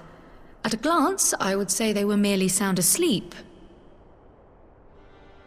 Except for the fact that I couldn't sense the slightest trace of them in their bodies. It's as if their souls have taken leave of their physical forms. Ah, yes. The Elder Seedseer made a similar observation. I've read the report. When you heard this mysterious voice, you described feeling as if you were somewhere else, yes? If we assume the ether which comprises your essence is being drawn to some other place, then it may be possible to follow the trail it leaves behind, just as we did in our search for Thancred. I wasn't around for that, but I can't imagine it was easy. Oh, it wasn't. But that's no reason not to try. I will have need of Master Matoya's crystal eye if I'm even to make the attempt. So I suggest we pay her a visit.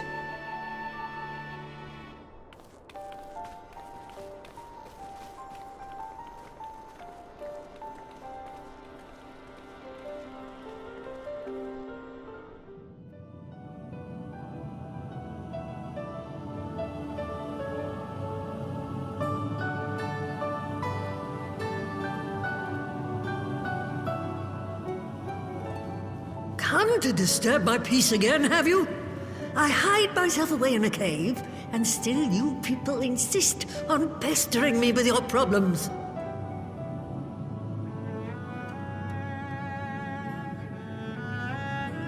Oh, I mistook you for young what's-his-name, but I see now you're the sister. Weren't you supposed to be the lively one? I've seen happier faces at a rain-sodden burial. Well, I'm sorry to dash your expectations, but the situation isn't exactly conducive to gaiety. Ha! That's more like it. Stoller used to spit and hiss like a wildcat too. Better for a young thing like you to be filled with fire and leave the doom and gloom to your elders. Now, what exactly does this tragic situation of yours have to do with me? If I may, Master Matoya, we have need of your crystal eye once more.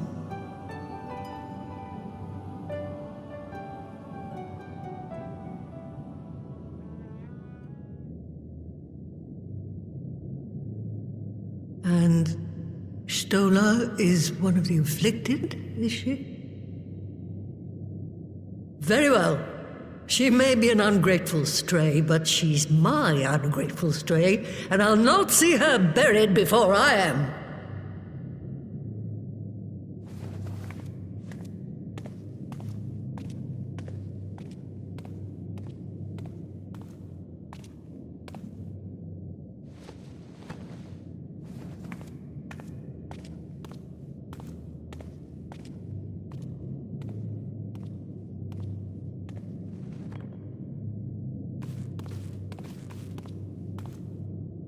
Right, let us see what we can see. I'll begin from where our friends first fell, and cast my senses out from there.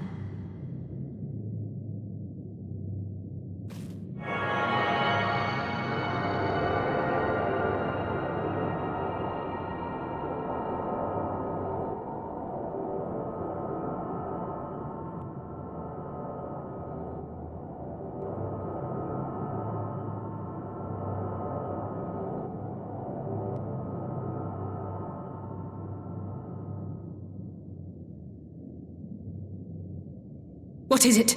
Did you find them? This doesn't make sense. How is it even possible? How is what possible? Kryl, what did you see? The threads, they just ended. And no, I didn't lose track of them. I followed them as far as they went. It's as if they were cut off. Could their ether have dissipated if it had? Oh gods! Their bodies are just husks. It's like the broodmother's daughter all over again. No, this is different. The Kalyana girl was already dead, body and soul, when Lakshmi effected her resurrection. Aye, let's not jump to conclusions. If their physical forms yet breathe, and show no signs of wasting, then it follows that their souls must still be intact somewhere. But where? That's the question, isn't it, girl? Death has not taken them to the ethereal sea, yet there are no tracks left for us to follow.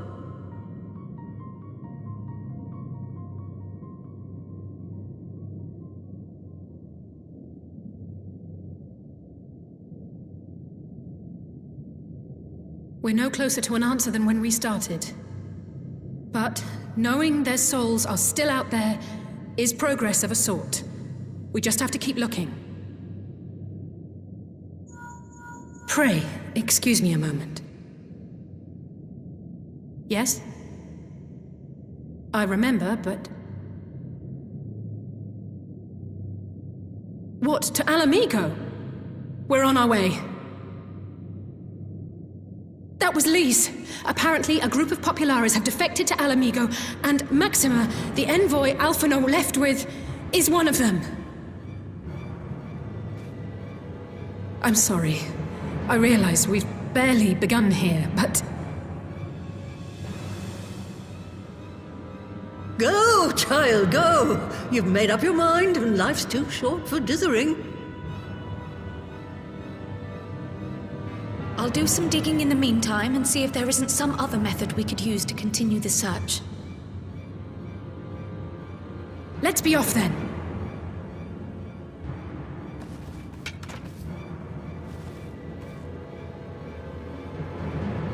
Oh, not again. The enchantment barely seems to take these days. I chalk it up to old age, but I rather doubt it's that simple.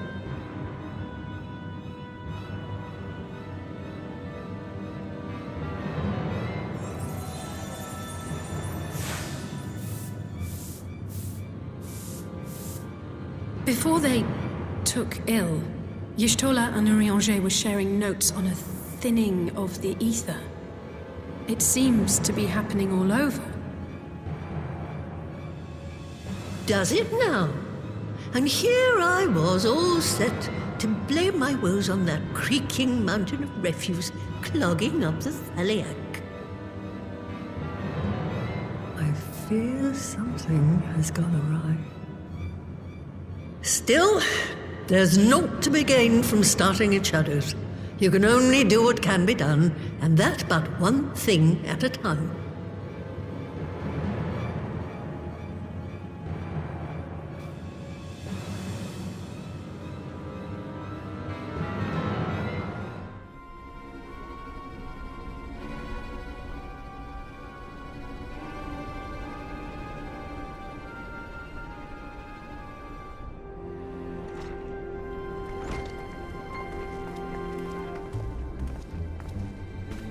I'm sorry to drag you halfway across the realm, but when Maxima mentioned Alphinaud, I thought you'd want to hear the news in person.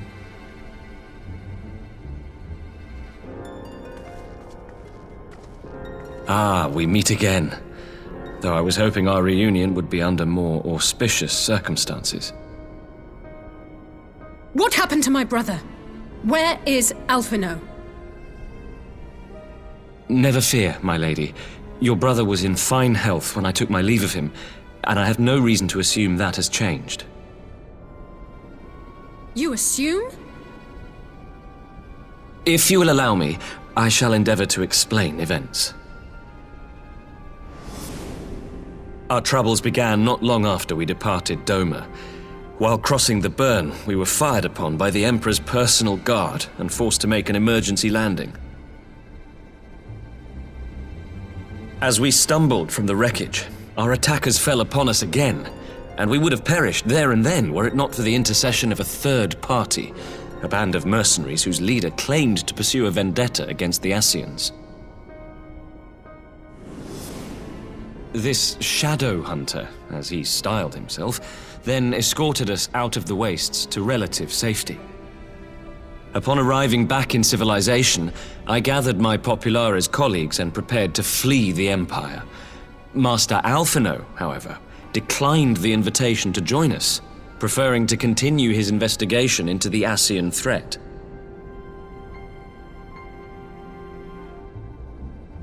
Well, at least he's not lying in a heap in the burn. Tell us more about these Ascian hunters. Who are they? And is Alphinaud still with them?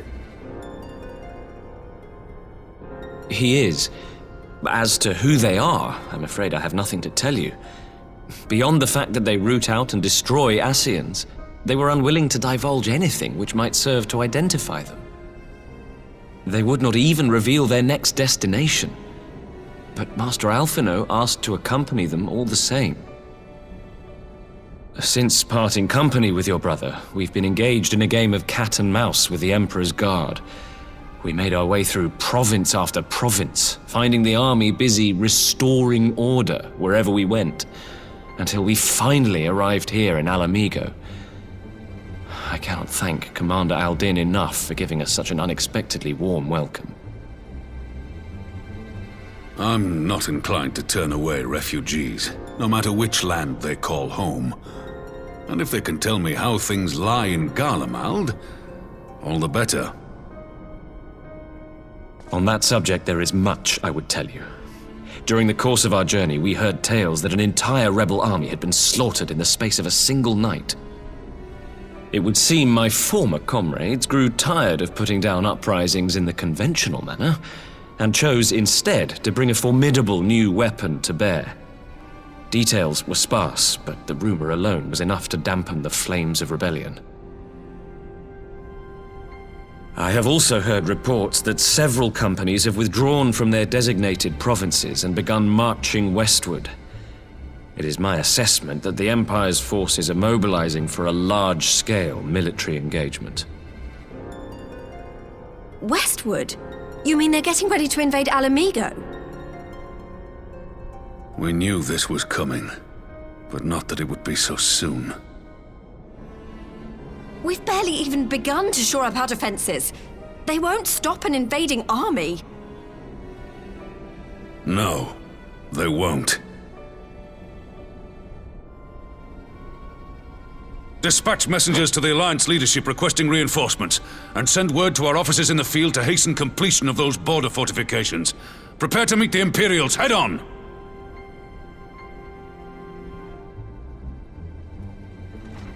No matter how quickly we act, we still want for time. When the enemy comes into view, our best recourse will be to open negotiations with their commander, and see that the ensuing proceedings take as long as possible. Would you and Alize head to Doma and let Lord Hien know about this?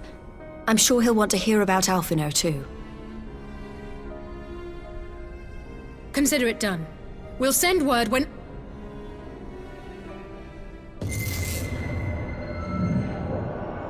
Untold sorrow must be changed. Ahead looms a calamity. Eon become instant. Throw wide the gates!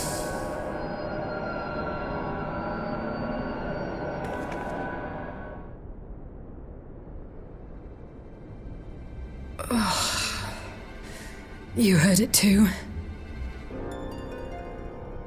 Well, at least we're both still standing. Oh, thank the gods. I thought we'd lost you for a moment there. Why does this keep happening? I wish I knew. Nothing we've tried has brought us any closer to an answer. We'll keep working on it. But first, we need to go and see Lord Hien.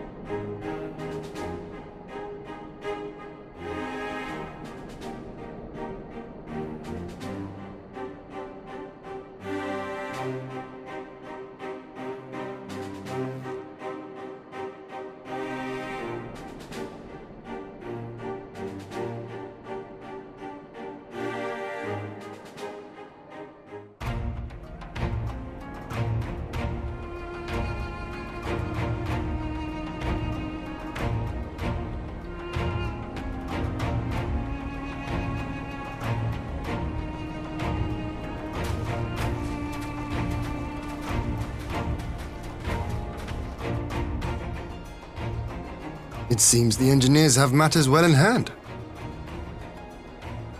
Should the barrier work as we intend, Doma will be free to reinforce her allies in Ala Mhigo without fear of weakening her own borders.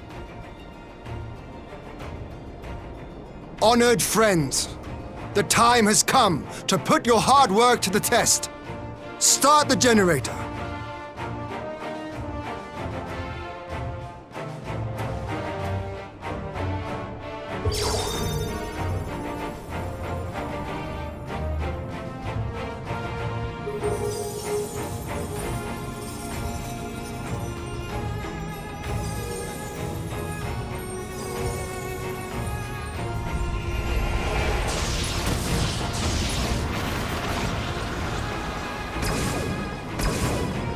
Node 1 is operational. Nodes 2 to 8 are reporting similar energy levels. The barrier is forming.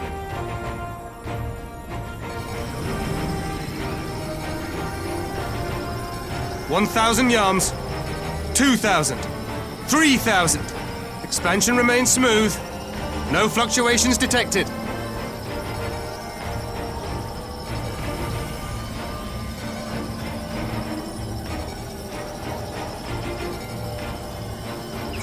$4,000. 5,000. Target altitude reached. The barrier is holding steady at 5,000 yards. We've done it.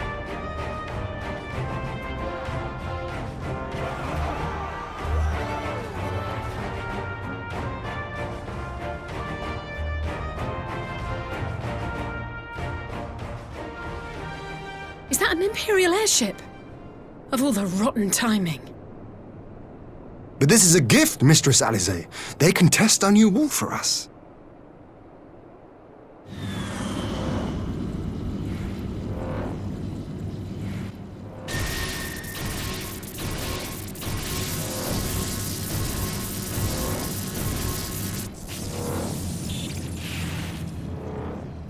Seems solid enough, though I was hoping for a fireball.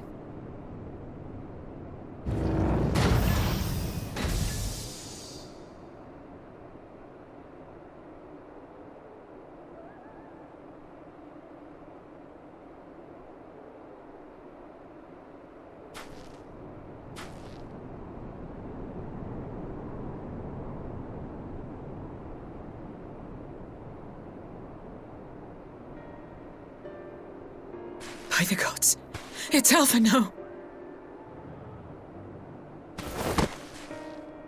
What are you? Let me go! He has my brother! Lower the barrier!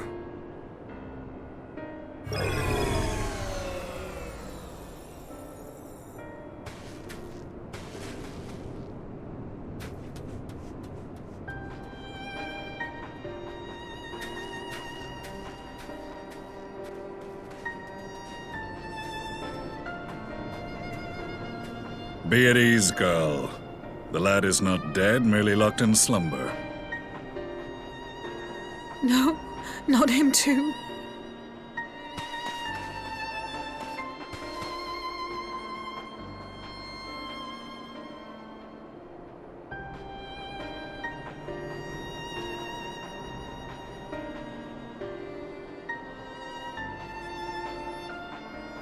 We could identify no cause and found no remedy. Thus I sought to return him to Doma, and into the arms of Lord Hien himself, it would seem. It is a day for fated reunions. Would you not agree, adventurer? Or should I address you as the Warrior of Light?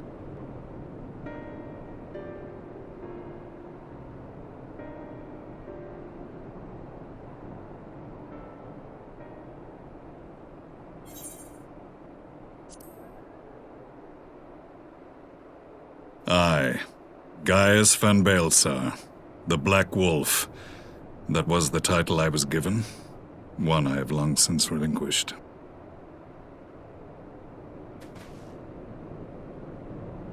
Stand down.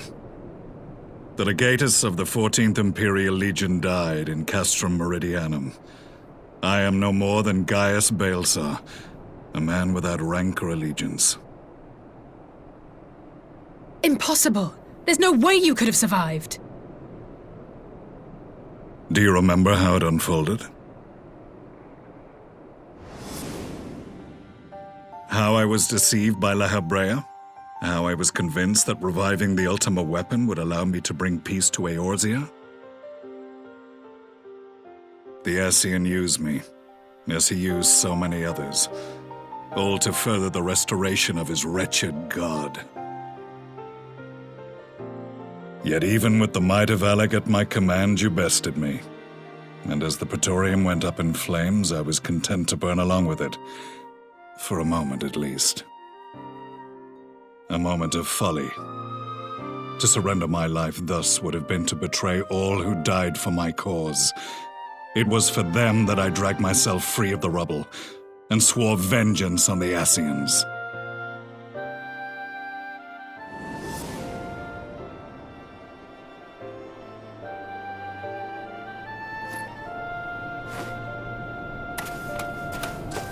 The Black Wolf has shed his pelt, never to return to Garlean or her legions. I live now only to exact revenge.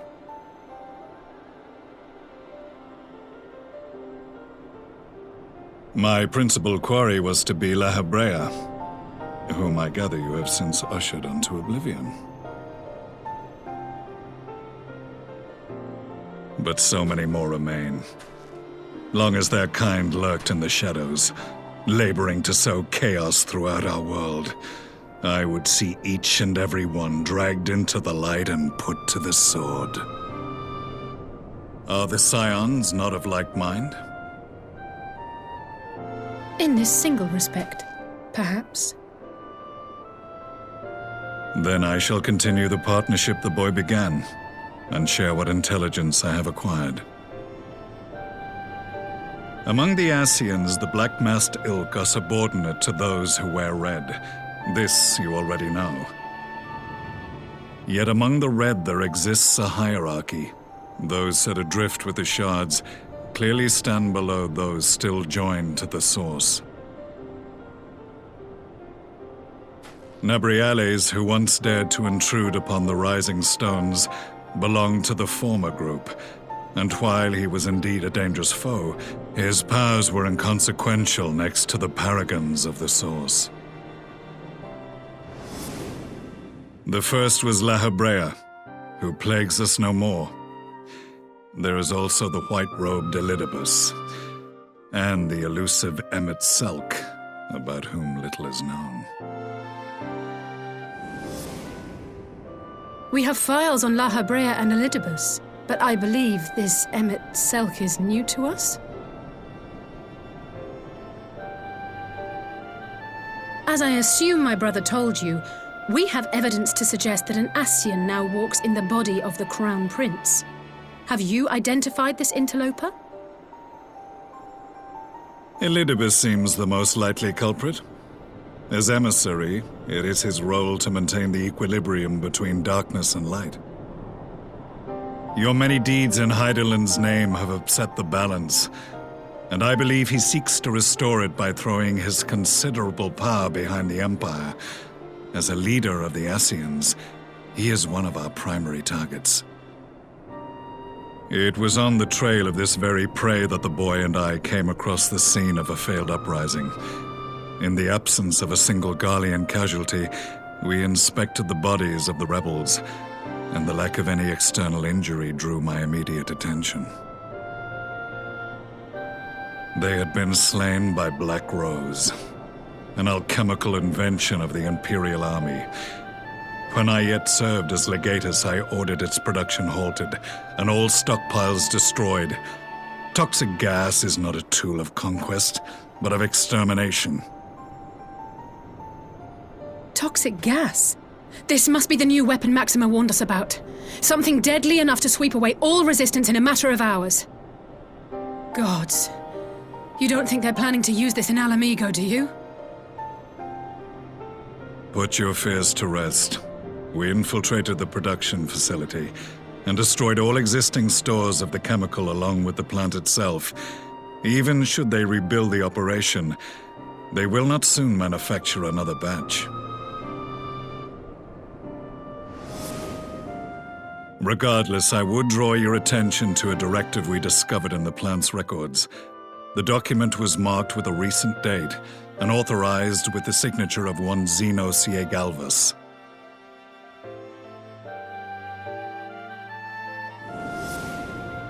A dead man signing the death warrant for thousands.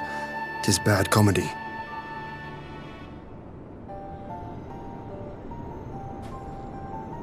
But the tale does not end there. Within that same facility was a chamber filled with devices of elegant design. Cloning technology, we realized. And what should we find in each and every incubator?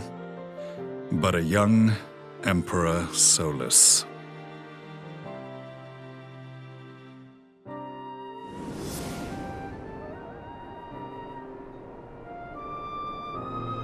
All of which prompts the question, were the Ascians responsible for these abominations, or was it the will of the Emperor? I must know which hand guides the Empire. Though I have given up my rank, I am yet a son of Garlemald, and I will fight for the future of my homeland.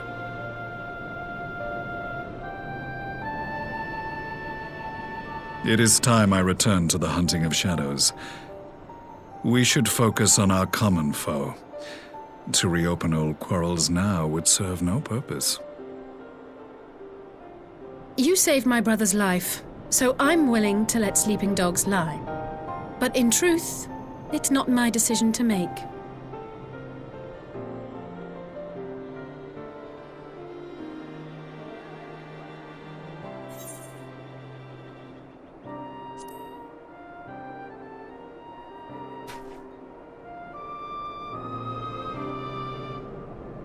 There was a time when I scorned those who placed their faith in false gods, even as I, in my blinkered conviction, place mine in Ascian promises.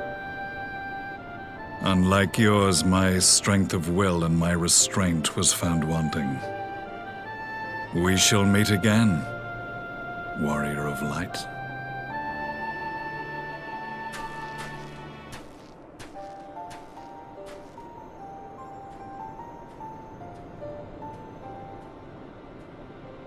So that was the infamous Black Wolf. An unexpected ally, to say the least.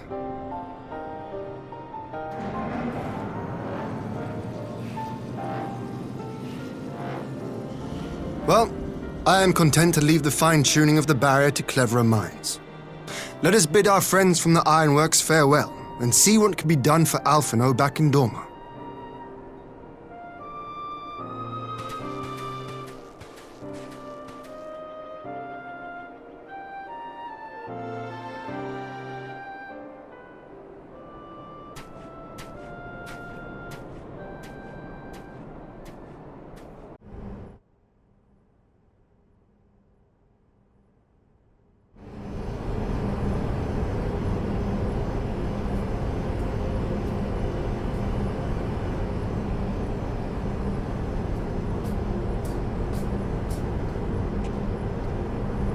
Our supplies of Black Rose have been ruined, but the new plant is already under construction. We should have the first batch ready in time for the offensive, Your Radiance. See that you do.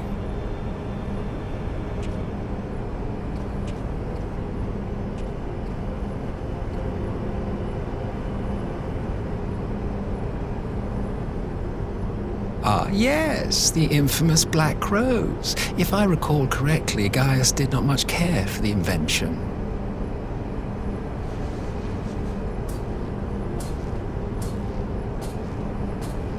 A ruthless and indiscriminate weapon indeed, this airborne poison.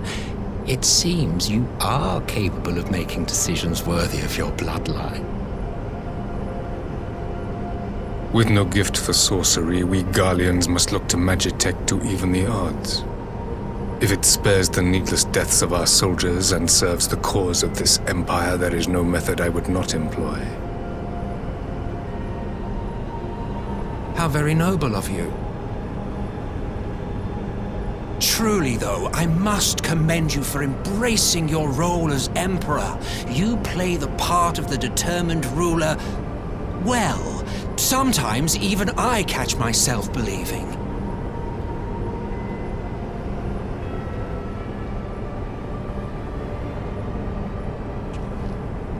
A silent agent of death. Now that I think on it, Black Rose may well possess the perfect aspect. Slowly but surely, the deluge of light has worked upon the ether here in the source, and the gas should be most susceptible to its influence. Well, I shall leave you to your own devices. Go forth and bloody the land with your grand and glorious war.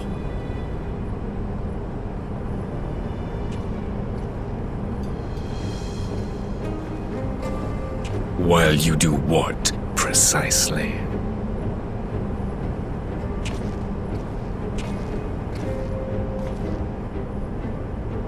Need you ask? I will be doing what all Asians do. I am well aware that your kind exists only to usher in the next calamity. But you seem oblivious to the harm your singular agenda causes to the Empire.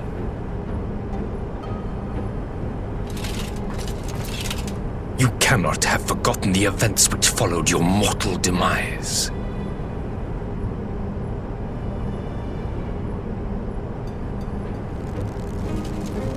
Our homeland was plunged into a civil war for your failure to name a successor.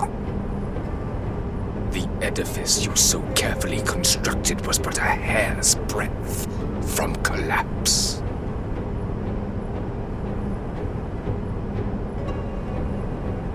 Are you truly so naive? You thought me oblivious to the consequences of a departure so painstakingly timed? It was by design? Well, of course it was. Though I will admit the resulting panic exceeded even my wildest expectations. But how can you be surprised? Throwing the world into disarray was the very purpose for which this nation was, as you say, so carefully constructed.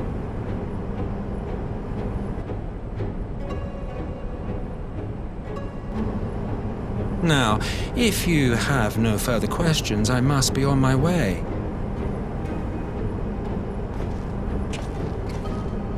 Since we may not meet again in this lifetime, it would be remiss of me not to offer a word or two of gratitude.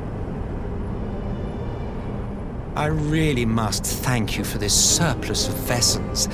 I can mold any host into my own image, but having bodies tailor-made for me in this fashion is so much less tiresome. You dabbled in elegant cloning techniques, yes?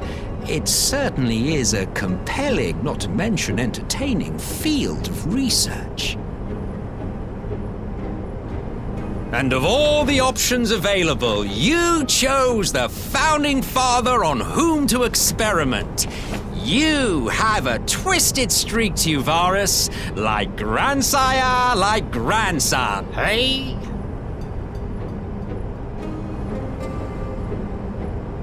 If events play out as planned, this will become something of a family enterprise. You will be the capstone of this world, I the anchor and shard, and together we will give the lie to this star's fraudulent existence.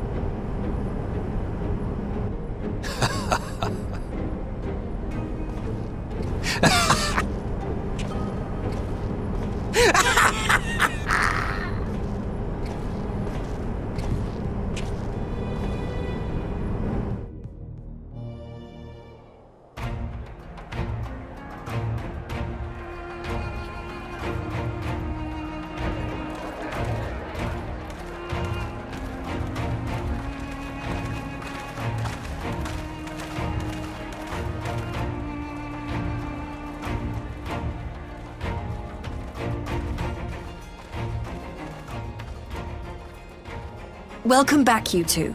Greetings, Lord Hien. Glad you could join us. Glad to be here. I would have come sooner, where our own defense is not in question, but I am pleased to report that our soldiers are assembling for deployment to Ala Mhigo as we speak. We're grateful for your support. Thanks to the efforts of our allies, it won't be long before we've established defensive positions on this front as well.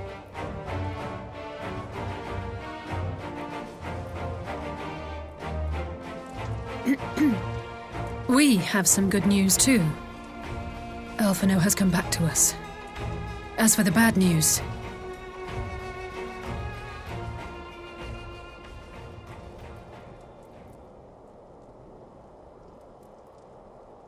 So, Alphinaud won't wake up, Gaius van Baelsar is alive and hunting Asians, and the Empire is planning to poison us all with toxic gas. Does that sound about right? Ordinarily, any one of those things would have left me in shock. But the way things have been lately, it's all starting to seem pretty normal. Getting back to your report, are we sure this Black Rose is the weapon Maxima was talking about? It fits the description. And it seems we have Alphinaud to thank for sparing us an early demonstration of its effectiveness. I have a feeling this won't be the last time his bravery in the Empire will serve us here in Eorzea. The threat of an unknown weapon has had us all on edge. But now that we know what we're dealing with, we can take steps to defend against it. As for Gaius, I'm not sure what to think. Am I happy he's alive? Not in the slightest. Am I happy he's hunting Ascians? Aye, I'd have to say I am. Oh, speaking of Garleans you didn't expect to see, we have a tale of our own, as it happens. When we sent envoys to the Imperial Army to request talks, they returned with the message that Varis Zos Galvus would be attending.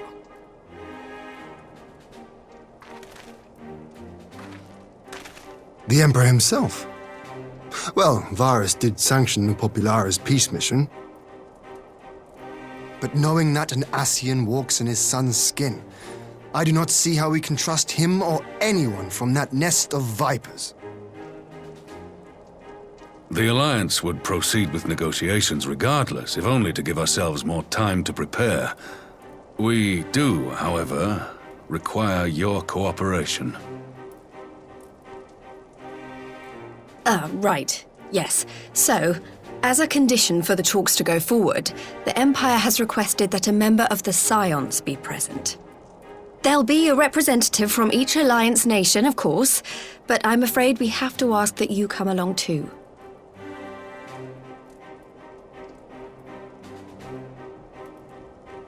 God, Lise, you know how much I hate politics.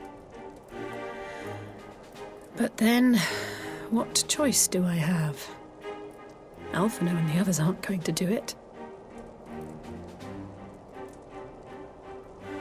Very well. I shall attend as the Scion's representative.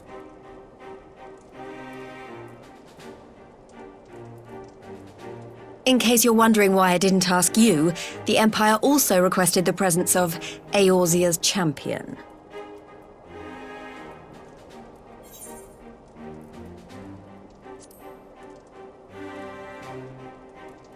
That's settled then. We don't know what Varis means to bring to the table, or why he wants you there, but having you close at hand will make all the difference. The meeting will take place on the border. Anticipating an early assault, we mean to position the bulk of our forces nearby. The Alliance leaders should already be on their way. Once you're ready, we can head out and join them.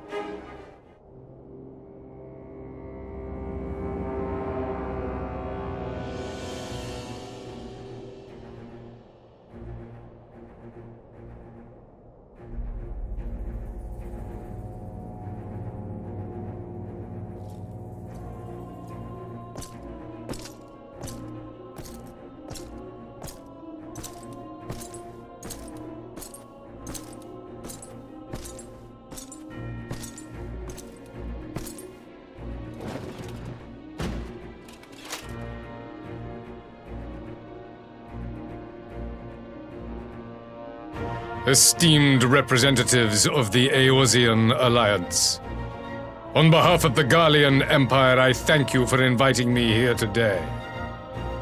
As this parley was convened at your request, I invite you to speak first. Very well, Your Radiance. I, Nanimo Ulnamo, 17th in the line of Ul, should be pleased to oblige you. As recent events in Ala Mhigo and Doma have made plain, the subjugation and exploitation of neighboring nations is not a sustainable policy. Should this day end in war, you may very well defeat us. but you will never extinguish the people's desire for freedom. Though it may not be in our lifetime, there will be another revolution, another war, and the cycle will continue. Doma has entered into a concord with the nations of Eorzea, a partnership wherein we recognize one another as equals. Garlean could be afforded similar treatment. You need only set aside your ambitions and join us in paving a path towards peace.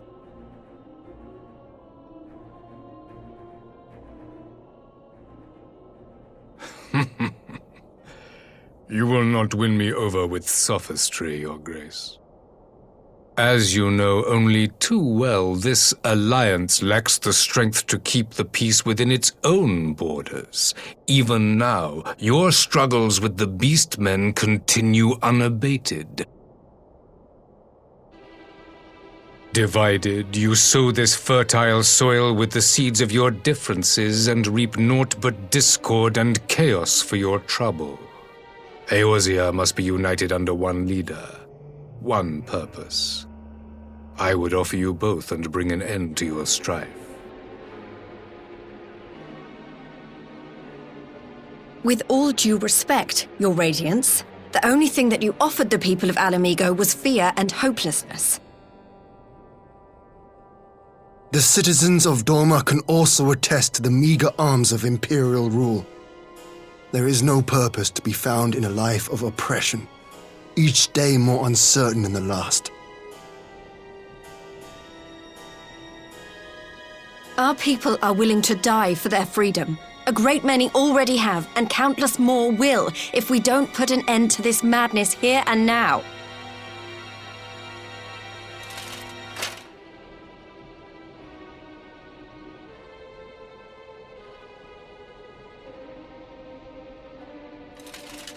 We brought order and stability to your lives. This madness and bloodshed is of your own making. You broke the peace, not Garlean. Peace. Order. You kill our peoples, despoil our lands, take everything that is ours. And what? You expect us to lick the boot that grinds our faces into the dirt?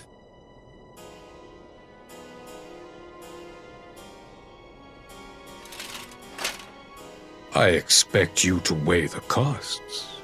To recognize that countless lives have been lost on both sides in pursuit of a greater good, and to not squander all we have achieved in a fit of petulance.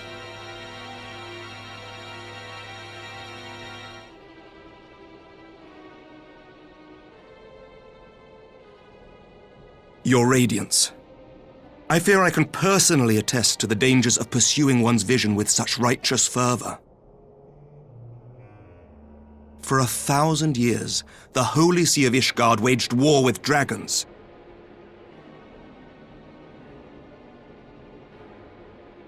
A 1,000 years of sacrifice, of sorrow and hate, in which we bathed in the blood of friend and foe alike. Had it gone on any longer, we may well have drowned. Yet we have chosen to raise ourselves out of this bloody spiral, and have since made peace with our former enemy. So I understand. No doubt the dragons were more receptive to your overtures in the wake of their leader's demise.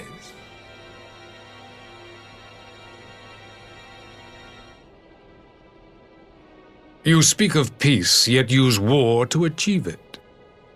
Your father would not have bothered to obscure his intent with honeyed words. He understood that strength is all that matters in the end.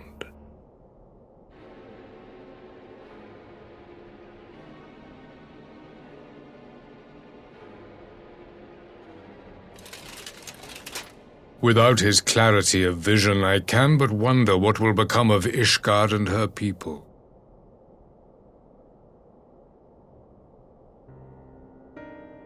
There was a time when Garlean too lacked a leader of conviction. Weak and unable to wield magic, we were at the mercy of the strong from whom we sought refuge in the bitter cold of the north. Were it not for the discovery of ceruleum and the subsequent development of Magitech, we might never have gained the power to take back that which was rightfully ours.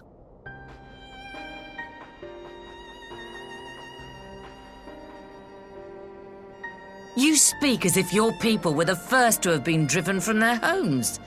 Limsa Lominsa was built by wayward souls in search of a place to call their own. On the shores of Vilbrand we found it, and from those humble beginnings did we grow and flourish. And all without robbing our neighbors of their liberty.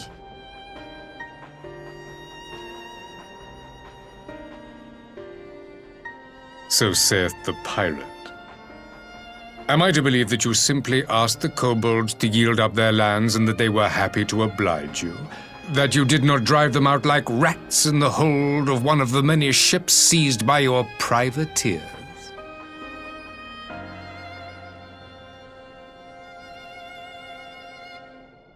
I will concede that after centuries of exile, reclamation may be mistaken for invasion.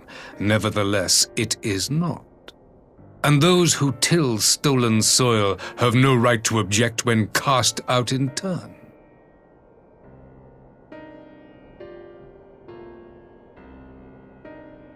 Your uncompromising nature rivals that of the Ixal.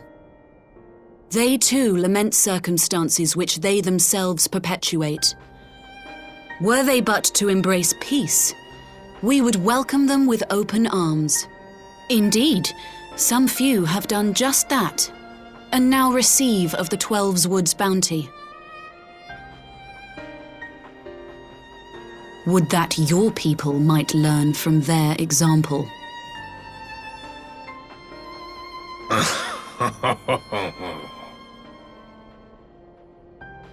You dare compare us to the Birdmen? You who thought to invoke the 12 and threaten all of creation?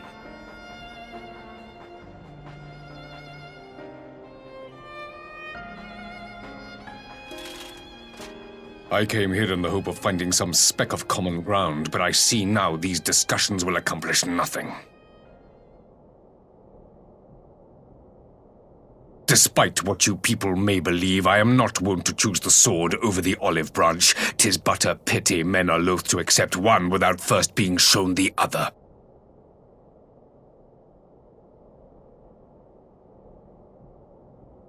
Wait! I beg you. This meeting was supposed to be a chance to find a way forward together, not to bemoan the missteps which brought us here. Please. If you truly consider violence a last resort, there must be a way we can come to an agreement.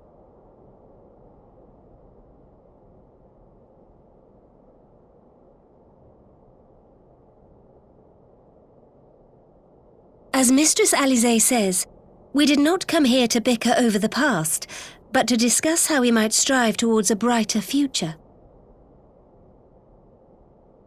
Emperor Varis, may I suggest a short recess, that all present might compose themselves prior to beginning anew?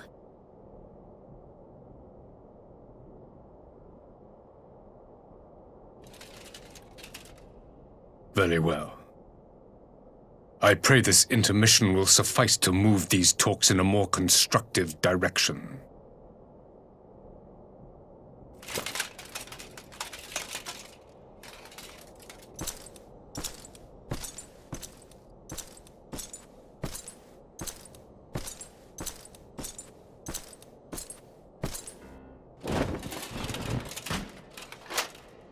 Now then, who would have the floor?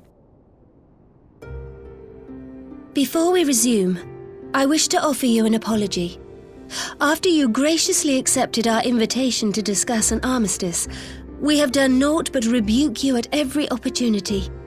I believe I speak for all of us when I say we are deeply sorry for our discourtesy.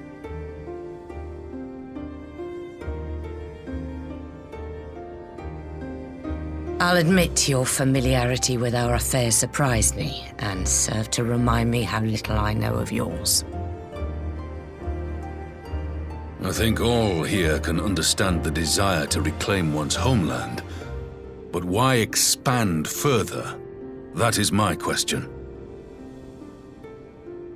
If I may, the answer can be found in the Imperial doctrine they took great pains to impart to my people. Recognizing the threat icons posed to the world, Solus Zos Galvus decreed that they were to be eradicated. To this end, he began a campaign to unite all lands under the Garlean banner. Or so we were taught. Yet the Emperor only reached the burn, the Baron said to have been laid waste by icons, after conquering all the lands that lay between. What is more, I am quite certain the practice of summoning was not nearly so widespread in the days before the Empire's founding. When you put it like that, it all starts to sound like an excuse, doesn't it? But to distract from what? Why are you really waging this war?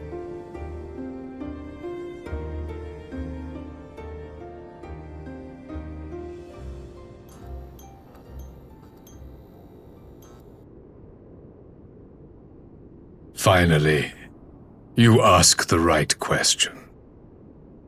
I can but hope you heed mine answer and at last accept the righteousness of our cause. My goal is this: to return the world to the way it once was, the way it was always meant to be. In doing so, mankind will be made whole once more.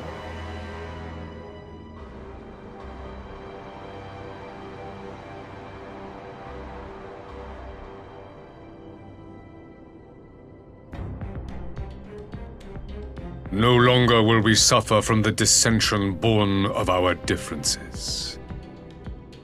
There will be but one race, a perfect race, as we were when time began. What in Rolga's name are you talking about? I am talking about the origins of the star, of the source and its 13 reflections. At the instant of the great sundering, 'twas not only the world that was shattered, but mankind itself. Thus were we divided into myriad races, each with its own unique imperfections. That is why man looks upon his neighbor and feels fear and hatred, why he wages war, why he kills his brother. You all in your own way have proven as much today. The peace you seek is but a fleeting solution to a fundamental problem. One which calls for more drastic measures. To bring about everlasting peace, our worlds must be rejoined.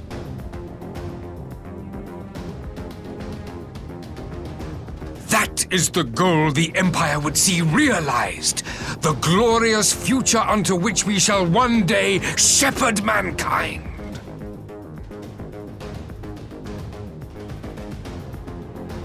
A rejoining of worlds? I have heard this tale of the Source and its reflections before. Are these not the selfsame desires as the Ascians? Emperor Varis, do not trust in their words. They will lead you to your doom. My father thought to use them, but in the end he succumbed to their temptations. He embraced summoning like so many other pawns before him. Do not tell us you mean to do the same.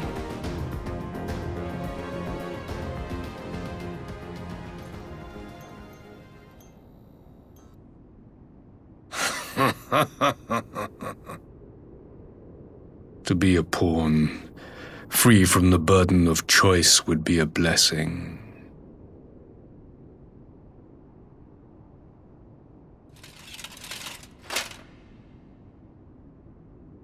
But I forswore that privilege the day I learned that the Garlean Empire was built by the hand of an Ascian. What?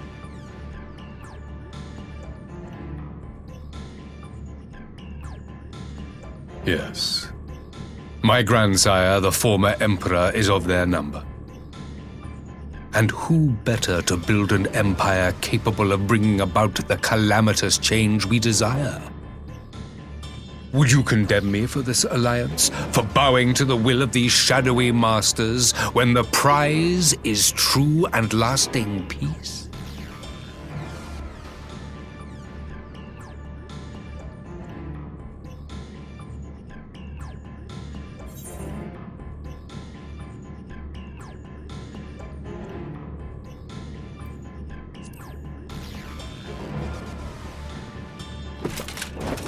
I come not to conquer, but to liberate. To free man from the prison of divergence. Imagine a world united. One perfect race beneath a single standard. An army before whose might these servants of darkness and light would fly as leaves in a storm, never again to meddle in man's affairs. We would be the masters of our own fate. I bid you join me, not as subjects of Arenvald, but of a new nation. And together we shall win freedom for ourselves and generations yet unborn. You want to trigger another half-dozen calamities? You can't be serious!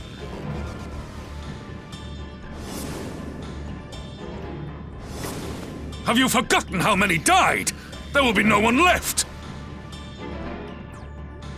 Do you truly imagine we would aid you in your bloodletting?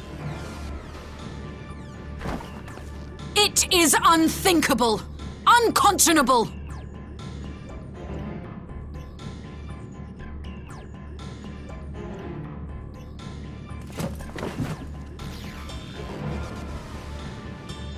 And what is the alternative? To be as cattle waiting for slaughter? I would have us work together, that we might take fate into our own hands!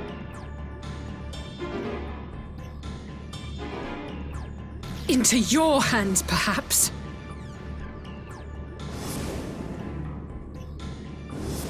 But what of the other worlds, your radiance? With every calamity, you obliterate a star and every soul that dwells on it.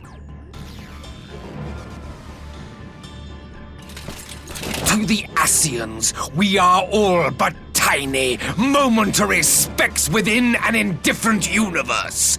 We cannot hope to oppose them until we have been made whole once more.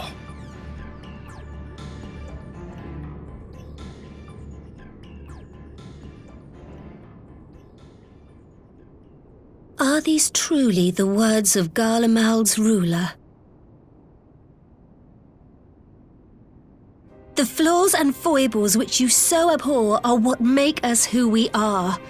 Every nation, even yours, Emperor Varis, is made whole through the combination of these imperfections, the strengths of one compensating for the weaknesses of another. While it is true that man succumbs all too often to anger and avarice, he may yet overcome his baser instincts through the forming of bonds with others, fostering community and cooperation. That the protector of an empire should not only reject these fundamental truths, but seek to change them at so dear a cost to life is indefensible. Such a man is not fit to govern.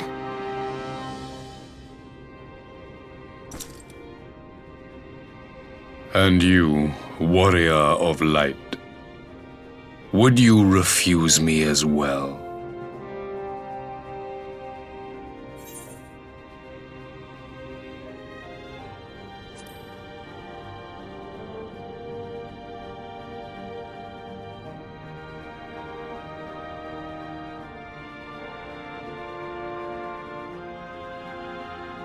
It would seem the Alliance is of one mind on this matter.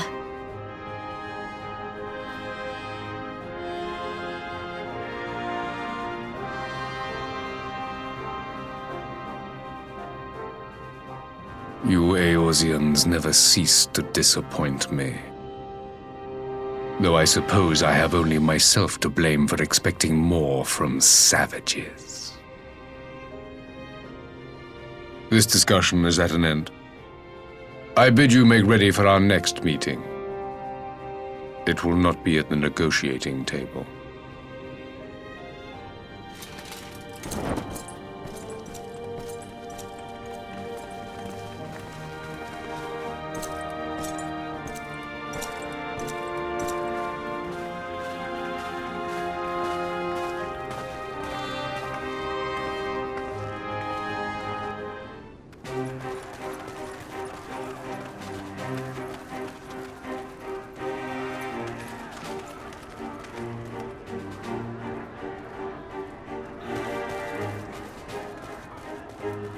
I'm not sure what I was expecting from our meeting with the Emperor, but it wasn't that.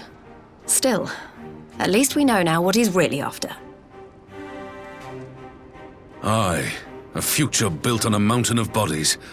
I too want the Ascians dead, but not at any cost.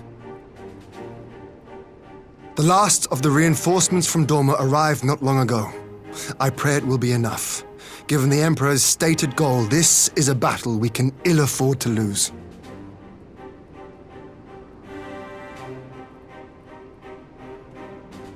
If the Garleans come in force, we may not have much say in the matter, even with our combined strength. We knew from the first that the odds would be against us.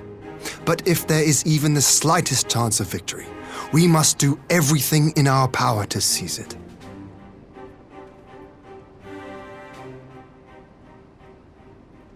We must seize it, full stop. Here!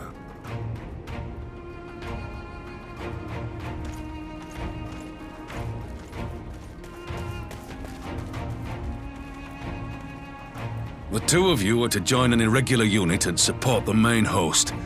I won't bother asking if you're minded to fight. After coming this far, how could I not? And for once, there's no one around to countermand me. Not that they would. Not even my brother. But we all know who really make the difference. Ready to frighten some Garleans?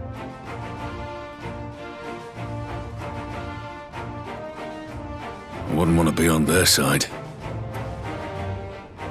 Might I ask you to accompany the Dorman contingent? They are strangers here, and your presence would do much to raise their spirits.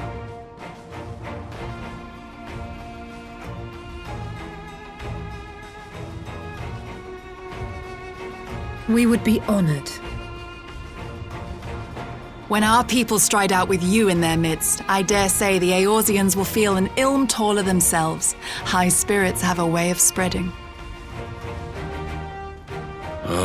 What I wouldn't give to join you. But my duties as field commander will not allow it. I'll leave the front lines in your capable hands.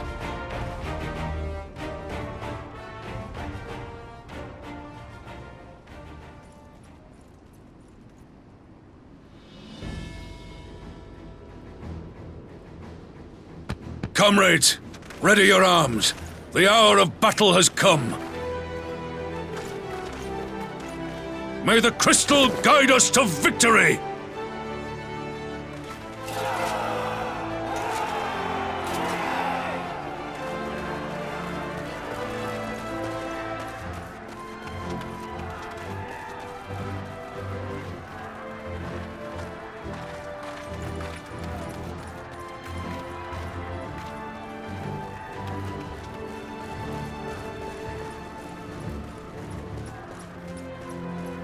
Since the others couldn't be here, we'll have to fight twice as hard. If Alphinaud wakes to find the Imperials have won, I shall never hear the end of it. It's strange. I thought I would be terrified when the fighting started. I should be terrified. But with you at our side, I can't help feeling everything is going to be all right. So please, don't you dare leave me alone.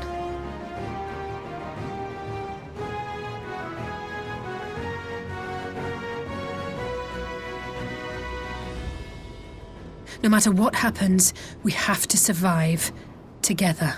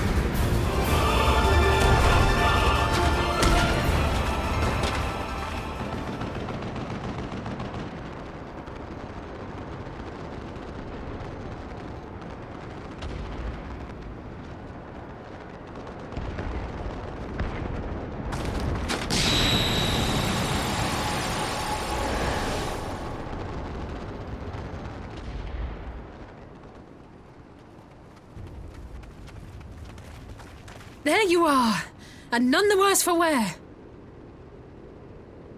Indeed.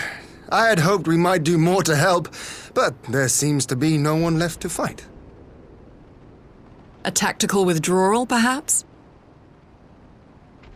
We should give chase. Finish them off while we have the chance. Imagine the other surprise when they wake to find the war already won.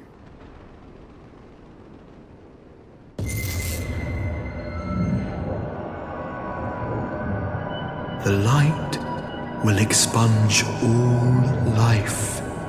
Only you can forestall the calamity. Throw wide the gates. No! Not like...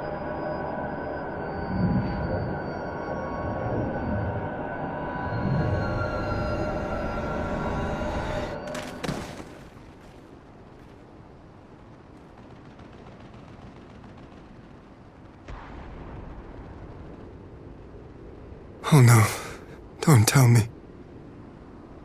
Are you all right?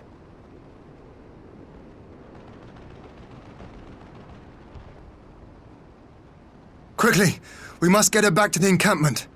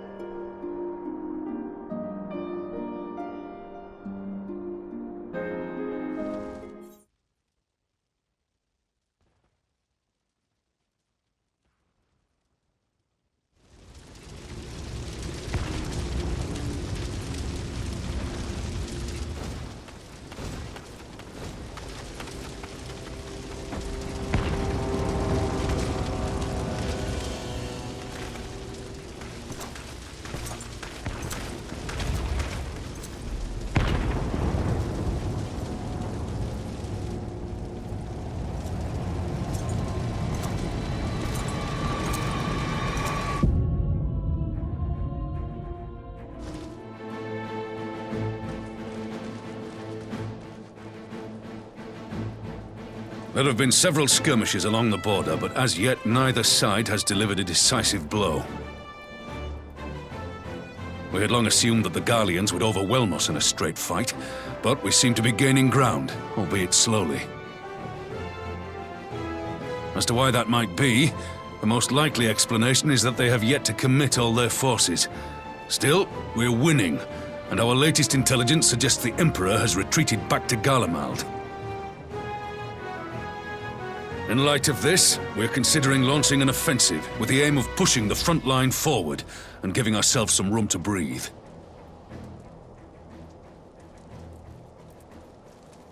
Commander! The Imperials! They've broken through our defenses to the east! What? Our scouts say their forces are being led by Lord Xenos. Lord Heian and Commander Hext have taken their troops to provide support, but we don't know how long they can hold out. So, they've been biding their time, waiting for his arrival, have they? Very well. Send word to our allies, requesting reinforcements for the front line.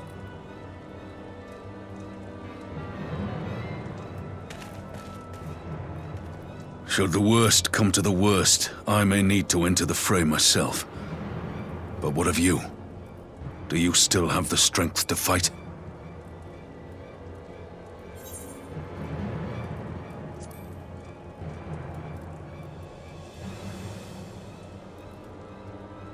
Much obliged. Given the choice, I'd take you over 100 soldiers.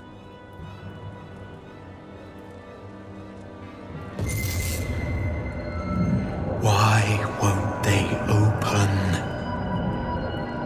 Please, I bid you open!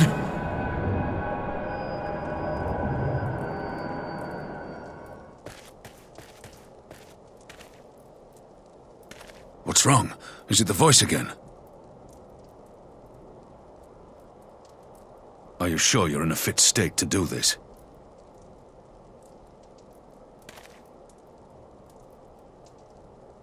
May Ralga grant us strength. Give 'em hell, lad. I, for my part, will defend this place to my dying breath.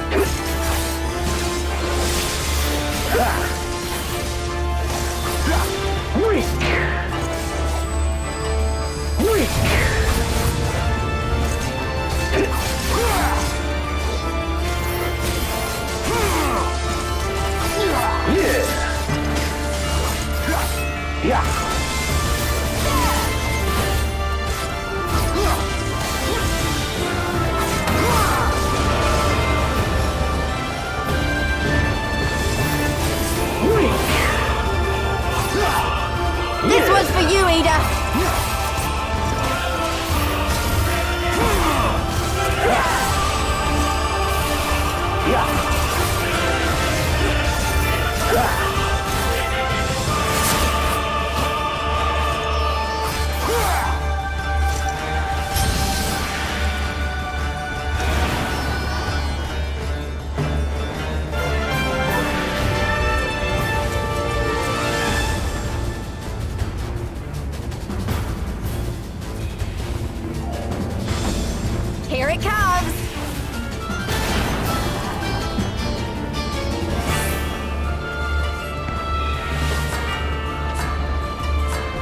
proof of a shinobi's power.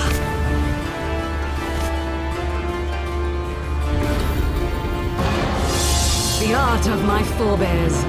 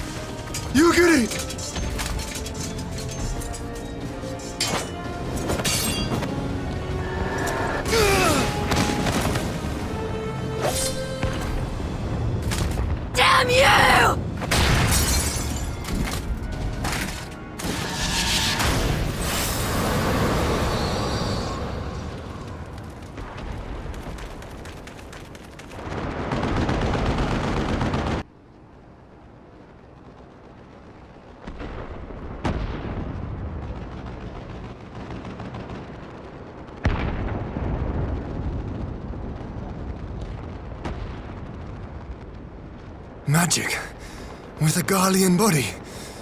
That's hardly fair.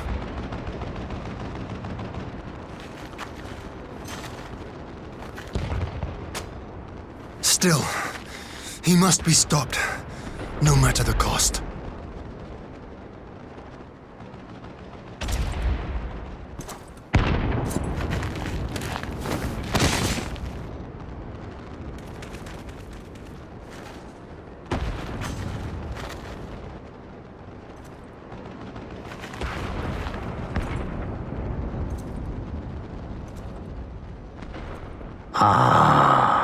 Bringer of light.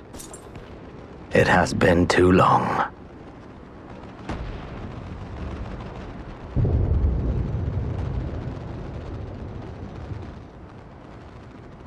No words to mark our reunion? So be it.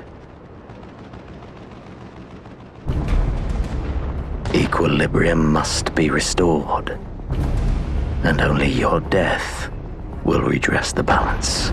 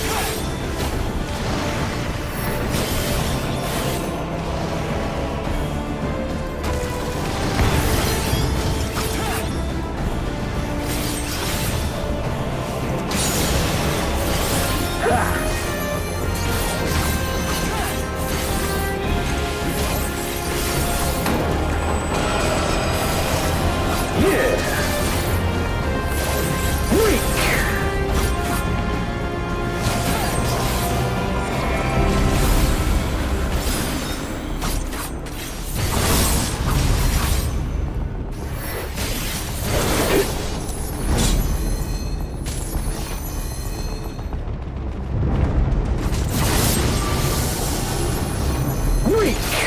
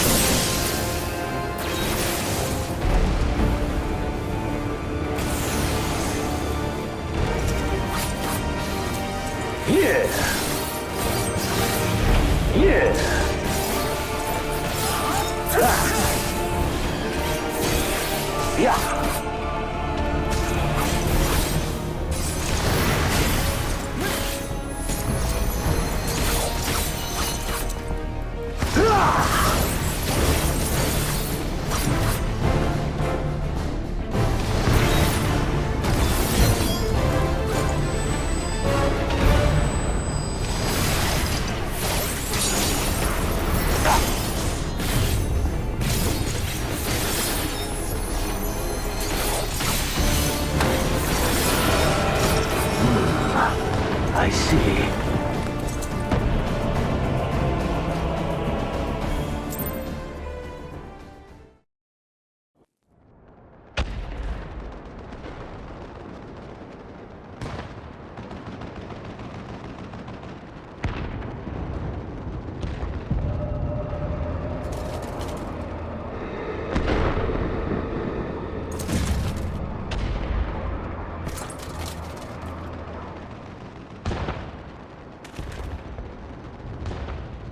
Your mother chose her champion well. Yet, for all your strength, you will still fail.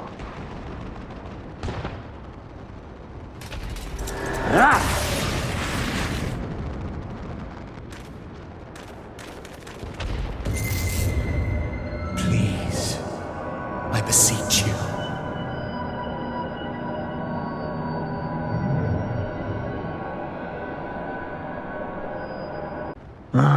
Someone calls to you.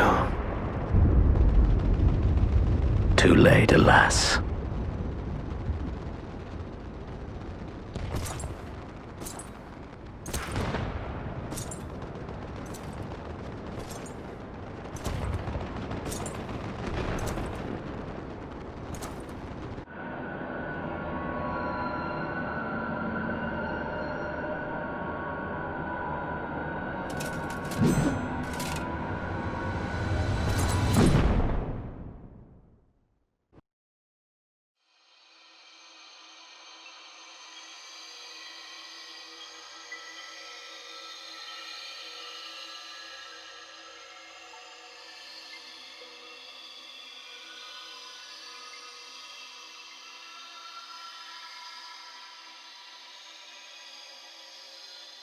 At last, I found you.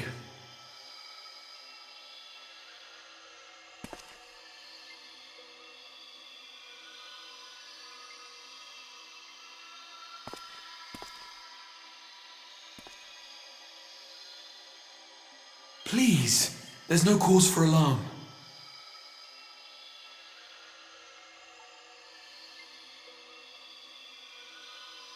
Though, I confess, this is not where I had intended to meet.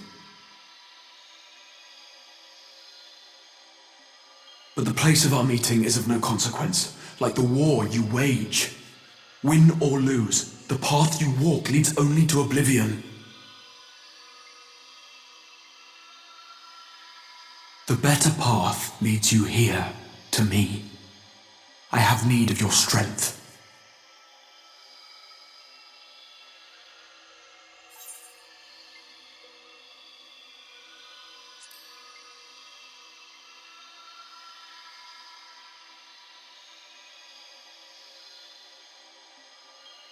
I'm afraid such questions will have to wait. We have precious little time, and your work is not yet done.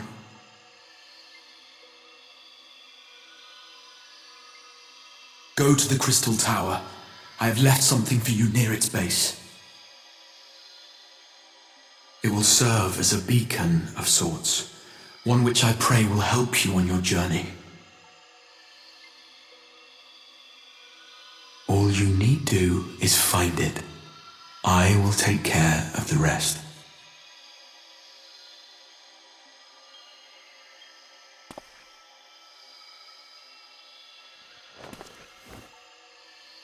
Soon, we will throw wide the gates.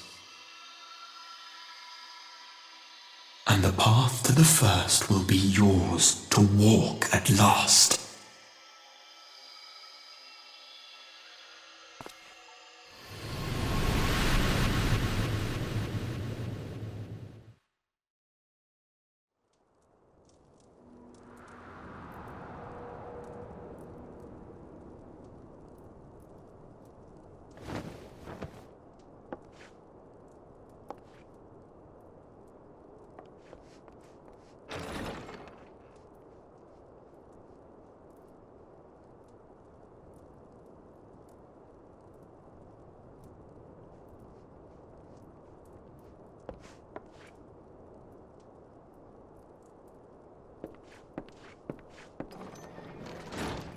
You're awake.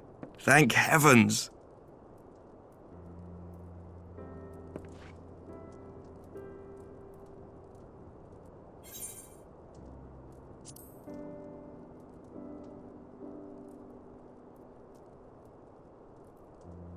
Do you recall the confrontation with Xenos?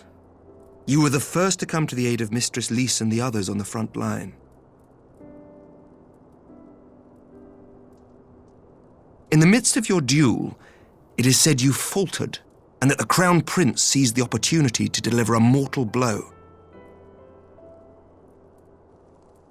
Yet before his blade could find its mark, he was distracted by the arrival of a second adversary who bore you away from the battlefield and into the hands of our chirurgeons.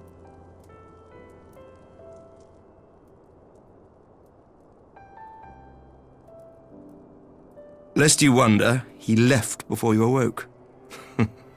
As is his wont.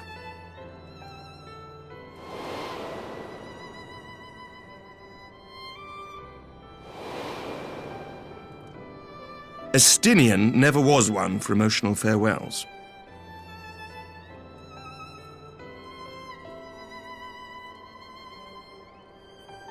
Though Xenos bested all before him, the battle clearly took its toll, for he retreated shortly after your rescue. Seeing this, the remaining Imperial forces decided discretion was the better part of valor and pulled back, allowing us to re-establish our position. We have since received word of renewed unrest in the provinces, doubtless inspired by the efforts of the Eorzean Alliance and our Far Eastern allies. Nor does the good news end there. We have also come into possession of intelligence suggesting unrest within the Imperial Court. This would certainly explain why both the Emperor and Lord Xenos appear to have abandoned the fight. A long-awaited ray of hope in these dark times.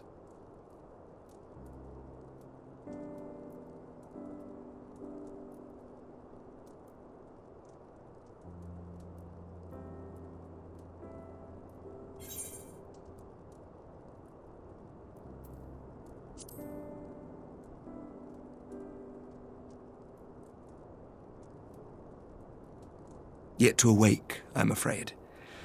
But please, concentrate on your own recovery for now. You have carried the hopes of some half-dozen nations, and we are all eternally grateful for your efforts. But no one is without their limits, not even you. Leave this fight to us, my friend. You have earned your rest.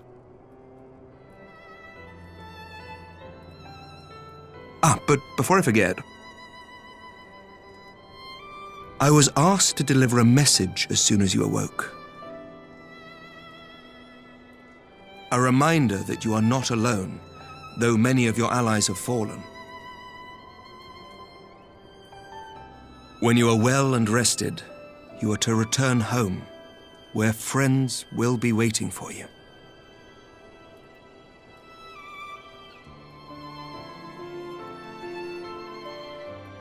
Now, if you will excuse me, I must return to the front. May we meet again soon, under happier circumstances.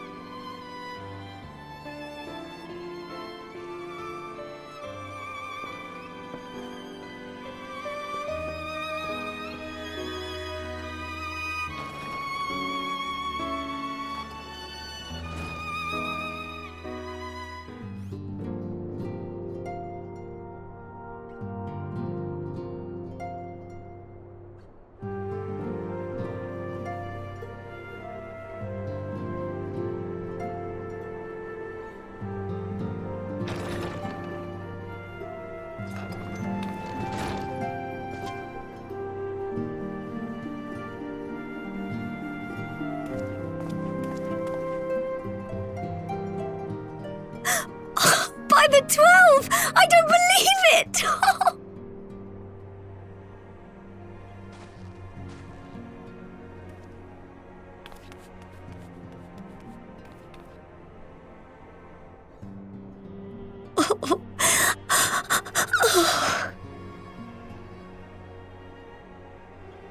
I rushed back as soon as I could. I swear, my heart nearly stopped when I heard you'd collapse like the others. What in heaven's name is going on?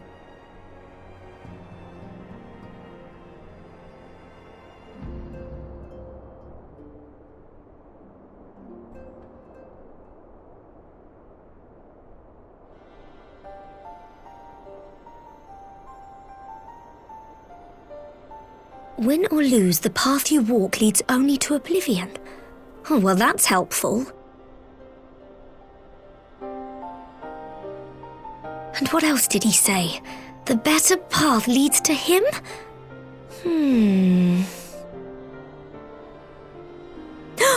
If his is the voice you've all been hearing, perhaps the others are with him. Sir Emmerich said the fighting had reached a stalemate, didn't he? But if that monster masquerading as Xenos comes back... Thancred, Y'shtola, Urianger, Alphinaud, Alize. You're going to need all of them on your side to defeat him. And I forbid you from going to face him on your own, do you hear me?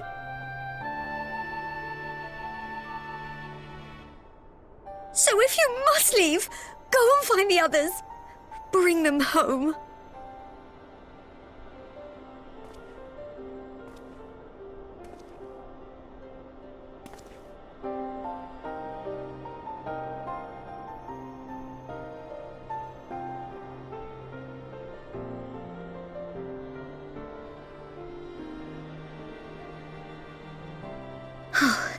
As for where to start, you said the stranger had left a beacon for you at the Crystal Tower, right?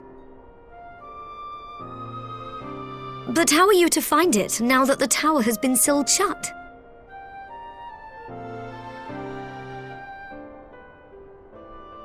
There has to be a way. If anyone would know, it's Sid and the researchers of St. Coinac's find. Don't you worry, we'll find that beacon for you.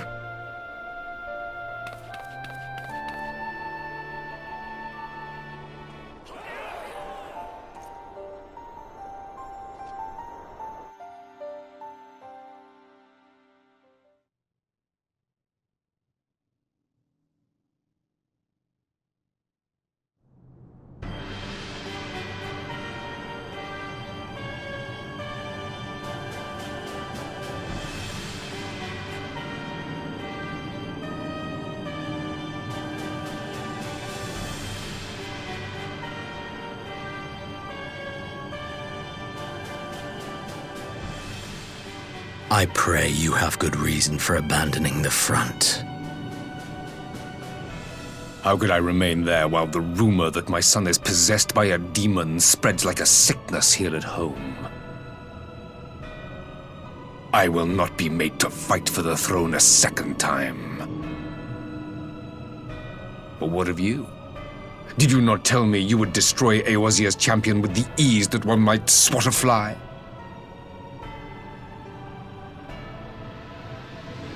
A minor setback. He will not escape me again. Where is your grandsire? I would have words with him. How should I know? Do you hide from each other's sight as well? I imagine he's doing what all Ascians do. He must have found a way to take advantage of this turmoil. Men are not pawns to be played with, Ascian. You underestimate us at your peril. This war will not be decided by you and yours. Man must choose his own fate, and I, for my part, will do all within my power to see Garlean emerge victorious.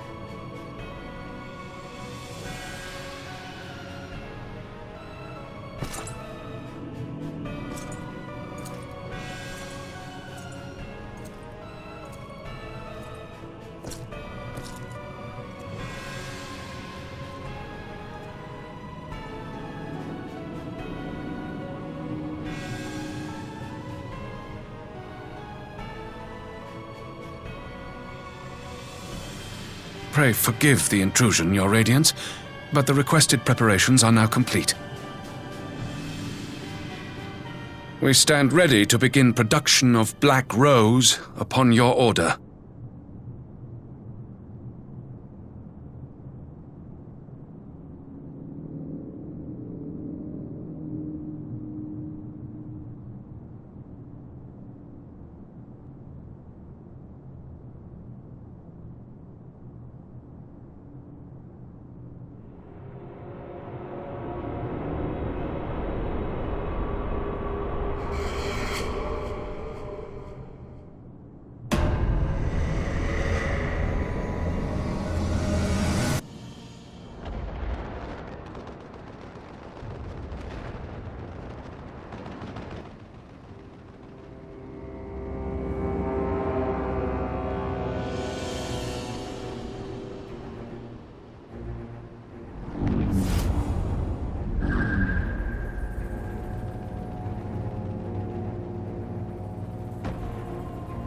My enemy. My friend. Had I been but a step faster.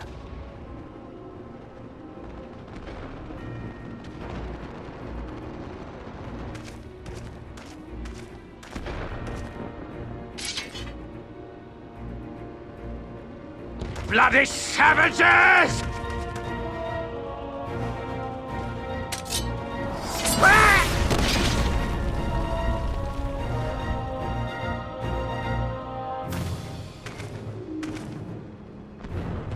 A pity your hunt leads you elsewhere. Not that I am surprised. May you find joy in it. Grow stronger, more savage, and savor every triumph.